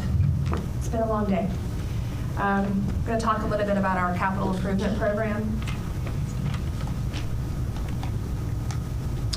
Just want to back up high level as a reminder, this Forsyth County Capital Improvement Program, or CIP, is a multi-year forecast of capital needs. So the benefit of this new tool that we have is it identifies all capital projects and financial sources possible in the next 6 years. It is a planning tool for capital improvement, and just a reminder that it's not a static document. We will be evaluated annually and adjusted according to our accounting goals. However, having the 6-year plan or roadmap really gives staff the ability to do the work necessary for potential funding sources. Part of that annual evaluation of our existing capital projects and our needs is done with this new County Capital Development Committee. This was developed this last year and involves budget, finance, management, general services, parks, MIS, airport, and risk. And again, this is for multi-department and organization collaboration and for review of existing and future needs. Just a reminder for what the CIP's the goals are for the projects that are included in the CIP, and we've talked a lot about deferred maintenance for county projects as well. So with that high-level look, We've done a lot of work on this funding mechanism this year. We brought a lot of information to you all, a couple of versions, and so we want to make sure that we're clearly articulating the funding mechanism for this plan that's included in the recommended budget. So we'll let please log in. Thank you. So I just wanted to do a quick rehash of the funding strategy for the CIP. After the few iterations, I think we came to the current strategy, which essentially evaluated how much in capital that would be part of the CIP was funded in the current fiscal year. And we converted that to a property tax equivalent. And so that's where we got 11.65 cents. And so we said if we kept that amount dedicated into the next 6 years to fund the CIP, what does that look like? And so there's different pieces to that. So as a reminder, everything on these blue bars are related to the debt leveling plans. So these are ones that we've got 8.15 cents right now. And rolling into fiscal year 30, we've talked about where we've got 2.3 cents rolling off. And so that's when a new bond referendum could be funded without a tax rate increase. And in the last meeting, we talked about in fiscal 31, there's additional 0.4 cents of debt leveling plan rolling off. And so utilizing the 2.3 plus the 0.4 in future years, that actually provided around a $352 million bond referendum in capacity in total. Obviously, that can change as the per penny changes, as we see that going up and down. But that's just a projection right now. So everything in blue is essentially just what is in debt leveling plan and then what is going to fund the future bond referendum, if you all approve it. In red is anything that's really not in the debt leveling plan. So most of it is going to be 2/3 bonds, debt service, as well as a 1.7 that goes to the schools annually to fund their capital maintenance program. And so that's everything that's existing on the books, plus if you choose to continue with the 1.7 every year. So that's what is in red. What we're proposing is, okay, we've got a little sliver here of where existing debt is rolling off the books. So all the debt service is rolling off. So we'll take this extra capacity starting in fiscal 27, which is 0.43 cents, and we'll say anything that rolls off, we're gonna use that to cover new debt service. And so new debt service would be tied to, as you'll see in the funding sources, there's some potential limited obligation bonds or installment financing, some type of financing pretty quickly to get some projects off the ground. And then our normal every other year 2/3 bonds. So that's what would be covered in as far as debt service goes, because those are not covered by debt leveling plans. So that's a separate piece. And then anything left over after that would be cash available to fund projects or to use in projects that I might have a shorter life, don't really make sense to be funded by 20-year bonds, and that kind of thing. And so I actually, I think Chantel asked me a question on this, and so I ran the numbers real quick just to make sure I understood and to see what it looked like. So in fiscal 27, this 0.43 cents, so that equates to this little sliver right here. It's about $2.8 million. And so we're estimating maybe 700 to 1,000 of that would be used to cover debt service on our LOBs or installment financing, whatever financing structure works best for us. So we're working with our FA and our bond counsel to figure out what makes sense with timing and all that. About 1.37 million would be for county projects, and then about additional $770,000 would go to the schools as allocated in the CIP. So that's where it shows and how that extra capacity would be used here. And so when you actually roll it forward, I took a look and said, how much of that extra capacity actually goes to debt service versus cash for projects? And so the debt service number for all that extra capacity is about $43.1 million. Total cash is only about $5.2 million. That's over the 6 years. So you see a big chunk of it here. This 8 million here. But next year, cash projects for fiscal '28 is less than 500,000. Fiscal '29 is about 600,000. Nothing in '30. And then 2031, you get a little bump, about 2 million, but then nothing again in 2032. So it all depends on what the debt service looks like in those future years. So about 90% of that extra capacity is going to be eaten up with debt service on 2/3 bonds and the limited obligation bonds. That's all I have. Does anybody have any questions on the funding? I think I got it. In fact, I was talking to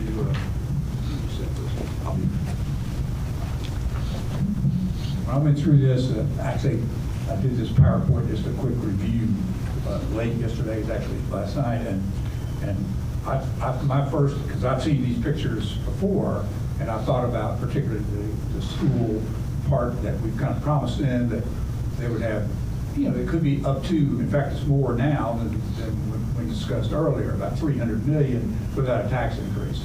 And when I first looked at this, for both the green reduction there, the little green bars, I thought that was my first thought was, wait a minute, that's the debt service freed up from schools, when in fact that's not, that's the 2.3 and the 0.4 that are listed down here. And I did have in my head they would start like if you had a bond issue in 28, because that was an original plan. But if you had one in 28, you wouldn't have anything really to start paying anything off until 29. And so I was actually thinking it would be a little bit earlier, but that fits, and that's exactly, I'm sort of explaining explaining publicly my confusions. So I got that, and that's good, and this is a way to approach this in a different way, so I got that. And where did the 766,828 for the school district in this first part, that come from? I noticed they're not in the school district's not on your CIP committee thing? That's right. So that was really a sort of some extra capacity that we were going to have for cash. Okay. That, and so we've heard from the schools that they have some capital needs, especially in capital maintenance. As we're still working through their project list, we thought that's to be a good opportunity to get some extra dollars their way. It's not tied to a specific project at this time. But we'll continue to work with them throughout this calendar year to dedicate some projects to that money. But it's kind of extra first year of this kind of cash availability. I got it. Thank you. Excuse me, you were.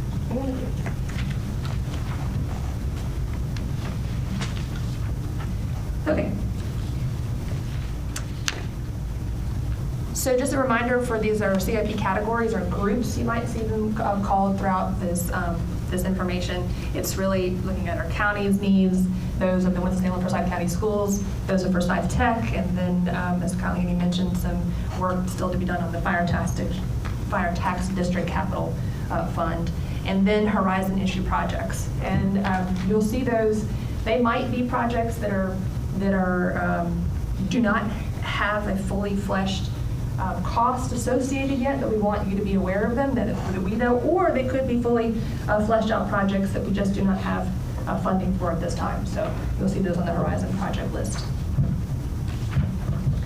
This is a look at the breakdown of the CIP currently, with a caveat that we have a pretty good list of projects for Forsyth Tech. We're still working on this project list for Forsyth County Schools. So we've kind of got a little bit of a placeholder for them at this juncture. So that is just a placeholder, because I saw that too and said, we were talking about 300 million in the future as kind of a starting point minimum. So this is the capacity out of this CIP part. That's right. That could be in addition to the 300 million in the future. This includes your referendum bond. So this includes your referendum number, and we have assumed that we're going to issue that, Lee, correct me if I'm wrong with you, we're going to assume that we're going to issue in 4 tranches like we've done in the past. So that can change as we get a better list, a better handle on lists from the schools. But right now we're assuming that we're going to issue at $88 million every other year in 4 tranches. But this is actually being paid out the little green part, right? This is not the 2030 beginning the 2 point, whatever it is, the 2.3 Yeah, cents. so probably the confusing part is the CIP runs through fiscal year 32. Yeah, I saw that. Which only includes 2 issuances out of that referendum.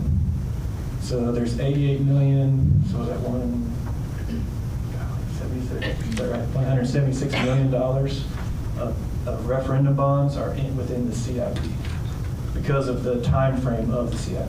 So we're only extending through fiscal 32. Because the school district bond issue, they would have a 20-year window. So, yeah, so if we set it up with the same structure we did with the last ones with 4 sales, 2 of the sales fall within the CIP timeframe. The other 2 sales fall. Correct. I got it. Yeah. So ultimately, you get to. Still get to the same amount, yeah. So in the 31 and 32 years, you're actually counting on that 2.3 and the 0.4 actually to retire the, I mean, that's beginning to retire the debt on 142 or on to make the whole thing work. So, no, I definitely do. So I think probably what you're seeing here is taking a look at all funding sources. So it would include referendum bonds, 2/3 bonds, and a little bit of cash are all making up that $142.9 million number. For 6 years. Within the CIP 6-year time frame, yeah. And then that's anticipated, that's anticipated that would be 2 of the tranches of a bond referendum, soon as approved, et cetera. And those 2 tranches, we don't know what that might be.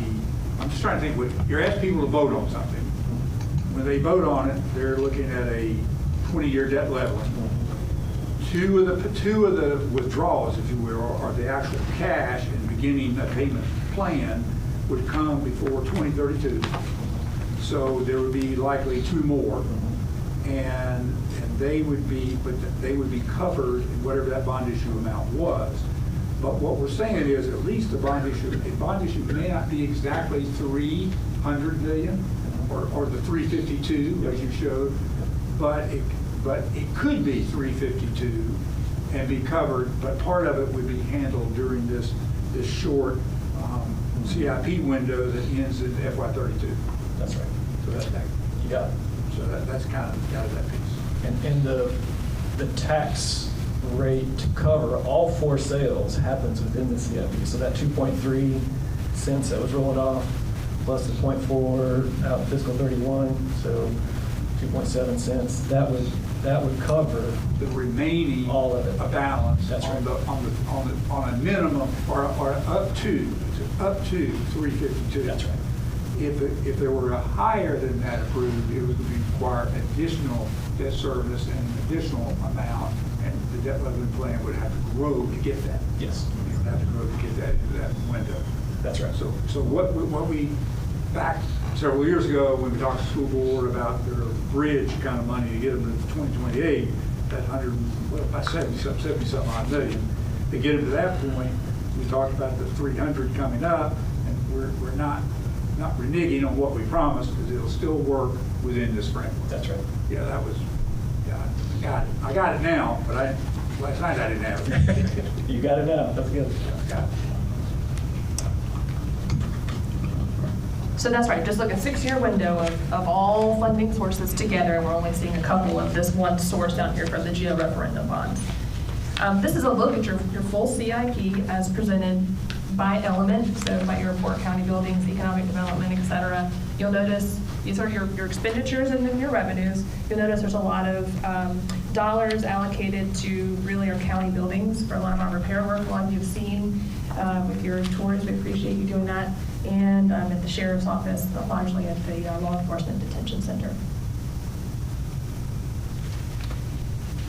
This is a look at those same projects by group and by project type. You'll notice for the county projects, there's a lot of money in our major building renovations and in mechanical, electrical, and plumbing needs. And I wanted to zoom in on this CIP planned funding sources, really to call attention to this LOBS IFA projects uses there for the county. It's really the kind of the crux of this funding strategy is that it does leverage debt service for year 1 for us to be able to cover projects for the county, a lot of that deferred maintenance and larger projects. for the county. Actually, one other quick question. So what do you envision that, assuming it's a lobs, for example, what do you envision the first amount? Was that 11 million or something? What was it? So, yeah, in the model is almost 11 million in this fiscal year. We're working right now, with James and his folks on timeline and when things will be available as far as the bid process, or design and the bid process. And so that's what's informing how we look at what the structure will be. And so if you remember, one structure we talked about that I think might work well, that Terry brought up that I think is a good idea, we did this with the courthouse where we did a drawdown. So we went out to the bank and said, hey, can we just draw down when we need it? We're not going to get a bunch of money up front. It's kind of like a bond anticipation note. So we said, hey, we're going to get this thing going and get these projects started. Let's draw down a little bit, and then when we get to a kind of a point to where we know exactly what the projects are going to cost, then we'll probably issue lobs or some type of installment financing. Yeah, that's where we're at right now. I can't promise that. So you pay sort of an interim interest for that period of time until you actually, then of course the lobs like. That takes it out, yeah. So where is that anticipated cost to get by that time to do the lobs? That's built in there somewhere. Yeah, so if you, that third slide with the chart, there's about $700,000 built in fiscal 27 for debt service. Yep. We would cover it. So part of that could come out of that. Yes. To do that. Yes. It may take all of that, or is that, you said that's a placeholder. That's you don't know how much. That 700,000 assumes we'd issue 26 million all up front, but probably not going to do that, and so I think we'd have a little bit of capacity there if we don't. So maybe a few $100,000 potentially. So our financial advisor on rating issues, when does that come into play? If we did limited obligation bonds, that would come into play immediately. And you wouldn't anticipate selling those probably until 28? I think it depends on how quickly the projects get off the ground. It could potentially be by the end of the fiscal year. That's kind of what we're working on right now. If we went with a bank, we could go directly to a bank instead of selling it competitively. We don't have to get rated that way, but it's more expensive debt. So. Yeah, but you're looking at likely a rating at the end of FY27 or the beginning of FY28. And bond advisors, right now. Bond advisor is good with that, but where are they talking, AAA or less? I mean, our ratios don't look good, so I think it's going to be a difficult, at least with Moody's, it'll be a difficult rating. S&P on the fund balance side, we still look pretty good, but it's the Moody's, it can be rough, yeah. And I don't know that timing will help that either way. Terry, if you agree with that, yeah. Yeah, I got it. Thank you. So we're going to take a look now at our capital projects by element, and certainly hit some that have some substantial projects in fiscal year 27. We'll start off with the airport.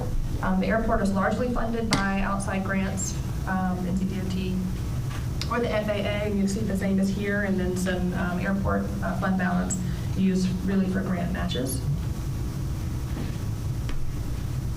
And in fiscal year 27 for the airport, you've all seen this 4001 North Liberty Street hangar is a priority for the airport. Certainly, we've got a $1.2 million plan to replace HVAC controls, and an additional project that is expecting an NCDOT grant for security and wildlife management. County buildings, again, this is one of the largest areas in the CIP, a largest element. It's $33 million over 6 years. This is where a large chunk of those lobs will fund some of these projects, some of these major renovation projects. In fiscal year 27, it also includes HVAC replacement at DSS and Fleet, the Liberty Street warehouse building. Something has to be done with that facility with the roof in order to stay operational. So that is just fixing the roof at that warehouse? That is a repair cost, but I think staff's working on a proposal for a potential rebuild. Kind of going to compare what makes the most sense for that building. And this also includes, there's a project called Capital Request from the General Fund. So some of the cash is going to ballistic vests for the Forsyth County Sheriff's Office and Emergency Services, a weapons switch out project, and some replacement equipment for parks and general services. Economic development, I just wanted to point out one project that's going to come up in fiscal year 27. This is utilizing the Wahlberg Basin project that we have a grant for. It might come in lower than expected, and want to try to request approval to redirect about $1 million worth of that grant to some water and sewer in another section. And I did just want to point out too that historically this has been funded by PAYGO, and so we are embracing the CIP as a proactive funding mechanism, and so you notice there's not a lot included in future years. So this might be an area for us to consider as we move forward. What if there's more money left over in that sewer than $1 billion? I think the way the legislature worked on this money kind of had the word southeast in it on purpose, but as you go to it, and of course this could be in the southeast, it could be, but at some point that they're going to want to zero that out or see it may be more than $1 billion left over. Sure. Yes, sir. And so I know Kirby and his team and working with Courtney Driver identified where the next sites are. I know there are some additional sites in the southeast that are potential, but as we get design and construction bids, we will better have an idea of what's left over. I think we can make a determination where we sit in the remainder. But they're going ahead and on the front end and finding those locations, and there are some in the southeast.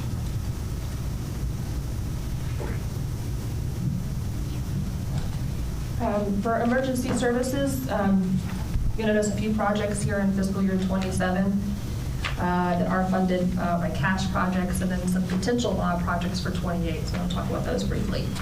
Some essential projects for 27 include the generator for Fire Station 9, and there is an EMS-based design and land acquisition project for $500. It really starts the conversation about what we need to do for our kind of consolidated effort of a new base. And that might have bearing on what happens in fiscal year 28. So this is maybe one of those projects that we go back and we reevaluate what the results are of that, any movement we make in 27 on this base design. The Sheriff's Office is next. We've got some high dollar projects here, especially for the cell floors that you've seen. This is the HVAC replacement at $5.8 million in 27. That's an essential project. The chiller at the Public Safety Center, the LEDC south slider replacement, that's some locks and doors for $400,000, and a capacity study for the law enforcement detention center. We know that the average daily population at the jail has been high, and so we want to make sure we're preparing adequately for any types of movement we need to make on having some additional capacity. Chip? I just want to make sure the LEDC HVAC replacement, that includes that basement boiler, yes? Yes. That's like number one. The LEDC includes the replacement boiler. Yes. Okay, thank you. Okay, before you, I'm catching up a little on the EMS part. It says base design and land acquisition. Is that for a new one in the future or renovate? What does that mean? Is it renovating this, the old one? It's not. It's design work. So that is after some of the conversations and presentations we've given to you all about the issues getting to other areas. It's money to go ahead and study additional deployment sites somewhere.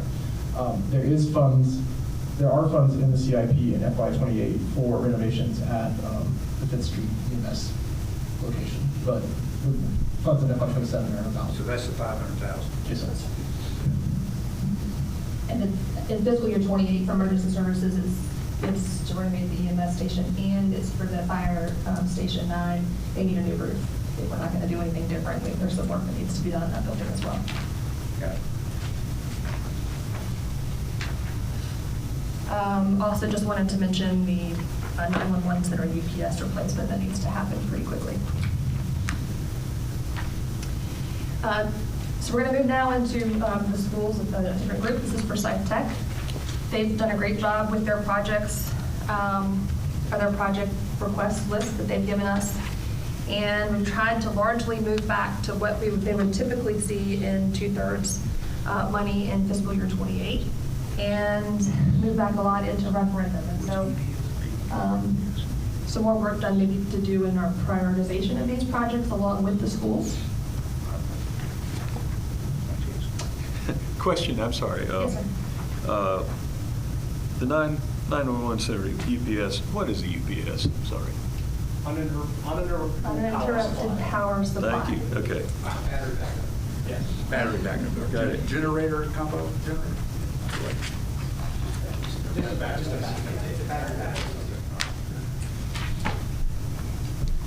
Essential for the 911 center to function. Yes.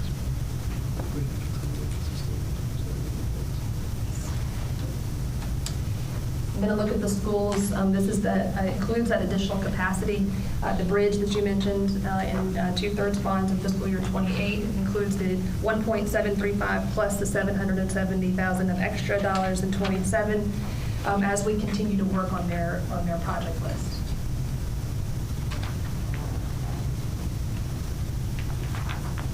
Any questions about projects? Go on to horizon issues. The repair to the site tech building with the roof, is that repair or replacement? Which project? It says main campus building roof repair. It's probably just a new roof, but I can get some additional details and give it to you. New roof sounds better.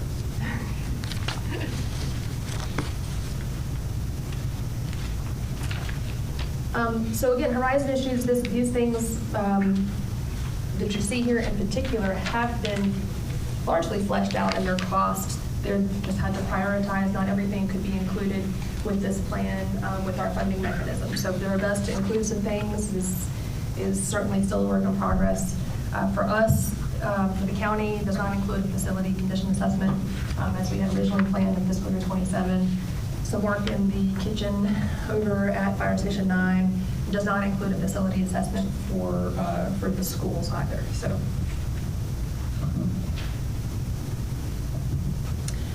that's all I have for you. I think you've seen this a million times from me this year. We just wanted to be clear though about the funding mechanism. Yeah, and Kim, just one thing to add.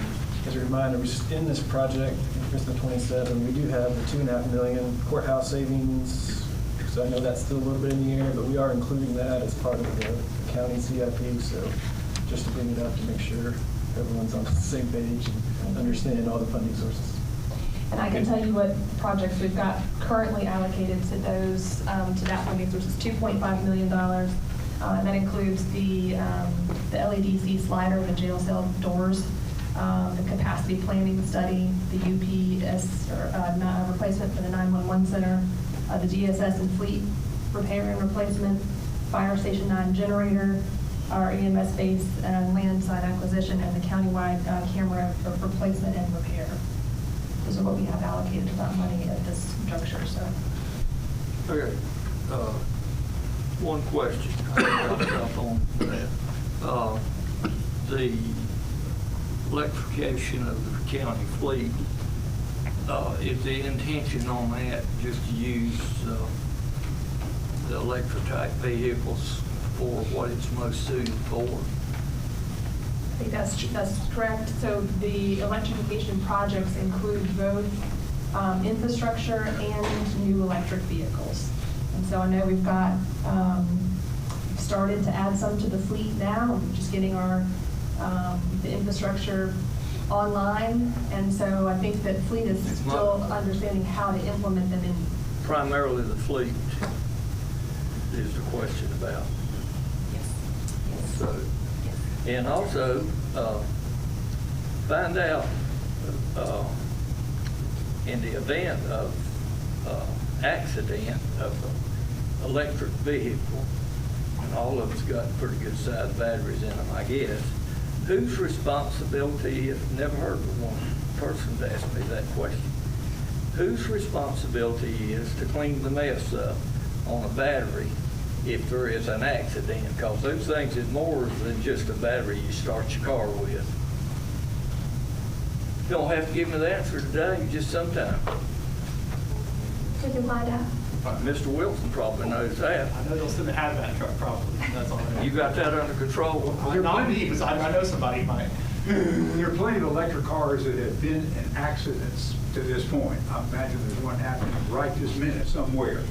And I suspect, I don't think that the cleanup is as bad as any more than any other accident. You don't? I don't think so. It depends on if there's a fire or not. But Well, now fire has another dimension to everything. It's how you put that fire out. Well, I hope we don't, because if Mr. Wilson gets a client that's shot and the county has an accident, he'll have to recuse himself or he will not take the case, and I would hate to see to be we'd be at a disadvantage with his expertise as an attorney. So, While we're on this 2.5 million in the courthouse stuff, have we gotten a letter from AOC about what they promised to not do or do? So what I've been told is that they are going to do an MOU. I received a draft that they have utilized from Wake County. And the draft that I've received from Wake County states that the county would still be responsible for repairs and maintenance after the warranty period expires, as well as responsible for annual subscriptions of Cisco. So that is the latest version I have seen. I asked that question to Judge Broyhill yesterday and just waiting on a response, because what he previously stated when I've met with him and Judge Gottlieb was that the state stated that they would maintain and repair, but the MOU draft that they sent does not, says otherwise. So I'm not sure. I know that they requested to meet with the commissioners next Tuesday, and several of you have committed to doing so. But at this point, I do not have a final MOU document, and it does not state that they would take care of repair and maintenance beyond the warranty period. how long is that? The warranty period, I'm not sure. I just looked at the document they had. Hopefully he responds back. He's usually pretty quick. He is on it. So hopefully I'll hear back and get clarity. I'll just hold that until next week. Yes, sir. Bob, what's the lifespan projection for the equipment that they're talking about, Bob? I'm not sure. I'll have to get that information. And who would pay for the new equipment when this equipment goes? What I was told verbally, Judge Broyhill stated that AOC said they would do that. But the document they sent me yesterday, even the one that I got a copy of, I know Commissioner Wilson has seen it as well, it states otherwise. So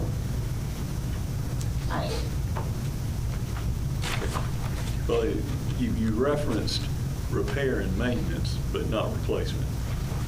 I will have to go back to the language because I'm going off memory, but I'm not sure. But it would certainly be nice to know what's happened in other courthouses that have this equipment in it, because it is pretty standard to have this kind of everywhere. I don't know if it's everywhere, but I'd be curious. I don't think every county in this state or ones is paying for all that stuff for their courthouse. They are not, and Chelsea, I am going to put you on the spot because I know you know all things courthouse, and I've done a lot of research on this. This has created some challenges for various counties who've been told multiple things and different things have happened. So we're going to give you a microphone. This is Chelsea Swain, for those who may not know, our Deputy General Services Director. So no, we don't think every county has it. There are different ways that it's being handled in the counties that do have it. We've heard that some counties have funded it up front, and then when something happens, they just say, sorry, we don't have any money. I think in one county, there's actually unoperable equipment. It's actually sitting in courtrooms, and they just can't use it, and the county is not opting to replace it. Then some counties, I think, are maintaining it and are just wrapping that up into their annual budget. But the state is not paying for it in any case that you're familiar with? Not that I'm familiar with, but I don't want to say that as a blanket statement because I haven't checked with every single county. And what I will say, what Judge Broyhill relayed to me, is that the state allocates kind of a baseline of amount of technology per county to create, there's some sort of, I'm going to say, equitable type calculation model, and they will not do more than that. And so because we would be purchasing more than what their base is, That is why they're not willing to cover the annual subscription for Cisco, which is the way in which you're able to maintain your system. So even if we hypothetically agree to give them almost $2 million worth of equipment for free, they're not willing to cover the cost of an annual subscription, which is about $40,000, because it goes beyond what they allow for our particular courthouse based on this model. And both judges fully understand, like, it doesn't really make sense. It's just how their system, how AOC systems work. What we've heard is that some counties who have opted to provide equipment was told that AOC would then maintain it, repair it, replace it, and they did not, which is why we've been adamant that we want to see something in writing. What's the commitment to make sure we're not on the hook for it? And that's what we've been waiting on. AOC is unpredictable, and the leadership changes often, and they're often judicial officials. And it doesn't matter about the size of the county. Haywood County, which is in the middle, has a very sophisticated system. Caldwell County has a great CRAVE system. Some large counties don't have that sophistication. Many small counties do. And you think AOC paid for the small counties? That's a good question. I don't know. It depended on who was, the director of the AOC at the time, probably. The director of the AOC is appointed by the Chief Justice. That position changes frequently. So hopefully by Tuesday, we'll have more information to be able to share.